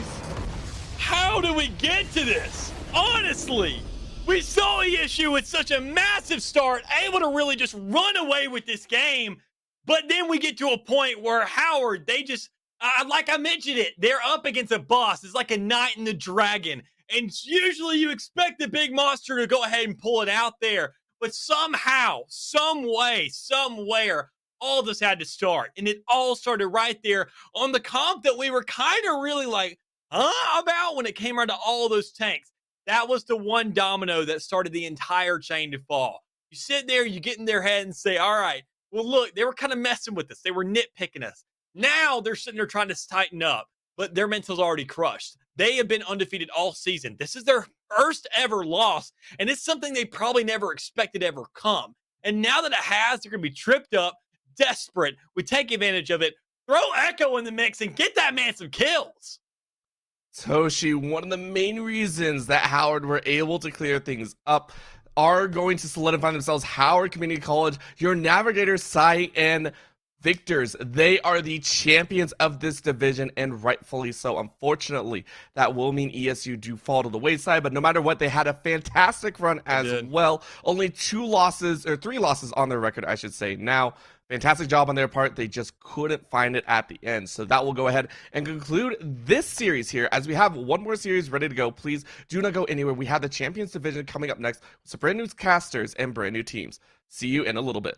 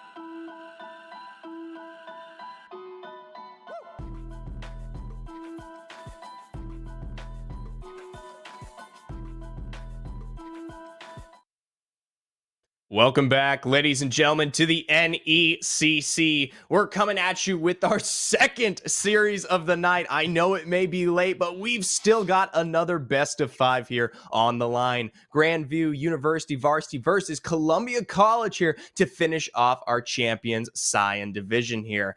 Taking a look at our bracket, though. Yeah, except for these are two teams that have really nothing apart between the two. They're a combined 32-1 in matches this season. They're both 0. Something has to give tonight, and I cannot wait to kick off this Champion Scion best of 5. Absolutely here. And before we move any further, I, of course, am going to be your play-by-play caster, Zephyr, alongside technically making a debut with the first time here, Fish as my color. Now, Fish, before we even got all the way to this position here, we discussed it. These two teams, they've never faced off before. They both bolster perfect schedules, albeit the one loss in the singles series here. Other than that, it is absolutely our two titans here. Yeah, I think it's kind of odd. I think in a lot of tournaments, sometimes just how the schedule works out, you face each other, we have favorites, but on paper, these teams look dead even. I mean, you go to the OPGGs, of course, which is the other thing we have. They look dead even there as well. There's maybe a small smidge in difference in skill here or there, but you're right. The fact they haven't faced each other is so much more unique. And you look at the even games, going everybody's we hop in the draft. It's going to be a very telling game one, Zephyr, of who has smallest of advantages here in our grand finals. Right. We're still in the best of 5. We are looking for tempo, the pacing. I know you guys have been through the ringer here coming off of that Navigators final, but now we're starting it over. It's a reset here. So like Fish said, it's those little advantages to kind of feel each other out here because yes, teams, when they get rolling here, they're going to take it and run with it. There are two things for here in this series in particular as we see the picks get in. The first one is the ones you see at the top there. Set versus Kennen. Pranku likes to play a lot more carry-oriented. Izo likes to play a lot more tanky. I mean, you know, Set can do some damage. That's the first one I'm watching out for those. Who wins that top lane matchup? Yeah, absolutely. And I'm a little bit more surprised that Izo has come through with something that is aggressive, and it's something that you can already start seeing spread through the rest of this composition here for Columbia. And personally, I'm okay with it. Yeah, I can ride with a general scaling composition, but if you kind of want to put it all out there, then going for full aggression is definitely the route as well. Finish that across the board. We've got those last picks in, continuing it. Lee Sin, Draven, Nautilus, these are all high tempo that can make impact as quick as it can come out. And that bot lane support is the other kind of interesting lane. I mean, you looked on paper, Chucky's maybe the weak link for Columbia College, but does a great job being covered up by Shogo. So the fact that he's on something aggressive like a Nautilus is very, very interesting. I expected Pluto on the Braum to be the aggressor because that support matchup on paper, and you and I talked a lot about this while we were preparing, Zephyr, looks to be where maybe Grandview can come away with the win and come away with a slight upset. I think both of us coming in thought Columbia was the small favorite. I'm surprised they're going a bit more passive in that bot lane with that Braum, trying to set that Jin up. So I'm curious if Chookies and Shogo are going to be the aggressors in that bot lane and try and put them ahead. And of course, Rovek's on that Twisted Fate. He's going to make any fight a +1 for Columbia College once he hits level 6. Right. I think the general idea that we can look at here for these two teams, especially we'll start with Columbia, is the fact that their composition is very controlling for those first minutes all the way up until that level 6 window here. So someone like Shogo and Chookies that you just bring up in the bot lane have to be looking for those early kills. Draven, of course, does have the potential to scale through and through, but if Aaron is enabled, finds some decent gold to work with, and is on better footing with that Jin, coming into team fights while the Braum and everything around him doesn't really have access towards impacting the first 5 to 6, once you get the full 5-man out there, there is so much CC, so much lockdown to make this 5-man work. I think the big question for me is how will Meslo play in this mid lane? Because we know Twisted Fate is going to have the ability to appear anywhere on the map once he hit level 6. Is Meslo going to try and just hard shove wave after wave to punish Rovex anytime he looks for a gank? Or will Meslo be the one who's always trying to predict where Rovex is going and try and roam down immediately, depending on if top lane looks like it's going to be a fight or if it's bot lane? I think that'll be a very interesting matchup between those two mid laners. I think the other thing that'll be interesting is is in the jungle. Yes. If either of them try and do something crazy, of course, we know Lee Sin won't go up in the top lane with Set.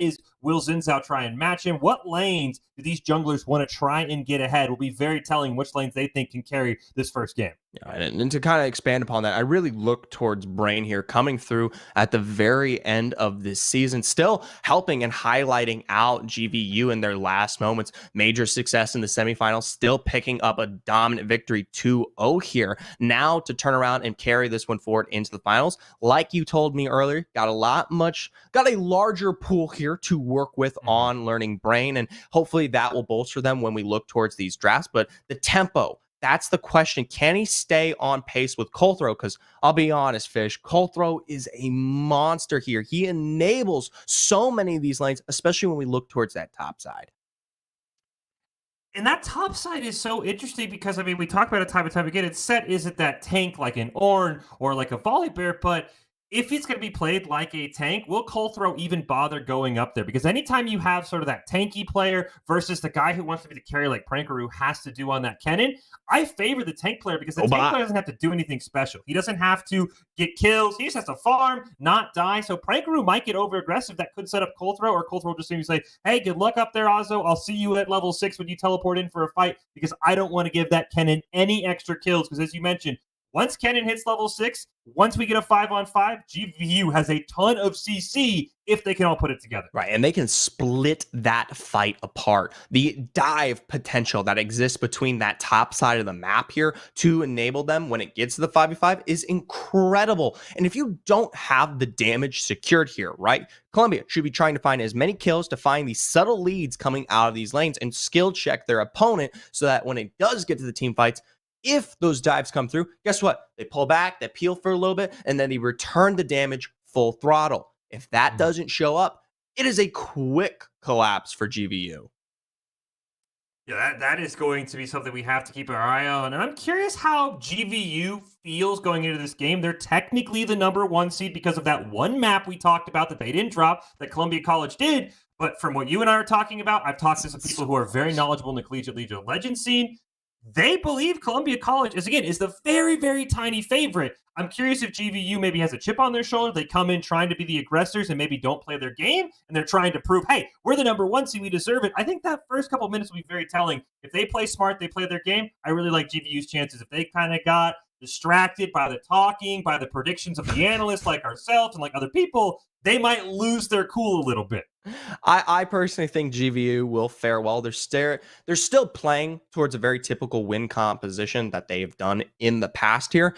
It actually brings more questions towards Columbia. You talk about picks like that Set coming through and a few others, especially the very high tempo that we're trying to see out of Shogo coming into this first match. They're definitely looking to get a feel here of this first game. Either way, we're already on to the Rift here. Once again, Columbia College versus Grandview University, and this one is going to be all the marbles on the board here for NECC. Columbia College maybe looking for a play up through the bot side. They lead with Chukis there. You can find that dredge line, and it's going to be straight on to Aaron. Here's to see if he's going to expend that flash. No chance. A quick first blood there. Hold directly onto Rovix, and that's going to bite. You should be expecting this from the get-go. You know you have hard engage hook support. I mean, this is a standard. It was weird because it felt like Aaron gave up so early. I mean, once you get hooked, I understand not flashing, but he just kind of sat there and took it from the moment he saw them. I don't know. Maybe. I think once you're hooked, there's nothing really you can do. You definitely don't want to expend that flash there, and it's a mistake, right? I mean, there's no way to sugarcoat it. You know, he potentially was not watching, wasn't looking for it, and Columbia did a great job playing around that fog of war to run it right up against the line of that river there. Now, notably though, I will say Vision was traded in response to this one. Of course, Columbia, they're going to put that blue onto, of course, what is that blue, but they did get a very deep red here all the way out towards Colthrow. So if that Lee Sin's rotation does find its way down towards the Wolves, we'll get a better idea. For now though, Cookies finding consistent returns. I think it's very telling how scared Grandview is of this bot lane for Columbia. I mean, you see Aaron bringing that exhaust on the Jhin, knowing he has to find a way to land that on a Shogo if he gets hit by the dread line of Chukis. And I love the way Columbia's playing this. As I said, when I was doing my prep, this is what I thought was maybe the winnable lane for GVU, especially with Chukis there, who on paper maybe he's covered up by Shogo, but I like how they said, we're going to throw that right to the wind, and we're going to go all in on that bot side. And, oh, by the way, Rovex just backs and gets free boots as well after that first one. I'm sure that's exactly what Meslo wanted to deal with. And I know it's way too early to call this one out right here, but maybe your prediction regarding the draft when we talk about Pluto being on that farm, definitely a lot of setup and safety for when we get to the 5-man, but as it comes towards early, doesn't really have a good response there. For now, though, some early clear in terms of the vision control. They're going to keep running this one forward, directly learning. They actually a flash straight into the dredge line. They do blow it out of learning in response and look to steal this blue as well. Learning gonna have that smite. We'll see if he wants to stick around, but he's just gonna walk over to his wolves. So that should be a 3-buff start there for Colthrow, which is gonna put him even further ahead. And he's really gonna have his choice of side lanes to gank. And the problem is for him, all of his side lanes right now are pushing. He has nowhere to go but to steal these jungle camps, which I guess is never a bad thing if you're a jungler. No, it definitely puts him in a nice spot because now he gets to pull back, clear that red side, and find himself at the inherent advantage here. I'd love to see his ganks towards any of these lanes, but as you have pointed out, not really a particular opportunity. In response, though, Brain should be that much quicker to find his way into anywhere else, though, right? You don't have camps to clear here. Waves are constantly pushing. That's supreme setup. The blow on the flash, though, is going to bite there, though, in that potential. I want to see that gank onto Prankru. Get that cannon ahead early. I think that's where a lot of your comp comes around, is that slicing Maelstrom jumping right on the backline. So he's going to look for Rovex there. Charge. That's nice. He definitely finds what he wants in terms of the damage, but they can't obviously secure that. It's a nice rotation from Rovex. I'm curious if he had the information available for now. Ridgeline found onto Pluto. Teleport coming through on the backside. Chuki's not looking too good. Exhaust going to prevent Shogo's damage as Prankro finally arrives. Aaron going to pick up that kill there. Phenomenal use of the exhaust by Aaron. Shogo to be a bit careful, but does dodge the root. And that's a phenomenal teleport by Prankru, realizing he's got to get ahead early. He'll lose some value up, he'll lose some CS up on that top side, but I absolutely love that play to be able to get your team a kill and get even on this game, at least on the kill. Right, and it helps Aaron play back into this one. You definitely bring a level of damage to match out this Draven here earlier. You're never going to really be able to step into the combo once you have that Nautilus, but coming through once we start seeing them collapse for those 5-mans like we discussed, he's on more even footing here, especially if Shogo is unable to capitalize on those passive stacks from continued aggression here into this lane. And every time you punish Shuki's, when he looks for a dredge line, when he looks for a play, it's going to make him a bit more hesitant to go for those plays. And Nautilus is definitely a win lane kind of support. If you're just playing back on the Nautilus, there are better options. So that's a great thing GVU could do in terms of the mental game, is punish Chukis every time he goes in. You've got the Yone teleport up now from Meslo if you want to do that. And Chukis is going to have to wait longer and longer to make a play. Ooh, nice root found there on the Shogo. Gonna force that flash out. Don't know if this teleport will be of use here, but it still comes through either way from Rovix there to defend. Rovix, baby, at least saving his bot laner with Shogo getting caught there by the root. Gives teleport advantage over to Meslo, so now that makes Rovix even more cautious when he looks for that teleport play post 6 with his ult, where he wants to go, if Meslo will maybe look to punish the wave. But Meslo ended up just teleporting mid lane to try and get some wave push, so both mid laners kind of blowing teleport for very limited on-screen value, but definitely just trying to keep each other at bay. Right, and definitely balance this one back out in terms of the equation. Rovix, though, doing a great job to freeze that lane out, looking to punish anything he can here from Meslo, who we have discussed. If he does find those spikes, gets himself 2 items up, this Yone definitely becomes a problem here. Now, of course, 6's window is up. Destiny now going to find its way into the rotations here for Columbia College. This is when we see that kind of potential in the mid lane start to swing back, especially if Rovix isn't able to find the rotations he wants. Grandview surrounding that first dragon. Looks like they're going to be able to pick that one up with really out any contesting from the side of Columbia College. And of course, after we got our preview of our 2 new dragons, which are the first 2 we'll get in terms of Hex Tech and our Chem Tech one, We did actually get the balance patch, Zephyr, so they're no longer doubled in chances of spawning on the Rift, but we still get them to be our first 2 dragons of the game, of course. And I think it's okay. Columbia College can drop that one out here. I'd like to see what they can do as the combined force. We're still waiting on some of those major ultimates. Notably, this bot lane is where I really want to pay attention to, especially for someone like Chukies. Once he has that depth charge available, maybe we'll finally see rotations play to the favor of Colthrow to set something up here, because I'll be honest, yeah, you might get a little bit of some defense to play off of Pluto there, but overall, Jin highly immobile there in comparison into what is the major CC setup that can be found here in Columbia's combination. Lost is back up for Aaron before the bot lane for CC hits level 6, which is going to make any 2v2 a lot harder, but you see there's Colthrow right on cue.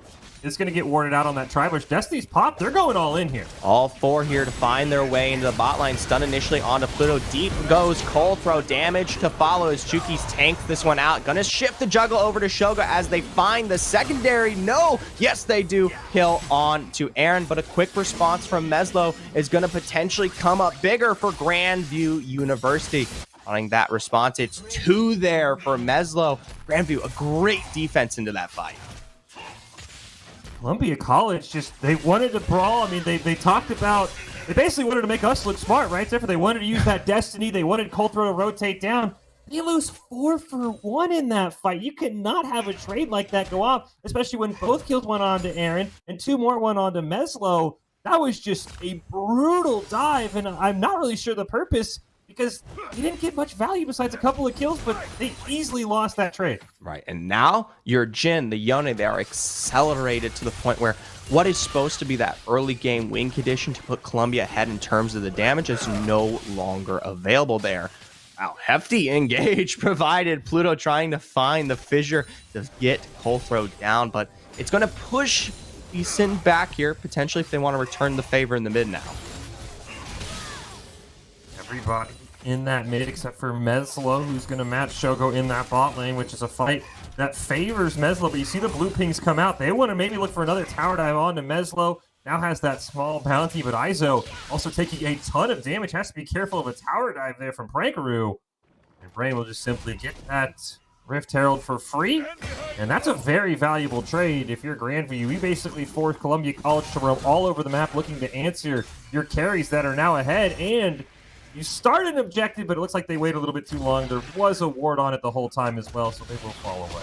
Right, so Rovex there, Colthrow, they're going to finish this one off. A nice leash provided there from Grandview. So this kind of balances out the impacts that we did see there from the Dragons take early, finding priority in that bot lane. Now it was picked up from Rovex here. Given he has that Destiny, I don't think that's particularly any kind of bad option. If he finds the successful rotation through Destiny, he can also follow through with the Rift if necessary, or if he wants to throw this one back out into Meslo, a pace with these Dragons coming up here in the next minute or so to keep pressure in line towards the mid lane, then that can work as well.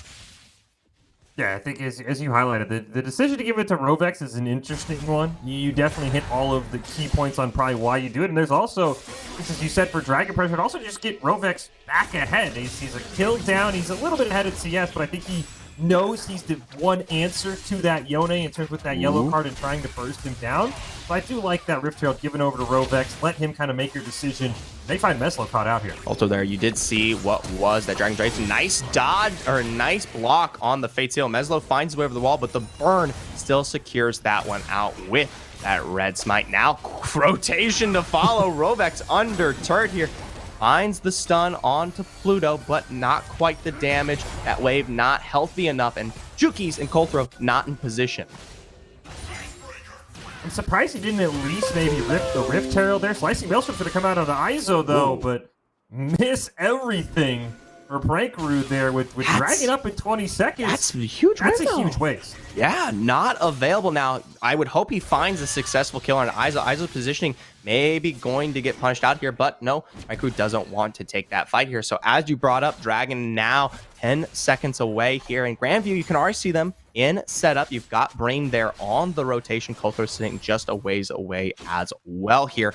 What I would like to see, Rovex, throw that Rift down, utilize it for the pressure, force a response from at least someone here, and then just keep priority in these major waves. Shogo and Chukis, though, can't be giving up any two bleeds. I like Kothro. He's on the defense, though. Almost got caught out there. Did Shogo went forward. Learning Brain is here. They might want to take this fight. Even without the Slicing Maelstrom, which is about halfway off cooldown, there is still a teleport for Prankaroo, and nothing Izo can do to match that. So worst case for Grandview, it is a 4v5. There's that Rift Herald you were talking about dropped in the mid lane, and we might get a brawl over this dragon. Pluto doing a good job to try to front here. Rovex on the other side. Meslo, though, deep finds what he needs. A knock on to Kothro. A nice fissure there in response, though. Dragon is secured for Grandview University. Technically, they come out on top. No kills to punish. Meslo able to get away in the 1v1 with Rovex there. Prankaroo didn't even have to burn the teleport, so he's going to be able to match Izo up in that top lane and probably deny any plates. That's a phenomenal play from Grandview. They set up around it early. They punished the fact that Izo can't rotate down. Except they didn't lose a single kill, which is really a testament to how they played that fight with Rovex on the back line. But now Kothro, he wants some more on this bot lane tower. The sad thing is they know he's there, though. The minute he comes through that bush, he's easily spotted out from that return. Grandview have set this one up. They know it's the potential. Now, anytime he does rotate down, you see the collapse already through and through from Grandview. So what was the potential? No longer available. Now towards the top side, Izo is poked down. Prankaroo looking more than healthy to work with here. Doesn't have the grit stack, and as a result, Prankaroo picks that one up. Phenomenal job by Prankaroo. This time landing the Slicing Maelstrom, and with plates falling in 30 seconds, something that's very interesting, Zephyr, is the domination for those plates for Columbia College. They got 4 in the top lane, 3 in the mid lane. They're maybe going to look to get a third here on the bot lane, and here comes Destiny. We're going to get another dive. Teleport, though, is available there. Prankaroo doesn't have that Slicing Maelstrom, but is going to be there for the response. Chuki's looking low, goes gold there, but Pluto is going to fall. Nice axe is found there from Shogo, but the response, 4 members, Grandview, the rest of the team, their fate's not quite going to hit from Meslo, and they come up a kill to bolster. Phenomenal play there. Ooh, can't quite stop the back onto Aaron. And I mean, this is going to be first tower in the top lane for Izo.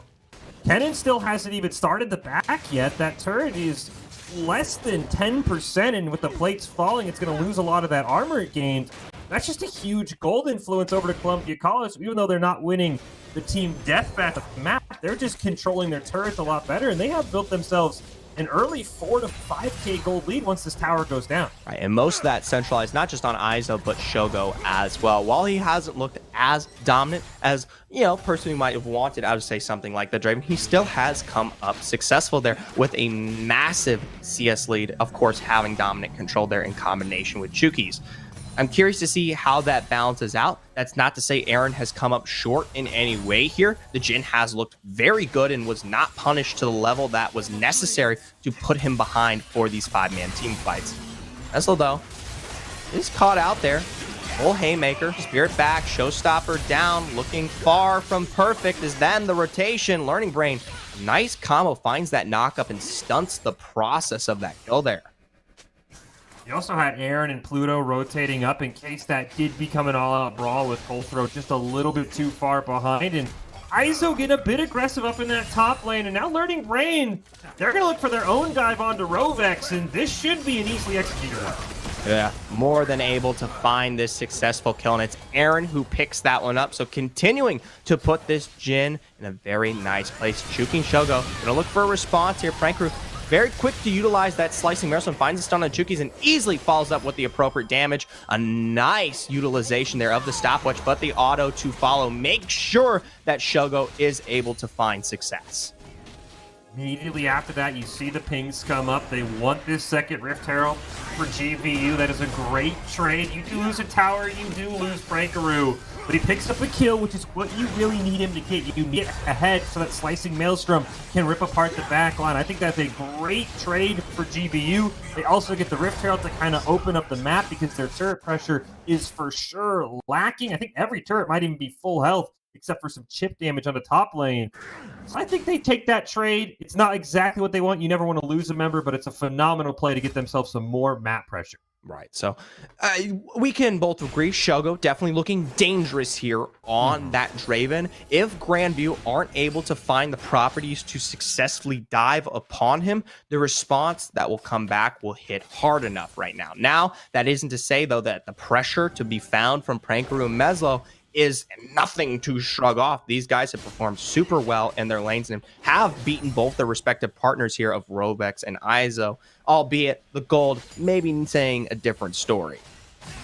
Shogo, one of the most mechanically gifted players, I think, in the NECC. He's going to have his work cut out for him, and so will CCs. They're getting run down by the Dragon Pit.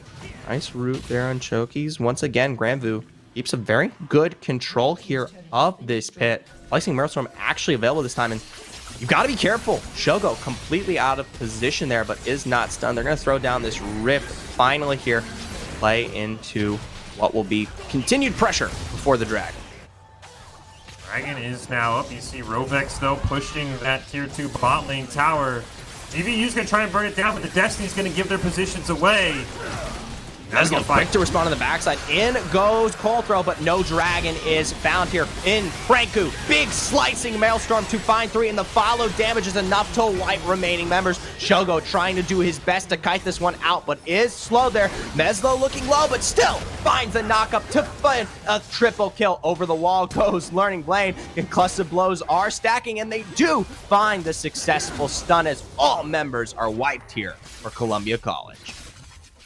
It's an interesting call for Columbia College. I mean, with the Destiny, you would have had a good idea of where the Dragon was at. I mean, of course, you have the Lee Sin, one of the higher tier objective stealers in the game in terms of smite versus a Xin Zhao. Of course, you can kick him out of the pit. But I think you just give that one over. I mean, yes, you put GVU on Soul Point very early in this game. It is only a Cloud Soul, I know, usually regarded among the weakest on the Rift. That just felt like Columbia College fighting for the sake of taking a fight and believing that they're the better team when they really had nothing to gain on that fight and were put in a very awkward position because Rovex was on the other side, and a flanking TF is not the scariest champion in League of Legends. Right. In no way are any of their potential carries ahead to the point there where there is necessary response here. Grandview University can completely run it one direction without having to find responses towards, say, those flanks. So what we set up in draft here has not come true for at least Columbia College. On the other end, Grandview, though, they're playing directly towards their advantage. We talked about the 5-5 matchup here and how they had a great chance of setting up these fights, and that is picture perfect into response of what we were looking for. Prankaroo did his job perfectly, right? He flashes, he rocket pelts right on top of Shogo, pops the slicing Maelstrom. By the time that stun is over, Shogo's sitting at 30% health, and Meslo can just easily finish him off as 6-1 on the Yone. That is picture perfect for how Grandview, as you said, Zephyr drafted this. Shogo's going to get caught again. In response, though, fights taken on both sides of the map here. Rovex and Izo trying to find something on a Prankaroo, and they are able to do so. Looks like the engage that was started up from Grandview was not successful there in the mid lane. No Glacial Fissure, but the rest of ultimates are available there as this tier 2 is pushed down. It might have him pinched, though. Yuki's on the backside. He's on the other side. Remember, he does not have that. He does not have the available, my apologies, depth charge here. But this is absorbing a lot of pressure across the map there as that inhibitor turret will fall. Grandview is just kind of giving this one up here. Okay. Yeah, that was a great, fake out by Columbia College. I mean, you and I thought maybe they're going to go in. Now they have to catch out Shogo to get value. He's just going to simply be able to run away. They do catch Meslo, though.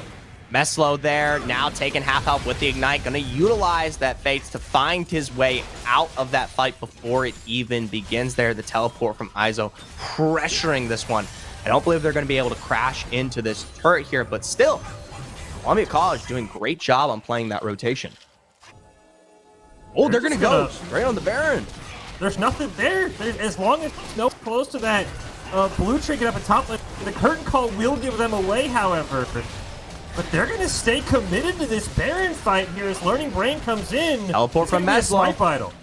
straight around the backside here. Learning Brains in to try to steal this one. A nice showstopper pulls him out of the fight, but that's Columbia College looking more than low enough. A good Maelstrom is found on almost all members. Colthrow is healed up there, but doesn't have the grit into the Haymaker to survive. Follow through, though, from these carries are going to get the response that they want here onto Meslo, but now with Aaron stepping up, Learning does fall. Shogo keeping the pressure, finding himself a double. Rovix on the backside! Rovix on the backside to take out what is Aaron. Now the gold card, Pluto with no damage and a quick ace. Columbia find the response they desperately need.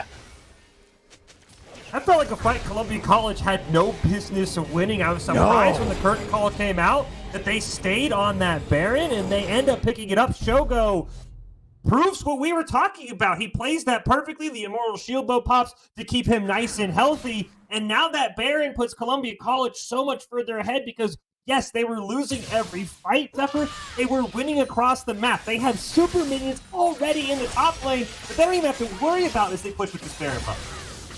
Now here, Baron buff to work with, Dragon up, and I'm curious to see what the defense looks like here from Grandview University. They were unable to find the full rotation that they needed here onto Shogo or Rovex into that fight with the Baron, with the Soul on the board, though. I don't know if I can just now hand over complete control, and yeah, Columbia College, they're going to pick that one up easily. Grandview probably realizes with Baron, if enough members, especially Shogo, stay alive, one more fight and it's just simply GG for them. With bot lane already pushing, they only need to get a couple of towers in mid or top, and with that Baron, it's going to make it so much easier. And I'm curious where Columbia College wants to go with this Baron. It looks like they want to shove mid, and they'll send Shogo and probably Chuki's up to that top lane to push with those Baron-powered minions as well.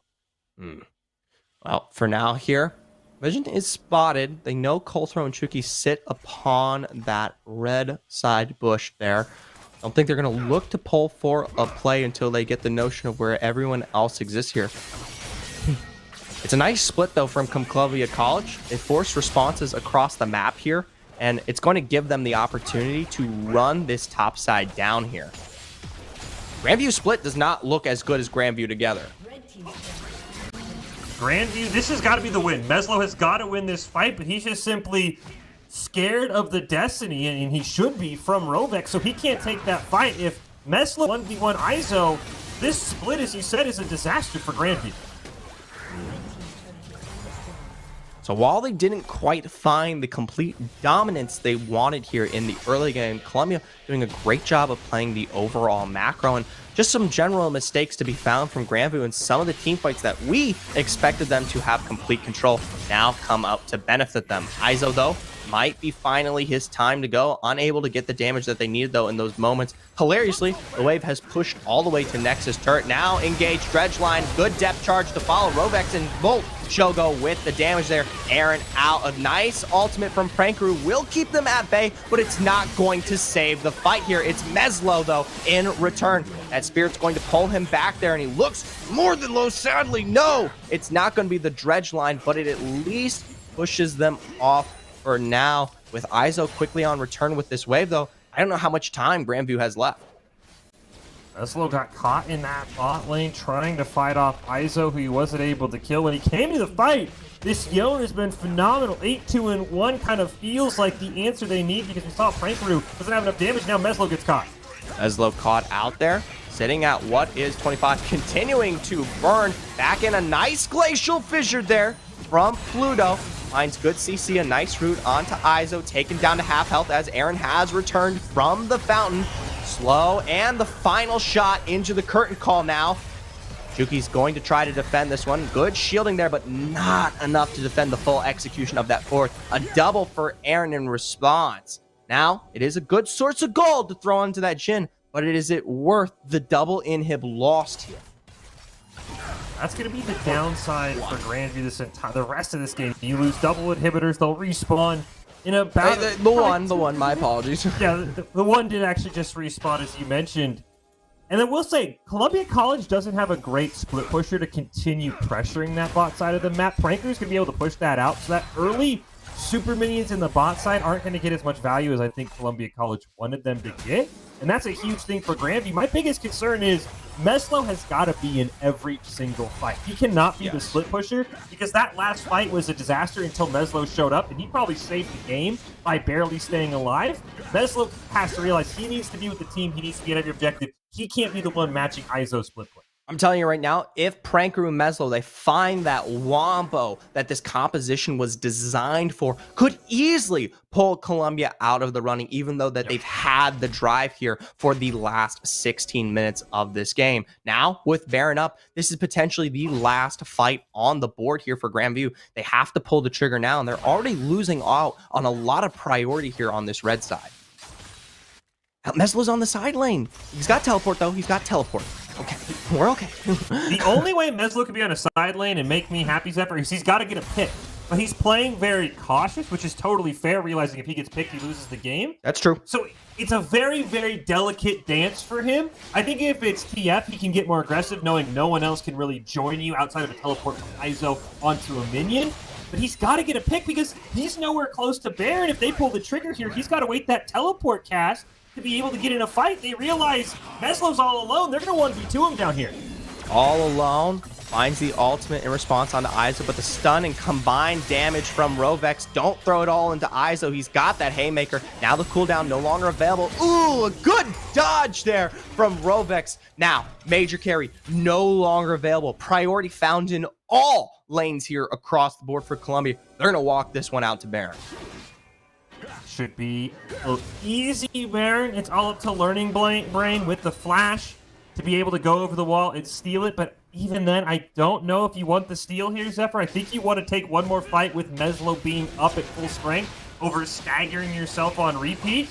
So this should just be a free Baron. Maybe you burn down Dragon, but Izo plays that perfectly. He's getting a nice soul. So what can they do with the curtain call? What can Learning Brain do is the big question.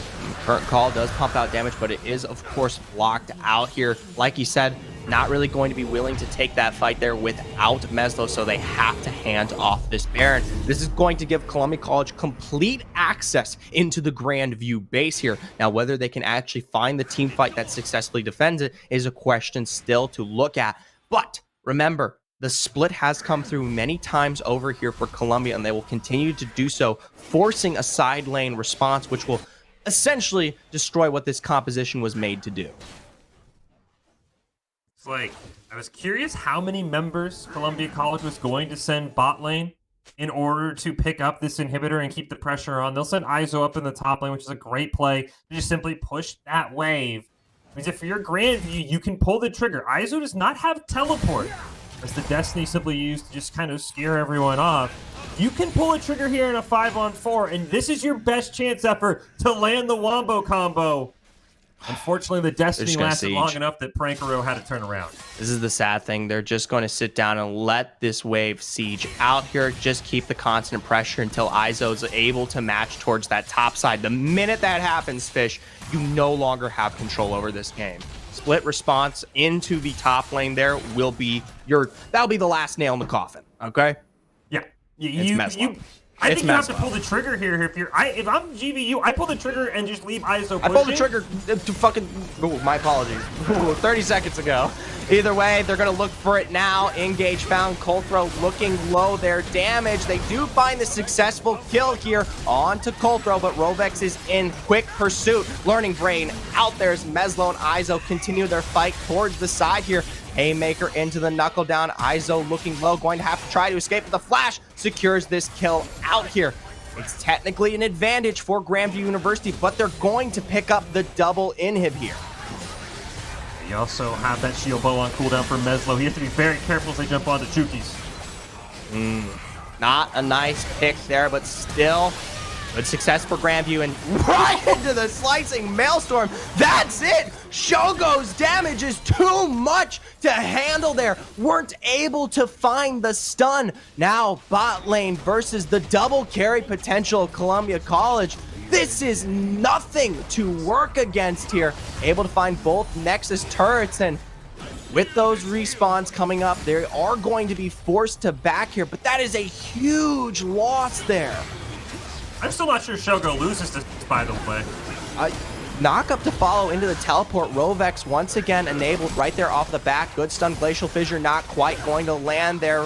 Rovex stepping into melee range is going to be difficult, but Shogo's quick with the follow through. Successful kill onto Learning Wayne as the wave in the mid continues to push forward there. You've got 10 seconds still on Meslo. Prankaroo's up, but he doesn't have that Glacial. Now, straightforward, Shogo steps up, picks up one more kill before the end of this game here. Just finished the job! Once again, another fight there, but still there, finally. Cold throw, one last auto. Take us to the end of game one. Every time after a game, Zephyr, the casters always have the fallout. What is the easiest to ban? Can we ban Shogo? Because I don't know how you stop him. He literally 1v3'd. I know Rovex teleported in, but it really feels like this is Shogo's world and we're just living in it. It definitely feels like that. I don't know if the bans are going to help there, because the major problem that came through was the fact that you had such a complete control here from Colombia, not the direct champion picks, right? Because we saw some of those early games. Yes, there were some minor successes in terms of the gold, but those lanes were coming out relatively more even here. It was the fact that Colombia was able to basically dictate the positioning and response here from Grandview before they set up any kind of fight there. Meslo's death there in the end was planned perfectly. Split from Izo, take him down low, and then once he finally came into that fight to try to finish things off, was gone. Once that death timer was on the board, fine, Shogo's enabled. He's good. Yep. I think the biggest thing for Grandview, what they've got to do, is they've got to be on the same page with their comp. You and I thought the comp was simple. Prankaroo's going to slicing Maelstrom onto Shogo on the back line. Meslo's going to follow it up, and it's going to be GG, especially how far ahead Meslo was at one point at 6-1 on that Yone. We never ever saw that combo actually put together. How because could we? Meslo kept being... Well, Meslo, at the very end, I think you and I are on the same page. They just needed to pull a trigger in a 5v4. Let Izo push. That set's going to maybe get an inhibitor worst case. Pull the trigger on your comp. Don't just draft this comp that we're waiting 30 minutes to come through, and it never does. Or you've got to draft something different. You can't rely on Meslo to be part of the comp if he wants to be the split push answer. Either way, looking for general proactivity is definitely what it seems to be here coming off of the desk as we approach our game two. As for us, though, we're going to go towards a short break as we get that lobby all wrapped up. Stick around and stay tuned for a continuation of our final series here.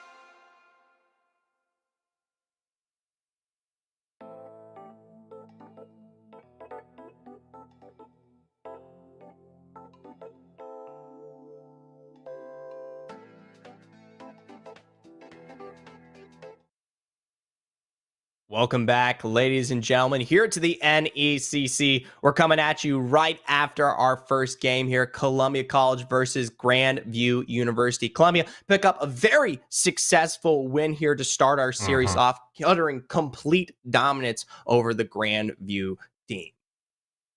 Yeah, I think that Columbia College basically played that game perfectly. They lost early game in terms of the kills, but they knew their goal was just the end. The end game of League of Legends is to kill the Nexus. For you and I know this. Everyone should know that. That's how they played it, right? We're going to get towers. We're going to get value across the map. You can get ahead of some kills. I think at one point it was like 13-8, but Columbia College still had a 5K gold lead because they got plates. They got value across the map. They played for that end game, and they put Grandview in, as you said before the break, an unwinnable position because Meslo was the only person who could answer ISO on the split push. But the problem was Meslo was the only person who could win team fights for Grandview as well. As we hop into the Game 2 draft, I'm curious what will change. And really, I think my biggest question is, what did Grandview think the problem was? Because the pick and the bans are the easiest time for you to say, I'm going to ban something that I didn't like playing against. And I'm curious if it's the Draven, if it's the Twisted Fate, what exactly they try and take away from Columbia, if anything. Because so far, this draft is the same thing they banned in game number 1. Well, but if you were talking about things we're looking to change up here, I want to see more options here out of Grandview University. They need something to route through more than just, say, Meslo, because it really was the Meslo game coming out of that first one there. And while, yes, Aaron had plenty to provide with the Jhin, in terms of the accessible DPS, it was nowhere close to the success that was found towards that mid. So having more to route through, say, the Nocturne now on Brain, potentially looking to amp this one up and run it through, could be good potential here. Yeah, I love the fact that Brain is now the answer to Rovex with the Destiny. The Nocturne can basically just follow that Twisted Fate around the map.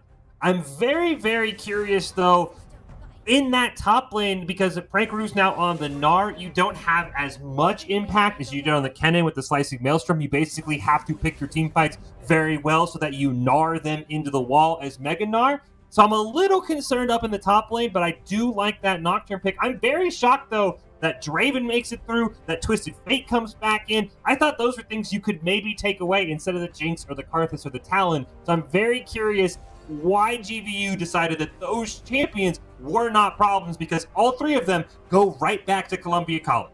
Yeah, that is not something you want to play into there. We already seen the massive success that was Shogo here on this Draven, completely leveling the playing field in those last moments, taking fights that we did not expect him to come out on top of him. So shame on us for not believing in his skill, but also Rovex back on that Twisted Fate. That is a nasty potential here out of the mid, given it we saw the level of control he was able to put on that map and what rotations he did find with the Destiny. More notably, playing those team fights very well. Granted, his first one maybe not as impactful with his flex rotation with the Destiny, but everything to follow was very nice here. There is one thing that has changed that I do think does give Grandview some general potential. Iso is now, of course, on something more consistent we have seen out of him in the top lane, playing for those tanks here. And now, while Tom Crunch is not completely the, I wouldn't say he's, wet noodle tank. He definitely has all the potential in the world to run you down, especially when he gets to that point. But it's definitely more manageable here for Prankaroo and what is the side lanes. It's not like you're going to have to throw Meslo or someone to constantly match this one out compared to what we saw out of the set. So maybe giving some context to why we saw that ban. And speaking of comfort, I think the other thing you have to watch is on that support side. We kind of swapped there. I know it's not the Braum for Chokies, but it is the Karma, the more of the defensive support. But Pluto's on something that he's a lot more comfortable with. He is the engage style support. It's a ton of Nautilus. It's a ton of Galio. It's a ton of things that want to start fights. Leona as well in his match history. So I like the Nautilus pick to be able to start fights. I thought I had that circled on my prep sheet as a spot where Grandview could win. Now, going into the Karma Draven, you're going to take a ton of poke as Nautilus. You're not going to have a lot of fun, but you at least enable yourself to win fights. Right. It probably also means Aaron can now bring the heal or the cleanse, whatever he wants to bring on the Jhin, instead of being forced onto an exhaust. And I'm curious with this Twisted Fate back and with Coulter back on the Lee Sin, if Columbia will try, really the only bad thing that happened to him in game 1 was that horrendous 4-man tower dive where they end up losing all 4 and only get the 1 pick. I'm curious if they'll be that aggressive with Chokies on the Karma, because you don't have as much initial CC, but you have a lot more shielding to be able to keep your team alive if a tower dive goes wrong. I think that's definitely a potential to work with, but something that was not brought up there is the fact that there's plenty more to respect now with Brain on that Nocturne. Granted, Paranoia, of course, won't be coming on until you hit that 6, but the follow through that will always be enabled there cross map rotationally from, say, something like that Nocturne definitely kind of warrants your ability to find a successful dive every single time. You have to constantly be managing that one out, because not only is the Paranoia going to kind of throw you into the ringer there, once those spheres and the aggressive damage from, say, that Nocturne come online, we don't know if it will work out as much or in favor here for Columbia College. But that does mean we need to see something out of Brain on this Nocturne, right? It's not like it's just an easy win, press R, make it happen. You still need to see him high tempo, fine pacing, get out there, make some proactive moves here against Columbia College, and more importantly, be there to shadow when things start to go wrong. That's the big question with that Paranoia. Is it going to be used to match Rovex wherever he uses the Destiny 2, or will it be used like we saw in Game 1? There were several times where Meslo had ISO low, but he was scared of the Destiny. He was scared of a teleport. He wouldn't follow it up. If that happens again, will Brain just Paranoia into the bot or the top lane and get a pick on ISO, but leave his team in a 4v3 across the map where maybe Shogo or Rovex can pop up? It's going to be very hard, as you said. It's not just press R, win game for Brain. It's going to be very, very nuanced where he ults. Does he ult Shogo? Does he ult ISO in a side lane to get his team a 4v5 across the map around an objective? It's very, very hard. I'm also curious how much ganking he can do early. Nocturne needs a lot of CC, which the lanes don't really have. He might just be power clearing for Paranoia, and that might enable Coldthroat for another invade like we saw last game. Well, an invade potentially, but I want to see Coulter maybe make some more impacts towards that early game. There was definitely a bit of a lull in regards to where he was trying to find his way into these lanes. Granted, none of them were really set up. There was a lot of pushing coming out of Columbia, so we never got the opportunity to see those massive song waves. Everything had to be something of a dive, especially towards that bot side here. Now, something we did not discuss, the win conditions have definitely changed out here. Columbia isn't all just one and done, boom, giving themselves the double tank to work with. They now have the opportunity to last this one out, especially into those team fights. I look towards ISO on that Tom Kench, of course, to set that one up in terms of great return CC. And in the opposite end of the bargain here, Grandview, not as crucial being that wombo that we were looking for in game one. Definitely want to find success in the one-to-one matchups, which is, in my opinion, much more difficult, but could potentially be a win condition that leads them to success in comparison to what we saw out of that first. My big concern for Grandview is if Shogo plays like we expect him to play, not getting ahead as much, that karma makes it so much harder to dive onto that Draven, because Chuki's was diving in as the Nautilus. He was the engage for Columbia College last time. He has no reason to move anywhere aside from Shogo. He's going to look like a Yumi in all sort of ways, because he's just going to be right next to Shogo. So I'm curious how you kill that Draven now that he has a karma pocket. That makes it so much harder than when Nautilus was kind of leaving Shogo by himself on the backline. Right. And so, you look towards Pluto there. It's not exactly a one and done deal for him now, straight into that karma matchup, right? And the follow through on the damage isn't really completely available. So, like I've said many times over, need Brain. You need Brain. You need either a rotation from him, or Meslo could definitely come through with the Echo. We did see full 4-man rotations come out from Columbia. Now that the comps have switched up here, we need something similar in response from Grandview University, that same level of proactivity, which is one of the more crucial aspects here that was definitely a big weakness coming out of that game one. What really came to punish Grandview University, even though they tended to come up even in the early game, they didn't look lackluster. They were definitely playing it well enough to find success and keep what was Columbia off of a lot of those early objectives due to their power and their strength, was the fact that once it did get towards that mid to late game, they were completely divided in what they looked to do. And as a result, we're nowhere close to finding success into either a major team fight or any of those pushes that came out. We're constantly forced to respond rather than being the ones in that driver's seat. Either way, we make our way here towards the second game. If you're just joining us, Columbia College one up here against Grandview University. And speaking of being in the driver's seat, it's something that We didn't really get a touch on Zephyr, so I'll get your quick opinion while everyone gets set up, because I don't think Columbia College is going to go as hard as we saw it the first time. What do you think about Grandview picking red side after losing? A lot of teams like that blue side because you just get the first pick in the draft. I would say a majority of teams after they lose will go blue. What do you think about Grandview losing on red and then picking red again?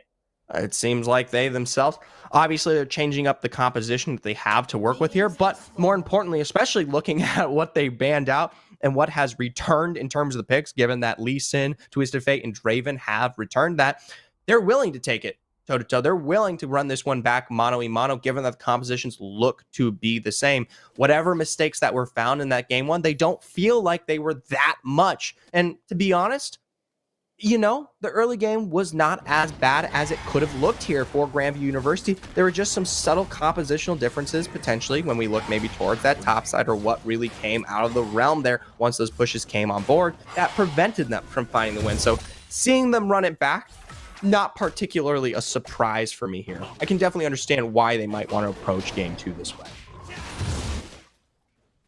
A much slower game two. Everybody in their respective areas. But the only noticeable thing is Colthrow is going to start on the top side of his map, while Brain will start on the bottom side of his. So I don't think we'll get a invade early on. And Chogo still playing very aggressive into the face of this Nautilus. Easily. See if they can punish it.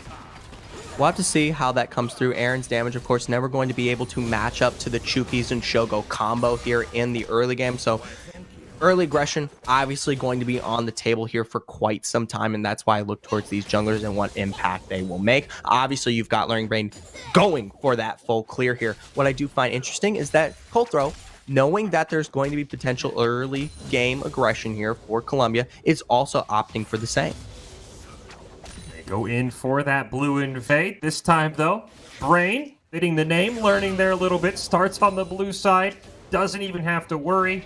Does lose a pink ward there, but that is about it. But that gives some pressure back to Grandview's bot lane. But so far, again, a lot of things shaping up the same, Zephyr. It's an early CS lead for Rovex, who's going to take a little bit of a poke. It's an early CS lead for Shogo.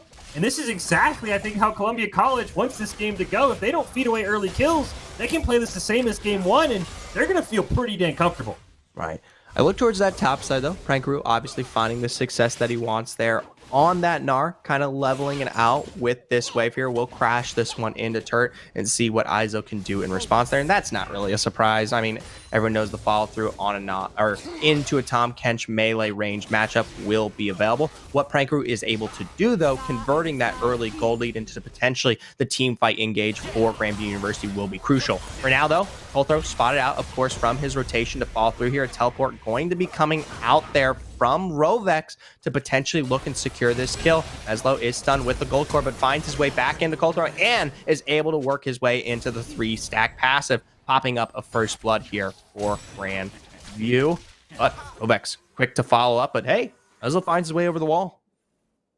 I like the aggressive play from Columbia, as you and I talked about. They know Brain's got to basically power farm to 6. They're going to want to dive this Echo, by the way, and they're going to get it. Yeah.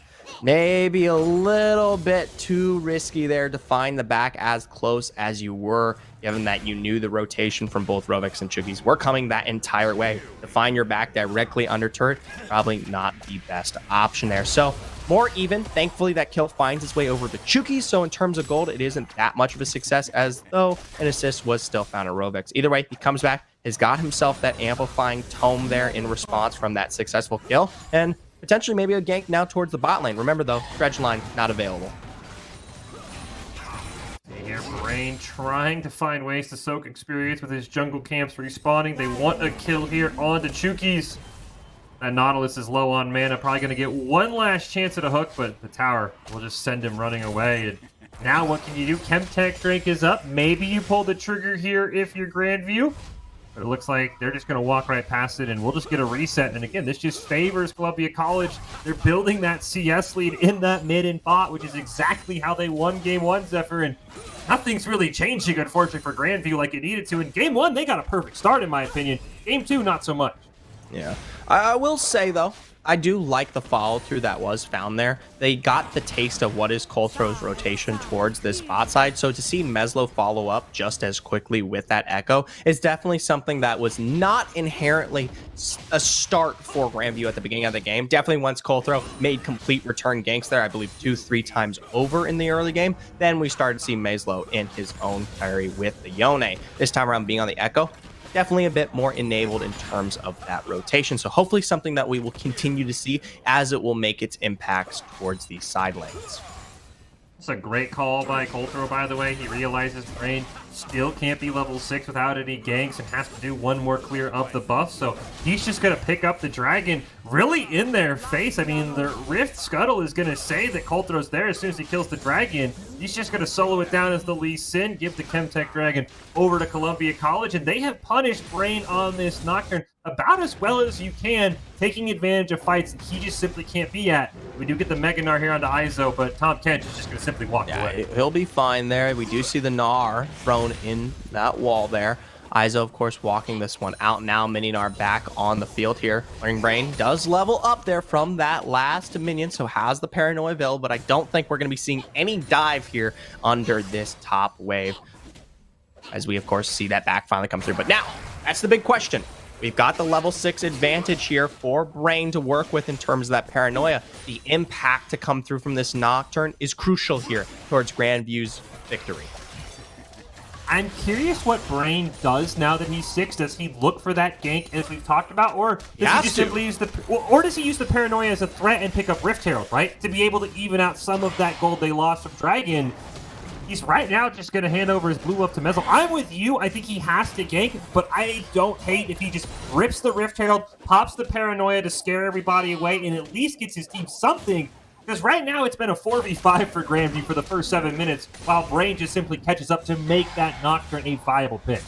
Well, he's in the position to find anything he wants with that Paranoia, especially since these lanes are constantly in further rotation very far forward. If they've been keeping track, especially of some of those summoners, they know the response may not be completely entitled, but then again, Destiny always being an option that you have to work or watch out for in particular. Still something, though, that will always be constantly on the mind of Grandview there. For now, though, bot lane, everything constantly in pressure. Prankroot very deep here towards the top side. Once again, another Gar. This time around, Learning Brain is going to follow up under turret and finds... No! Not the successful kill! Devour in those last moments. That's gotta bite. Quite literally. That is the worst case scenario, Zephyr. You spent 8 minutes leveling up to do nothing. Now Destiny's uncontested and we're running back to 4-man tower dive. Ultro maybe there a little too late, but does it really matter? Shogo picks up the immediate response there onto MB Aaron. Now they don't quite have the wave, but Pluto going to try to run away either way here. Ledgeline into wall, of course, and the quick follow-up as Colthro picks it through. Meslo now in rotation. Does have that Chrono Broke available as he falls low, but he's right into the midst of the rest of this squad here. Shogo steps up. One more auto would do the job there. Meslo finds a nice slow that he needs to make sure that nothing comes out here. Now Shogo, maybe a little too far forward, but definitely has the defense with both the Karma and Lee Sin available to make sure that they're on top. But look at how low they are on the back end of that fight there. And the saddest part, there's nothing Grandview can do to clean up any of them. I think the sadder part about the Bees effort, they didn't have to use Flash or heal on Shogo. He didn't have to blow a single summoner to live that. 2 towers deep chasing down Meslo. He just walks away for free. Blast cones out. Chuki saves onto the match as well.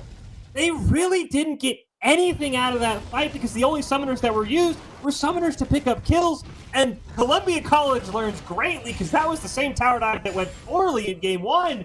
And now Grandview has basically nothing. That Nocturne's 0-1. The first Paranoia gank was a disaster. Now what can they do across the map? They need a Rift Herald. They need something to get that gold back in their pocket. It is quickly getting away from them. It's already 2K at 10 minutes, and Columbia has played pretty passively to build that lead. Right, and there is lane advantage found across the board here for almost everyone. Anybody, the carries especially, who needs to be ahead, have found great positioning here for Columbia. And I gotta tell you, the one big reason I do feel like that dive went a lot smoother, albeit they don't have the CC to start that one up. When the wave is completely in position, you've got the split where you've got Colthrow there to choke that one out. Guess what? Chuki doesn't need to be hard engaged. The extra damage provided having that Karma on board is just enough to work that one. And as a result, we see Aaron fall that much quicker. I will say, the good news for Grandview is that Breakeroo's a lot further ahead than he was last game. He's got that sizable CS lead that I think we predicted. He's also got 2 plates to 0 up in that top lane. He can make plays, but as you said, that wombo combo on Gnar isn't quite what they're expecting. It's a lot harder to pull off the Gnar than it is the Slicing Maelstrom.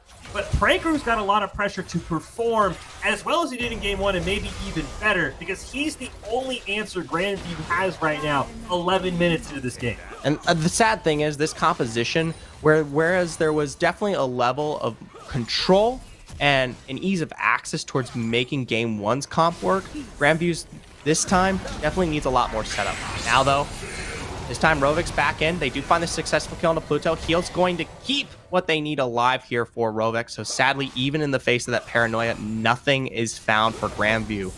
Eslo is waiting there on the side to potentially come in, but Colthrow doing a great job blocking it. Burning Brain is waiting there as well, but as you said, the paranoia is on cooldown, so we basically have to flash on top for the fear onto Shogo, which isn't going to happen. They're going to just look for plates, and they want Aaron as well. They might find Learning Brain for a second pick. Learning Brain here, a nice insect from Colthrow there off the back end of that flash. Now Chuki stepping up. It's actually, yes, going to be a ward there from the last moments of that Comet. Now they pull back, find themselves another plate. Dredgeline is down with a root under turret there, albeit no turret damage. Frankroof going to try to make this one work in their favor as the teleport is going to come through from Rovex. Eslo on that side, and now with all 4 members down, they still cannot work their way in. And you got a feel for Grandview. I think Pluto ended up blocking Learning Brain onto the second tick of that empowered Mantra Q that ended up getting killed from the Comet, as you said. This has just not been their game, but they're still a way back in. I don't think they're too far behind yet, but the problem is Shogo's getting further and further ahead, and with how the Draven passive works, every kill puts him even more ahead. And now Meslo has to be careful. They just need somebody to pick up a miracle kill. And I think Grandview can get right back in this, but Columbia College, I will say, they have played this perfectly. They're not getting too aggressive. They feel like they're the stronger team, but they're not pushing their advantage. They're just taking fights where they know they can win, which is a huge play if you want to just suck the life out of Grandview here in Game 2. And the saddest thing of all is with that second dragon falling here and now the Inferno playing into the map, it just reminds me of the fact that this is even worse than the Game 1 performance here out of Grandview. They have no control over any of these objectives. And remember, they took 3 in a row there for that dragon. Now, though, Learning Braid, trying to play it directly in Show, does find the fear. Let's see if Kogo can kite this one out. Of course, unable to do so. Big shutdown, of course, found there onto Learning Braid. Something finally nice for Grandview. Up towards the top, Colthrow essentially looking for kills here on the Prank Crew. Being in that Meganar, now missing his ultimate. Don't know if it's going to come out on top. A good Devour to save Colthrow there from Izo. Make sure that this is not a loss here for Columbia. That's exactly what I just talked about, Zephyr. Somebody had to make a play, and it's Learning Brain getting a pick onto Shogo. Colthrow basically tries to answer that with a pick onto Prankaroo, but a Nar's a lot harder to gank than a Draven who's backing. That is huge for Brain. It gets him back in the game. It gets him that huge shutdown bonus as well. Grandview needed that play. It doesn't put them in the driver's seat. They're still down 3k gold, and they're going to lose Rift Herald.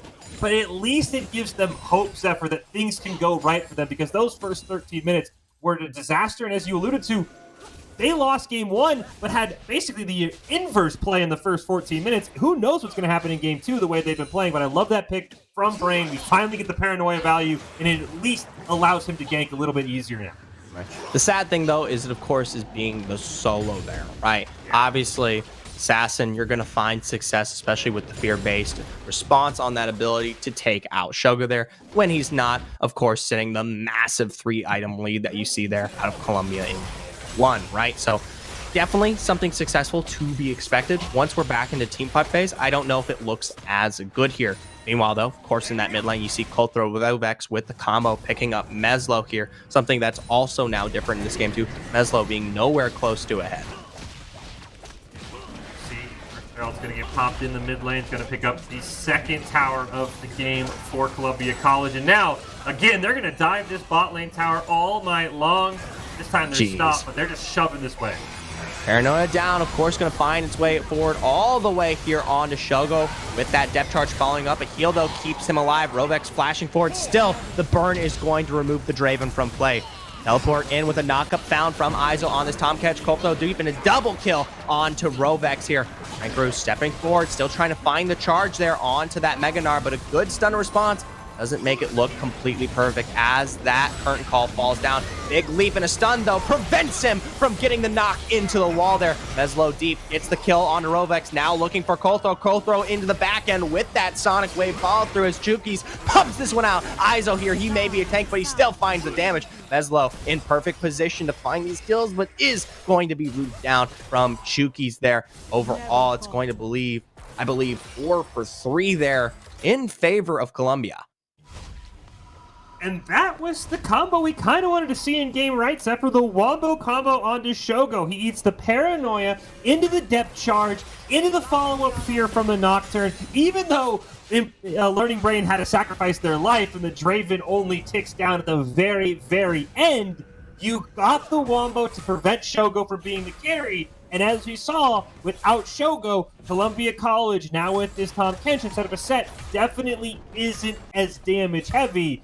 So they pull off the somewhat Wombo combo. They didn't win the fight for it, but at least we know they have a way this time to get onto Shogo, because in game 1, they couldn't even get close to the Slicing Maelstrom. Right. So the combined amount of CC here putting Shogo at a disadvantage this time around. Now we've got that third Drake coming up here in 1 minute away to see what Grandview has now coming out of some successful kills, majorly finding their way over a course here on Learning Brain and Meslo. How are they going to play this 5 out, or are they going to do so at all? Well, this is a good Paranoia. Never mind. Team was too close. Get it away there. I like the call to not go in, though, right, Zephyr? I think some Nocturnes realize I think it was alone. appropriate.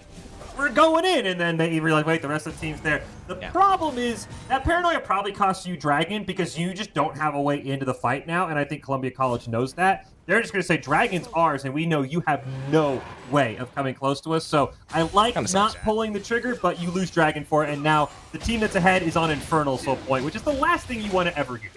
The thing is, I think there was more of a confirmation there. When you pull the trigger on Dragon, you know they're going to all be looking for the take on to that Infernal. So the Paranoia, obviously, are going to be going into the full 5-man.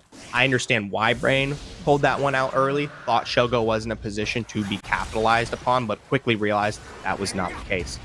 Oh, Iso, though, is going to be able to get what he wants there with the dive out. And, well, throw the taunt in the mix, too. Why not? Why don't you? They burned the ghost at least, Zephyr, right? That's something. You know, take what you will. Now Meslo has to be careful. More than careful.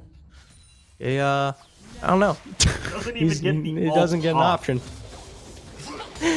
All right. I look at that, I say, and you thought Lee Sin was better to leave on the board instead of Karthus for what reason? I'm just very curious why the Lee Sin made it through to this game, because Colthro is putting on a display of skill on that Lee Sin, because now they're going to lose 2 towers for that pick. Maybe just 1.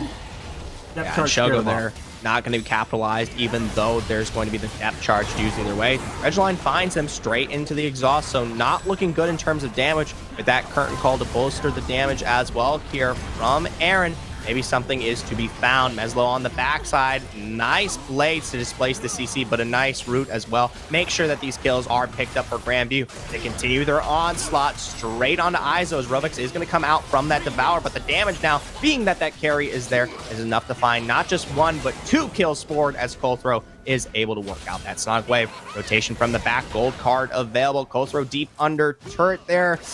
Just not quite, though, in positioning to get the stuns that they want. Just yet.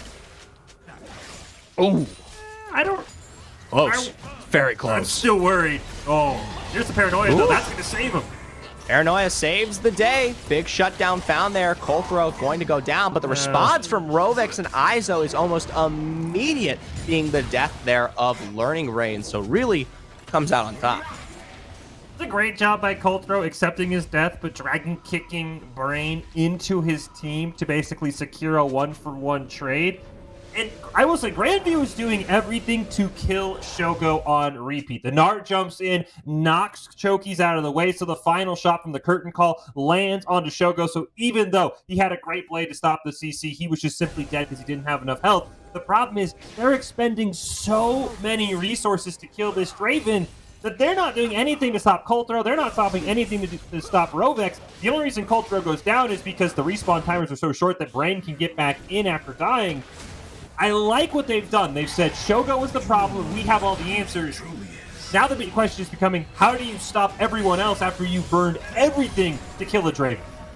And that's, I don't think there's ever going to be response into that unless you play into almost the perfect setup of an ultimate from, say, someone like Prankaroo on this Gnar. So once again, kind of a one-sided opportunity here for the potential win condition of Grandview University. And while, yes, they did meet with a good response into Shogo here, you hand over things. Once again, we're going to bring it up. Twisted Fate, back on Rovex. Colthrow here, got that Lee Sin again. These are two major picks that both of these players excel on handedly.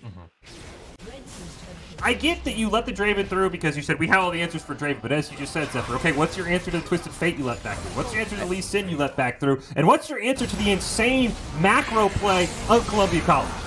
Well, either way, Engage has been started up there. Deep dive down from Rovex. No damage quite yet to NECC. The full kill, but as Pluto is caught out, that will be the first one to behold there. Prankaroo stepping up. Going to be able to find himself into that Mega Gnar, but not before the first turret falls. Now the inhib to follow. Remember that Paranoia is no longer available. Pluto isn't available, but now with Aaron returning from the fountain, they may be able to hold this one off. Prankaroo with a very nice leap forward to find the Gnar back into the Nexus turrets, but it's not before Learning falls. Colthrow deep. Aaron deleted here. Prankaroo going to be able to potentially pick this one up, and the turret shot doing more to help. But now, Maeslow, Prankaroo, they're back up.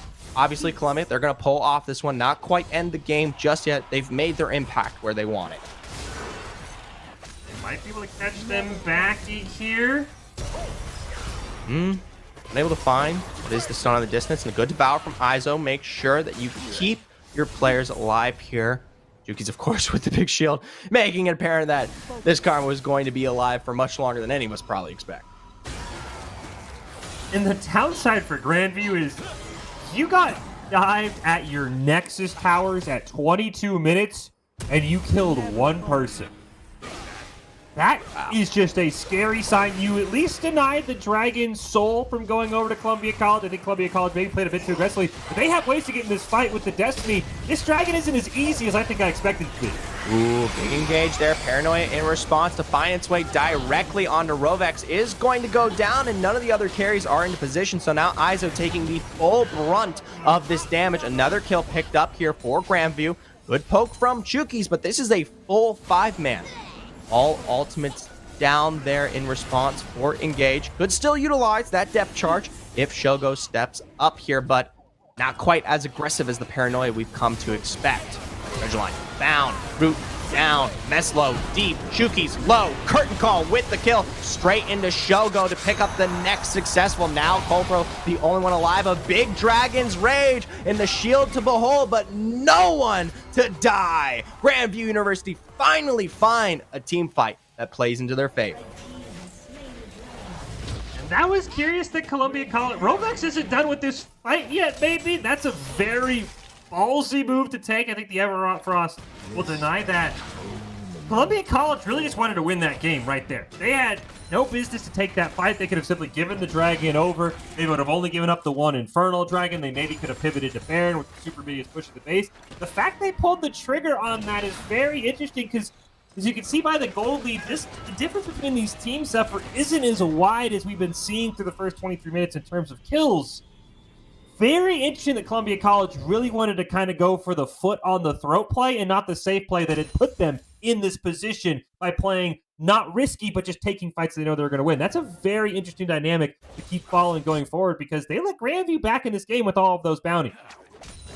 The gold evens out remarkably well, most notably finding itself, of course, there on to both Meslo and Prankaroo, looking very nice for the both of them here. Either way, Columbia now grouped up as the full 5-man Paranoia. Once again, Redemption, they're going to utilize this back on to Rovex, but he's quickly stunned out, so the impact nowhere as good. Ultra low, Meslo deep, a good Dragon's Rage to keep him off it. Rovex here might be punished as the gold card is thrown out. Good damage from Shogo, but he will still fall either way. A snipe found from both there of Aaron on this Jhin. Now, your two major carries down. Aaron on the board here. It's Grandview's game.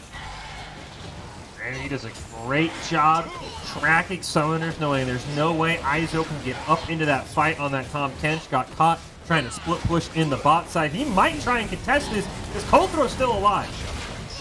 In goes Izo, going to front with most of the damage. They're unable to find the knock out of this major fight. TP now back in here for Meslo. And while they look low, remember, you have no damage to work with, and Coldthrow is not the best option there for that kind of dive. Meslo, of course, following up here to assassinate what he can. Remember, he still has that chrono break, so he'll be able to work himself out fine either way here. Aaron still ticking down. Remarkably so. You have Rovex has that destiny if he wants to make his impact there, but yeah, he finds his way into pit. Learning Brain going to utilize that Paranoia. Good block with the spell shield to make sure that Grandview finds their way out of that one. Wow. College finally does back off, and I think they'll probably have to play this one a bit more cautious because now back-to-back fights they get punished for being the aggressor. The gold lead now shifts comfortably over into the hand of Grandview by about 2,000, and the big thing is going into those fights, Aaron was about 1,000, 1,500 gold down against his compatriot in the bot lane in Shogo on that Draven. Now that gold lead is only 200, and that makes that Draven a lot less scary. And I will say, Prankaroo has found so much better value on the Gnar with the Gnar, as you will, as opposed to the Slicing Maelstrom. They are almost all landing right onto Shogo, and he's not the menace in the team fights that we saw in Game 1 because Prankaroo has found a way to shut him down. Right. And the surprising thing here is for these last fights, the major change that has come through to start them off is the fact that that Paranoia is being expended towards Rovex, and while it was successful in the first one and not quite in this second, it still was enough to enable the start of it, right? It splits it up. It prevents the damage from being so succinct from Rovex and Shogo combined. Now, though, I don't know if I like this one. It could be potentially the base race to grace our second game here. They've got to make the damage work from Meslo being the only one left to defend this one out here. Inhib has fallen in the mid lane. You've got 5 members in here on both, or 4v5, and you can only pray to see whose damage will come out on top. Inhib, Nexus, turrets both down, sitting half health. It's going to be down to the wire, and no! The last member there, it counted. Meslo not being available there. 4v5, Columbia. They come out on top in the last moment. Oh my, I'm lucky I kept my mouth shut, Zephyr, because I was going to say, you're base racing a Baron? That's the weirdest thing I've ever heard. Maybe the dumbest thing I've ever heard. But as you said, the one member, 5 HP, 1 HP, I don't know what it was. Columbia College is on match point in the craziest base race that we've ever seen. That was insane. And the thing is, you really can't chop that up to really any play to work with in the end. I mean, it was just fate to behold here. We're talking about seconds of damage in terms of a difference there. And the crazy part about all of it, they were still picking up a kill onto Meslo in between all of that. And they were behind going on to the Nexus towers. I think the inhibitor fell a second earlier than it did for Columbia College. Wow. I think Grandview was ahead. I mean, the only difference, and again, you can't blame anybody, is the spinning axe bonus AD for Draven. That's about like that was the difference. Potentially, yeah. Because, I mean, but there's no way to know. I mean, could you have, not canceled an auto? I mean, it's going to come down to it literally comes down to just those little minute. The thing is, it's definitely if you're looking to finish out a game clean, strong here, you don't chop it up to a final base race. That's about as risky as it gets. That's even worse than the 50-50 on Baron there. So Grandview University, they found two really great fights there. One prior to the Dragon and another before they took that Baron out here. They were finding success into the 5v5. And while, yes, there was still plenty, it's difficult. It's hard. It is hard to work into both Rovik, Shogo, and Krolthrow there being the Titans that they are on Columbia, but they were doing it. The fact that they just kind of let it end the way it did is something to say in itself. I think a big question going into game 3 is just the mental for Grandview, right? Game 1, you start out great. You end up losing it. And then on that, you make the call with Baron. You think you're favored even in a 4v5 on a base race because you have the Baron empowered minions. Still and to something. lose it by that, you have to wonder, just how do you, and this is why you're in the finals. This is why you're 8-0. You didn't drop a game all season in the NECC. This is why you're here. But man, you got to worry if the mentals are just boom for Grandview, because everyone's been in a game where you lose a base race and you just look at the League of Legends screen like, I don't want to play this game anymore when something happens like that. So I'm very curious if Grandview can rally back. And I will say, TF, Lee Sin, Draven, if all three of those are in the next game, I'm going to be upset, honestly. You got to get rid of at least one. Please get rid of one. I would like to see potentially the Twisted Fate work its way out of Rovik's hands, but if anyone can attest here for Columbia, those pools are absolutely massive. You may cut off the head of the Hydra, but two will, of course, come back either way. For us here on Des, though, we're going to be making our way towards the break as we approach Game 3, potentially the last one here of this series. Stick around.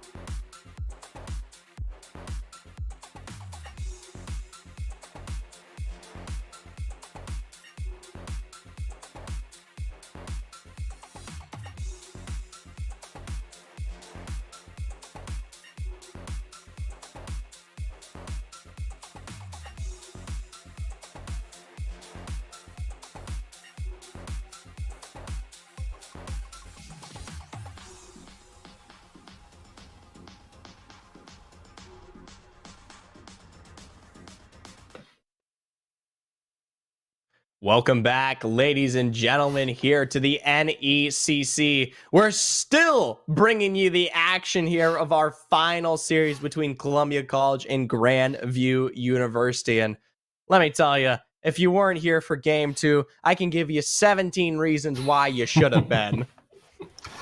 That was absolutely insane, as Zephyr just alluded to. 17 HP separates a 1-1 series from Columbia being on match point in our grand finals here at the Champion Scion Division, up to nothing. And we get into draft here, Zephyr. No, if I see Karthus, I might make you solo cast this game. We have to change something, I would prefer right? to not. Please, please ban the Twisted Fate. Please ban the Lee Sin. Please. Please take rid of that. Get rid of the Twisted Fate. It would make the both of us very happy. Okay, so no longer in the position here for Rovex. So gonna give up a lot of the global potential that has been putting the reins on some of the games here. Actually, all the games here. My apologies. We do get another interesting top lane matchup. Izo on the Volley Bear, something he plays a lot. Prankaroo switching up to the Camille. Did just recently eat a small nerf to her just overwhelming pressure. See if that ends up mattering. Would have liked to see the Nocturne potentially, but I do understand why Bray maybe switches it up. Didn't have a lot of early game value, but I think won a lot of those late game fights. Again, Colt though gets the Lee Sin, and now we get that LeBlanc for Rovex. So he's got to win lane a little bit harder against Meslo on this Vex as opposed to roaming around. And that will be the thing I'm going to keep my eye on, because we can't get those 4-man tower dives easy with a LeBlanc. And I mean, it definitely, dives are still plenty a realm of potential here for Rovex on the lock, albeit the CC no longer being a consistency to work with when you have that gold card providing. But granted, that's nothing in comparison to the burst that will be available here. Vex, though, scaling to that potential is something that worries me, especially coming into team fights. Meslo has shown to be an absolute monster here overall when available, so giving himself such a high burst, high mobility jump into some of these fights here could be drastic for Grandview. Interesting to note for Columbia, Shogo ends up moving off the Draven, despite it still being on the table, moves over to that Jhin, which is definitely very interesting with the amount of backline dive that Grandview's going to have with Prankaroo, with Vex potentially jumping in. So I'm curious why Shogo won it off the Draven. I thought he had played it so well, even though Grandview basically made it their mission to not allow him to play that game. But again, I think a lot of the questions are going to come down to now, how does this bot lane go when Aaron and Pluto aren't being basically having to play with the fear and the knowledge that a Twisted Fate is going to be in their lane at any point? I think that will free things up a little bit for them, and that's going to put a lot more emphasis on the CS difference between Shogo and Aaron, because Shogo has winning that one very handily, and now Rovex, who, as you said, can still roam on the LeBlanc, but not as much, can really just step on the throat of Meslo, because he has won that lane by 40 to 50 CS every single time so far. Right, and to give maybe a little bit more context, Shogo did pick out that Jhin in response to the Caitlyn pick, so trying to counter that one out. And while, yes, you can play through the Caitlyn in the early to have some potential to get level to control, eventually that Jhin does scale up in much of the same way in terms of burst, single target pick damage, and it looks that much more absurd here. Chuki's being back on that Karma will also continue to pressure this lane out and put the Caitlyn in a spot where she doesn't get the full opportunity to get her rotation off. Granted, this time around though, Pluto, once again, no longer on heavy engage, looking to be a bit more of the supportive style, try to keep Caitlyn alive here in the bot. So I mean, I'm good for it. I can understand why. You kind of have to, given the oppressiveness of what is going to be down there from Columbia.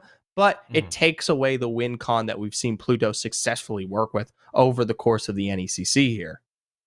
I do like the other answer that they have is that we know Colthrow wants to go in. It almost cost Columbia in game 2 in a couple of those fights where he's just going to go in. So I like that Pluto realizes I need to be there to support Meslo or support Aaron. My big question though, and it's been the question all night long, and in game 2, Prankaroo was 17 HP away from proving that he had figured things out, is that Prankaroo has still got to get value. I thought he played phenomenal on the Gnar, and that's why it drew that ban. Can that Camille get as much backline pressure? It works a lot like the Kennen with the Hextech Ultimatum. You're able to single people out. Of course, you don't get the AoE stun, but can Prankaroo get value like he did on the Gnar? Because I thought that was a huge difference in why Grandview was starting to win fights. I also thought the Paranoia choice from Learning Brain was phenomenal, realizing, what if I just go onto Rovex and make this Twisted Fate answer me? So I'm curious how Learning Brain and Prankaroo will play on now their third different champion in 3 games, because those two are going to go a long way into saying if Grandview can continue the series or if Columbia College gets the clean sweep and is crowned champions of the Champion Science division. Right. Well, either way here, it definitely slows it up this time around. There isn't the expectation for success here in the early game for Grandview University. We talked a lot about how you had champions like that Echo, like that Nocturne, that needed to find a little bit more burst of control here in response to what was drafted out for Columbia in Game 2. Granted, the ending of that game had little to do with any win conditions across the board, but still, looking into this one here, there's definitely a lot more pace and timing for Grandview to work with, given that they have definitely a more scaling front to back composition with mixed damage across the board. I mean, it looks like a standard style comp. You lose out potentially on the engage from Pluto, but it is made up in dividends on the top side. I'm curious if Brain will hang around Meslo a lot more, because we expect Rovex to be in lane a lot more, as we talked about. Again, LeBlanc can go anywhere. She's about as mobile as you can get without being Twisted Fate.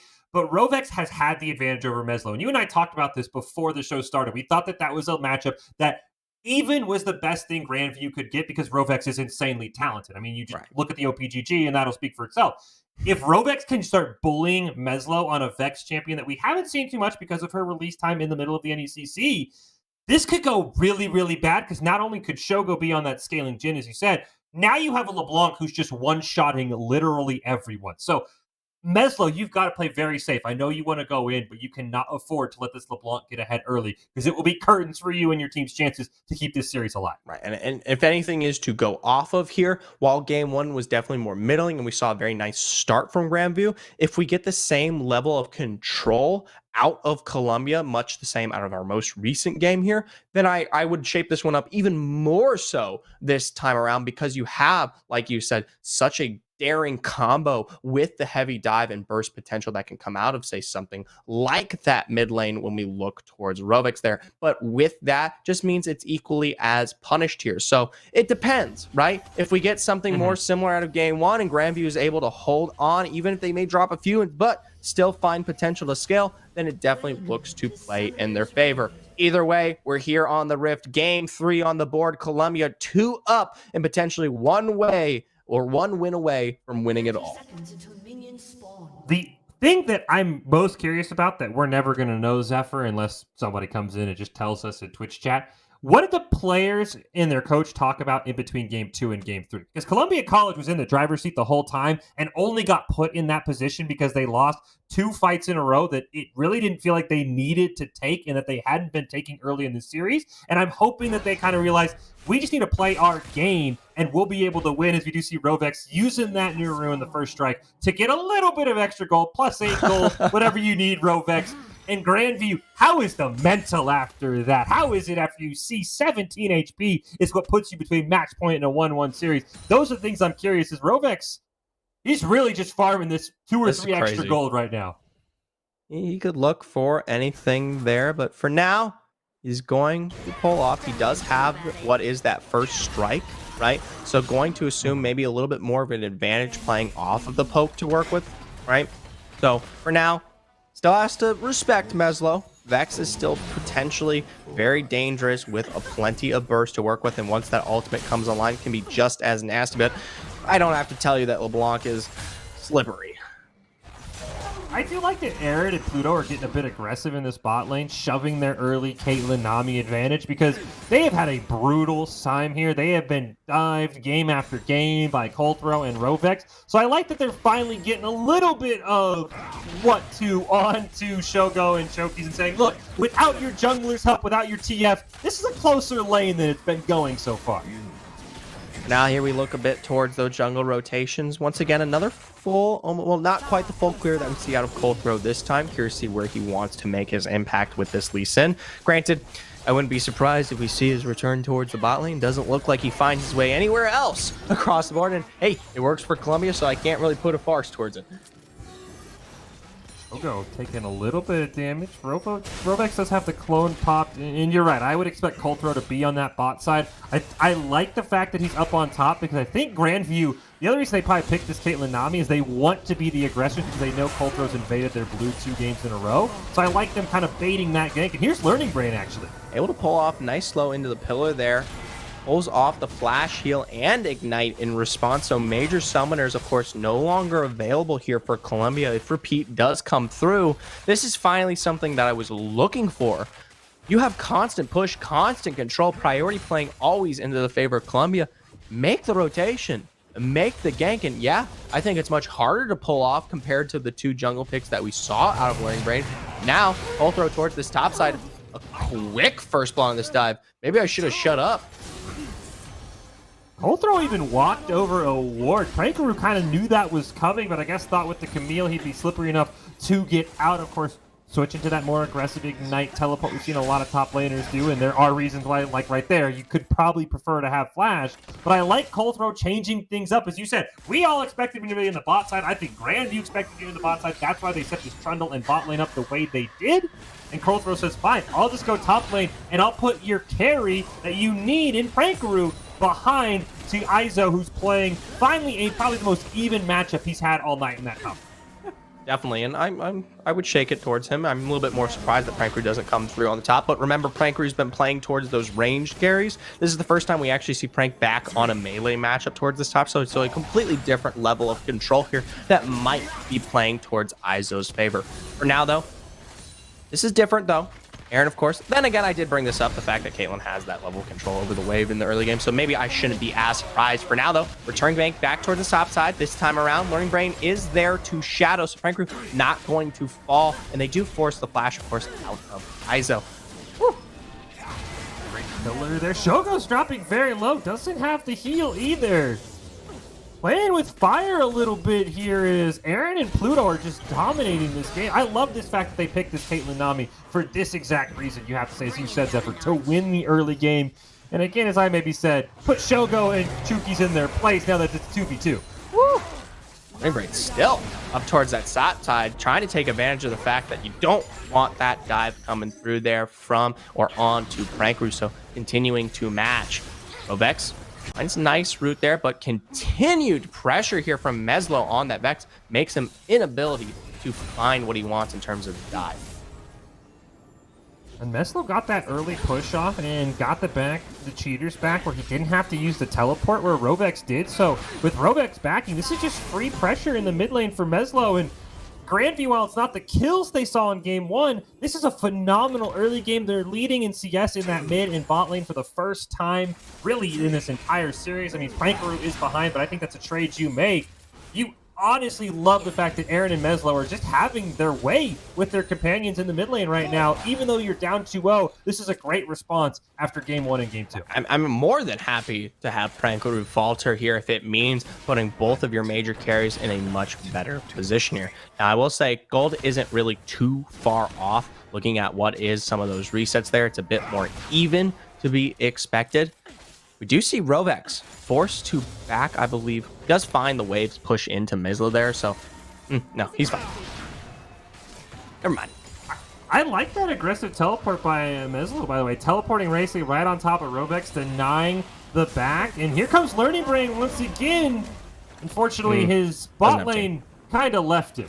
I mean, they want to control, freeze that wave out and keep it in good position there. And I don't think the timing or pacing of that one, especially knowing that Flash is already back up and available for Shogo, was ever really going to grant them any kind of kill there. Having Learning Brain come in to try to pop that one off was definitely the game plan from the get-go.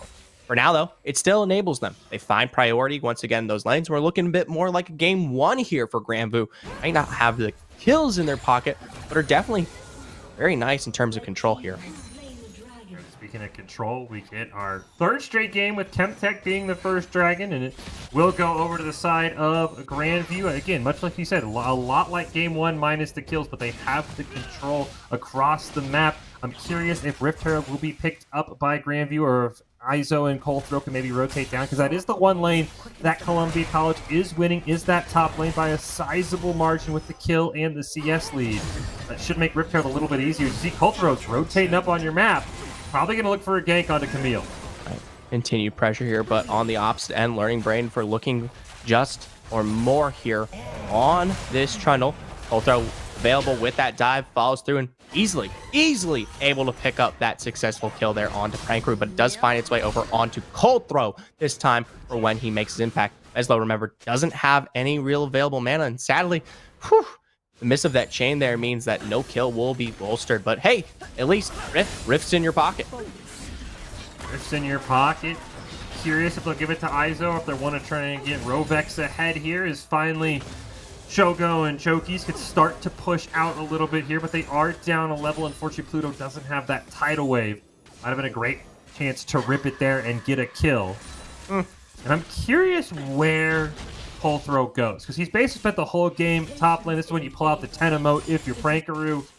Do they drop Rift Herald top and let Izo on the Volibear while not a carry continue to suffocate out the Camille's chances of getting ahead? Or do they look elsewhere, maybe even the bot side, to put Shogo back in a familiar spot or Rovex back in a familiar spot of being ahead of their lane opponent? I think they need to funnel gold back onto the carries here. Izo being ahead, while is nice, remember, you've got a trundle in this game. Once that subjugate comes out into play here into these major team fights, he's the direct target every time around here, and he's going to be completely negated in terms of what he can work with. Granted, if you're super fed, that's a different question, but I personally think it's always going to be a problem looking towards our mid to late game. So, of course, pull it around. Colthrow has shown he's able to find those potential dives, make it work out for any of these lanes here, especially through games 1 and 2 here. Spread the wealth.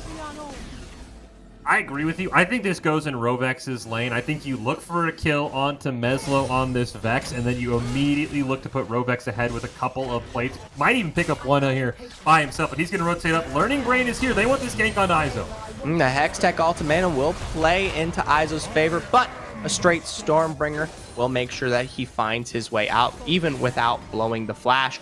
Quick to rotate both Colthrow and Rovex, but this bot lane.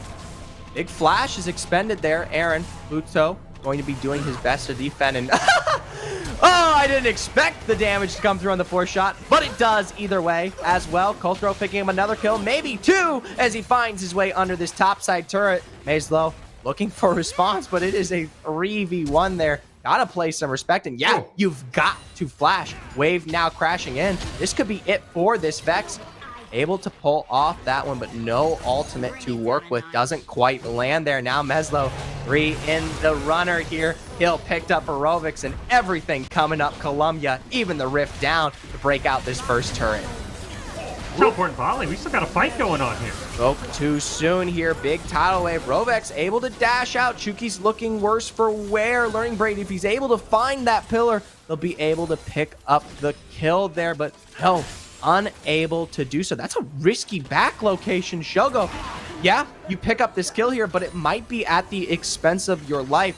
Now he doesn't have, oh wait, no, my apologies. I thought I was running that one into that call there. I thought Pluto for a second was Learning Brain. Oh, so he's more than happy to win that. The interesting thing is they expelled the Camille teleport. I mean, luckily Prankaroo gets back in time and is going to get this kill onto Izo. Hopefully here, it's just a matter of moments. I mean, Izo looking very healthy. Reminder, he doesn't have mana to work with. Prankaroo looking for that reset on the hook to find stun in here. Able to do so, and with response there, just needs the 3rd slice. Of course, finds that successful kill, but as I believe you're going to say, yeah, they find the response. They pick up the 1 kill in return for Izo, but we both know, holy, so many kills. First turret there picked up, plating bolstered. Your carries now in amazing footing here for Columbia College, just completely destroying any lead that Grandview had here in the early moments. And a few more auto attacks, and that tier 2 top lane tower is dead, and Izo can basically go anywhere, but in the bot lane, it's a repeat of the curtain call. Oh, I gotta say there, those shots were almost a perfect finding a good source of damage there. Flashes forward in with the Gale Force. Shogo gonna go down early, but not before he picks up the response on the Aaron. Now Kolthro, big insect in there, gets the Dragon's Rage off, pushes that one back into Rovex. They're able to keep this jungler dead before Mazlow does arrive. Big flash from Rovex, but it's not for Mazlow. Flashes in his own right to pick up the kill there. My apologies, the dash follow through on the ultimate. Luckily, Meslo saves that fight. I thought that was going to be a disaster with Kolthro and Rovex roaming down. You already had the dive. Shogo, it's a bit too aggressive with the Gale Force, goes under tower, dies. Kolthro, though, he does not know backwards. Well, for now here, Kolthro, easy, able to pick that one up. Woo, maybe not, spoke too soon. Corrupting Potion, keeping Meslo alive. And with that burst damage, you know Kolthro actually cannot work his way into the fight there. Meslo staying alive, but this is where I'm... Oh no, Izo, you just got way too aggressive here. Yeah, Izo trying to find that tier 2, of course, will be punished. So some choice kills coming out here. Definitely, you know, changing the pacing of this game here. I will say, they know that Learning Brain is towards that top side, so they do give up the Drake control there. And it's so odd because Columbia College at times has been so passive, and when they've lost fights to Grandview's effort, it's then when they've got over-aggressive like they're going to do right now. Ooh, Shogo once again very deep there, but this time around, no one to capitalize. Rovex, Kolthro equally following up here. That bot lane now gone with the wave crashing in just a moment. So Shogo going to pump as much as he wants, and sadly, he will get the turret, but he was not able to find the additional playing. But hey, doesn't matter. I love how Columbia College styles, basically, they're going to do the same thing, and they're going to force Grandview to call their bluff, but they're never bluffing. They're going to go in, and that time, there is no teleport for Prankru. Meslo can't rotate down in time fast enough, and this is going to be a second tower picked up for the side of Columbia College, and Izo might just find Learning Brain here. That pillar might be the only thing saving that Trundle. There's no way he finds Learning Brain there, and don't get me wrong, I mean, I'll say I don't think you have, I mean, no, he's got Sunderer. Sunderer definitely makes that a little bit more even for Izo playing into that, but the Subjugate can definitely level the playing field there. We have to wait and get, of course, the Sunderer in response, though, from Learning Brain before I'm able to shake that one out, of course, in his favor. But that's just one of the matchups here. Just look at the rest of them. Unfortunately, bot lane has gone the way of Shogo here after a great pick and a great early draft for Aaron and Pluto. I will say, though, Meslo has once again held his own in the mid lane against Rovex here, has the sizable lead, and has the classic Riot reset champion, though Vex not as strong as some others, does have ways, if one kill gets picked up on this Vex, to pump out a ton of damage back to back to back. We'll have to wait and see that Shao Shurge are going to be absolutely crucial for deciding how these fights play out. If that Vex can find her way towards the backline and burst out some of these major carries before they get the opportunity to spread the wealth of damage that they have, then maybe Grandview can play back into this one. If they want to play it front to back, it can be just as good there, working with something, say, like that Trundle. But with plays like these coming through, deaths on the board here for Pluto. Now Aaron the next one, but hey, Meslo, very nice, quick to respond there, in with the Shadow Surge. Teleport coming through there. Shogo's damage does find the root. Izo now chasing this one down on the bear. Big flash to make sure he's not prevented in his assault. So Columbia College comes up big. Once again, Grandview has got to have Meslo for every single fight. Feels like game number one. Pranker is just trying to farm in this top lane. This Camille has not worked out, I think, the way they hoped it would. And it's, again, Columbia College just plays the map so well. You see Rovex already down on LeBlanc, of all things, pushing that tier 2 bottom lane tower. Tier 1 mid is probably gone unless Learning Brain can make a play here. This is risky. In with the hook shot straight to Hextech Ultimatum onto Shogo as he tries to play this one back. Of course, going to go down. Nice bubble onto Izo, but he's looking healthy still, though, in the face of that Subjugate. It's nowhere close to perfection. As a result, it is a 2 for technically 1 as Rovex picks up his own response to Aaron stepping into that fight, but quick to reply. Columbia looking for the collapse there. Learning Brain doesn't know that there is, of course, the reset coming through on that back out of his visual range. Rovex is getting scarier and scarier. Anytime you have a LeBlanc split pushing and your answer is your AD carry, that's never going to end well. No, God, no. It's Why Aaron stepped into that, we didn't get the opportunity to see it, but it definitely was not the play in any sense, ever. That's been Grandview's biggest downfall in this series, right? They've just sent the weirdest people to answer Columbia College split pushes. It's been Meslo when he's needed. It's been Aaron when a level 12 LeBlanc will dominate a level 9 Caitlyn no matter what happens. It's been very odd, their calls on who answers the split push. Oh, either way, like I said, we didn't quite get to see how that would start off, so there's definitely the potential for Rovex to find success in his own right, maybe playing around some of the vision there, but you knew he just took tier 2. Why do you find your way into that lane either way here? Now, sitting 8k up, Dragon in 40. This could be our first major full 5-man that we've seen in Game 3 here. Only downside for Grandview, they don't have a teleport on Prankaroo. No, He just simply can't get there. So they're just going to have to concede it. That's Maybe okay. you set up Second for trade. tier 1 top tower, you take that trade. And I think Columbia College realizes that and says, well, ISO could just solo Dragon and we can continue to shove across the map. Grandview just is conceding this Dragon and saying that tier 1 top is worth more than a Dragon because we don't have an answer without a teleport. No, I mean, they've already made the exchange there now with Rift coming down in the mid.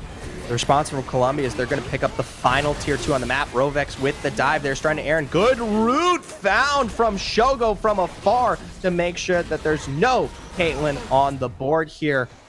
Now, Rovex already in this backline, potentially looking for an engage onto Meslo as this Rift Herald will crash once again. Damage to follow, good tidal wave to find 3, but the Sonic Wave is down to make sure that there's no more Vex in play.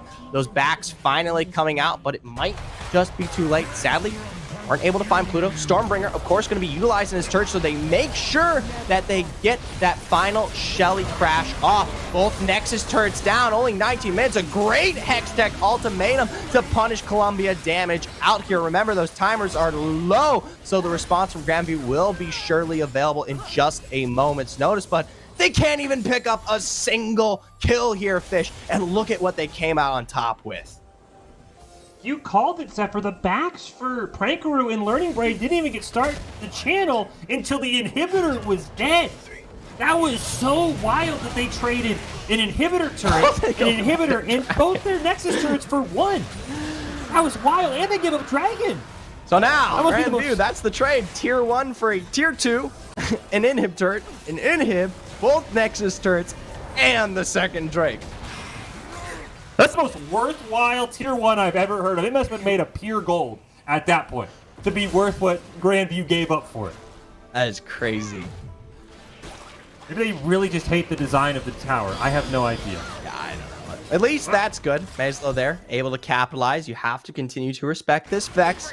It can be just as dangerous across the board there. Shogo now maybe going to be at its punishment here. Has that 4th shot available. Going to have to look to that reload, trying to dodge the best he can. But as that burst comes through, that's the last shot that Meslo has. Shogo able to pick now what is the major carry available here for Grandview. We do know that they still have Rovex down and Shogo forced to reset here, so they're going to risk it, and I like it. This is all that they've got. Now they just engage on the chokies, though. Quick response, Hextech ultimatum, good tidal wave to find 3 there. Chuki's looking low, but a nice kick onto that Dragon's Rage puts Learning Brain in a bad spot. Either way, he still finds his assault to rush this one forward, but they turn their attention back towards Izo given his positioning, but remember, he's still got that Stormbringer. Now, dude, Shogo finally arriving back from his reset in base with Rovex as well, coming from the respawn, able to pick up quick kills onto both Prankaroo and Aaron. Meslo, Ludo, they're the only 2 left to defend. That feels like game unless Meslo gets a penta here. It would have to be absolutely perfect, and remember, he doesn't have Shadow Surge. I don't know how you defend this. Either way, they'll try. Wave crashing in, Columbia College, 5 versus 2. Izo looking low there, but does it really matter? In our final game here of the NECC split, our champion Scion League, Columbia College come out with the win. Phenomenal play by Columbia College. off of an insane Rift Herald trade that we talked about. I love the call for the Baron, as you said, Zephyr, was your only way back in. The only issue I have with that final fight is Learning Brain ran down Chokies. And again, Chokies has been phenomenal this entire series, but you can't run down a Karma when there's Colthrow on that Lee Sin, when the Jin is coming in and they didn't even find a kill. I thought Columbia played that series perfect. I think their macro was on full display. They dominated the macro the entire night, and that is why they're champions of the Champion Cyan division, and it was a 3-0, though close, a 3-0 nonetheless. Right. And, we can't give this one out with saying that Grandview had an absolutely dominant control over the rest of Champion Cyan for the other ends of this split here.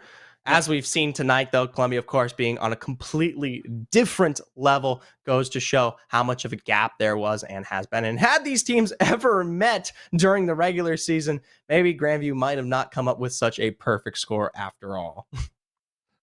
But I will say, there is, as you said, as you joke, 17 reasons why that gap is perceived to be so large, right? Because if this goes 3-1, and they win that base race in a game that Columbia College dominated, there's questions of, can Columbia finish games off? That game, too, totally changes the narrative of the series if it goes in Grandview's favor, even if Game 3 and Game 4 look the exact same. So I will say, while the gap appears large on paper, we cannot forget that Game 2 was decided by 17 HP on a Nexus. And if you ever ask your friend, should I play Jin, I'll jokingly say no, because you have to reload, and that's why they lost that game.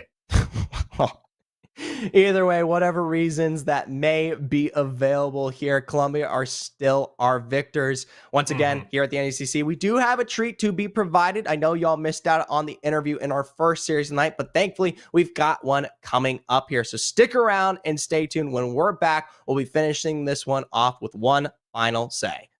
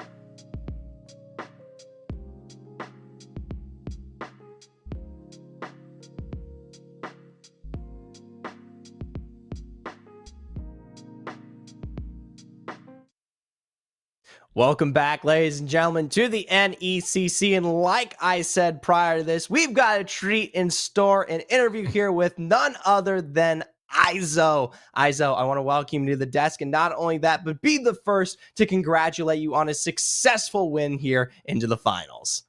Thank you, thank you. So I'm going to take the easy question since Zephyr got the first congratulations. Walk us through your perspective of that base race. One of the best games we've seen in NECC history. 17 HP separates you from winning and being on the call with us right now and playing in a game 4. Take us through the Columbia College perspective of game 2 as it ends. Okay. So we're pushing top. We know they have Nash, but we have 5 people, and we don't think that their guy can stop us. It's what Echo is trying to stop us. Mizlo. Mm-hmm. So. But me and Chukis both say, guys, they're pushing through mid. They have Nash. Their minions are faster than us. And then we get on the tier 3 turret, on the inhib turret, and Rovex says, guys, every auto counts. And then Echo ults back into us. We kill him, and then everyone's just screaming, only on turrets, only on Nexus. And then I've hand over, I just right click on the Nexus. I'm standing right next to it. I'm not even looking at the enemy Nexus, I'm just looking at ours. And I see our Nexus flash to 1 HP, and then my camera swings up to top. I'm like, oh my god, guys, it was at 1 HP. 17 HP being the number there to finalize that Nexus. And I guess I do want to follow it up. That was such a choice way to end that second game there. And obviously you guys came out on top, and I can assume your mentals are cracked as the gameplay has shown as well here. But had you lost it, what would have been the kind of take before you moved into that third game? I mean, honestly, we shouldn't have been in that spot to begin with. Like our early game on game 2, we were very ahead, and then we did a little bit of trolling, and honestly, if we had lost that would have been so depressing. But I mean, their AD carry had to reload, so I guess it was all calculated. There you go. Never let your friends play Jhin. Now, Izo, you had a very tough task at your hands. You were the tank player in the top lane. We knew Pranker was going to want to play carries. Coltero didn't come your way a lot until game 3. So walk us through your game plan, knowing you had to not let Pranker get ahead because he could win the game for Grandview. How did you approach this series, and what was your goal going into it in the top lane? Well, we sort of assumed that they wouldn't put as much draft pressure on support. They saved their last pick for support every single game, I think. So they let me counterpick top a lot, which made it a lot easier for me to play the game. Like game 1 was, I died a lot in the side, but all my deaths cost the enemy team like an ult or a flash or both, so they couldn't use it on my super fed Draven. But like the Tom Kench game, there's no way they're ever gonna kill me. And the last game draft, when they banned Poppy, we knew they wanted Camille, and I love playing volley into Camille, especially with the new lethal tempo. It's even better. So we finally got to play a strong side top game for game 3, and we dove the Camille a few times, so it made it a lot easier when we have counterpick top. Well, you know what? It worked out absolutely excellently, and that Volibear came back to win you the final moments of that game. A nice crash there to secure both those Nexus turrets off the back end of that Stormbringer, so definitely a great play there. But I do want to take this one a bit forward, as you are, of course, going to be the representative here now for Columbia College. Can you give us a little bit of the take regarding some of your teammates here, especially as we look down towards Rovex in that mid? Coltero with his constant pressure towards these bot lanes, as well as the absolutely indomitable play from Shogo here in this series. Well, I don't know what happened. Enemy team left up Twisted Fate against Rovex. It's kind of a signature pick for him. And I don't know how much people know Rovex, but when he thinks something is illegal, he'll let you know. He's oh my god, guys, they left up TF. Just pick TF. The game's already won in draft. For Coltero, we basically got our happy jungle pick every single time. Hey guys, they left Lee Sin up. It was first pick Lee Sin. He's literally been playing Lee Sin since the start of the semester. Like every game, blue won. He's so bored of it, but it's just the best jungler. And Mr.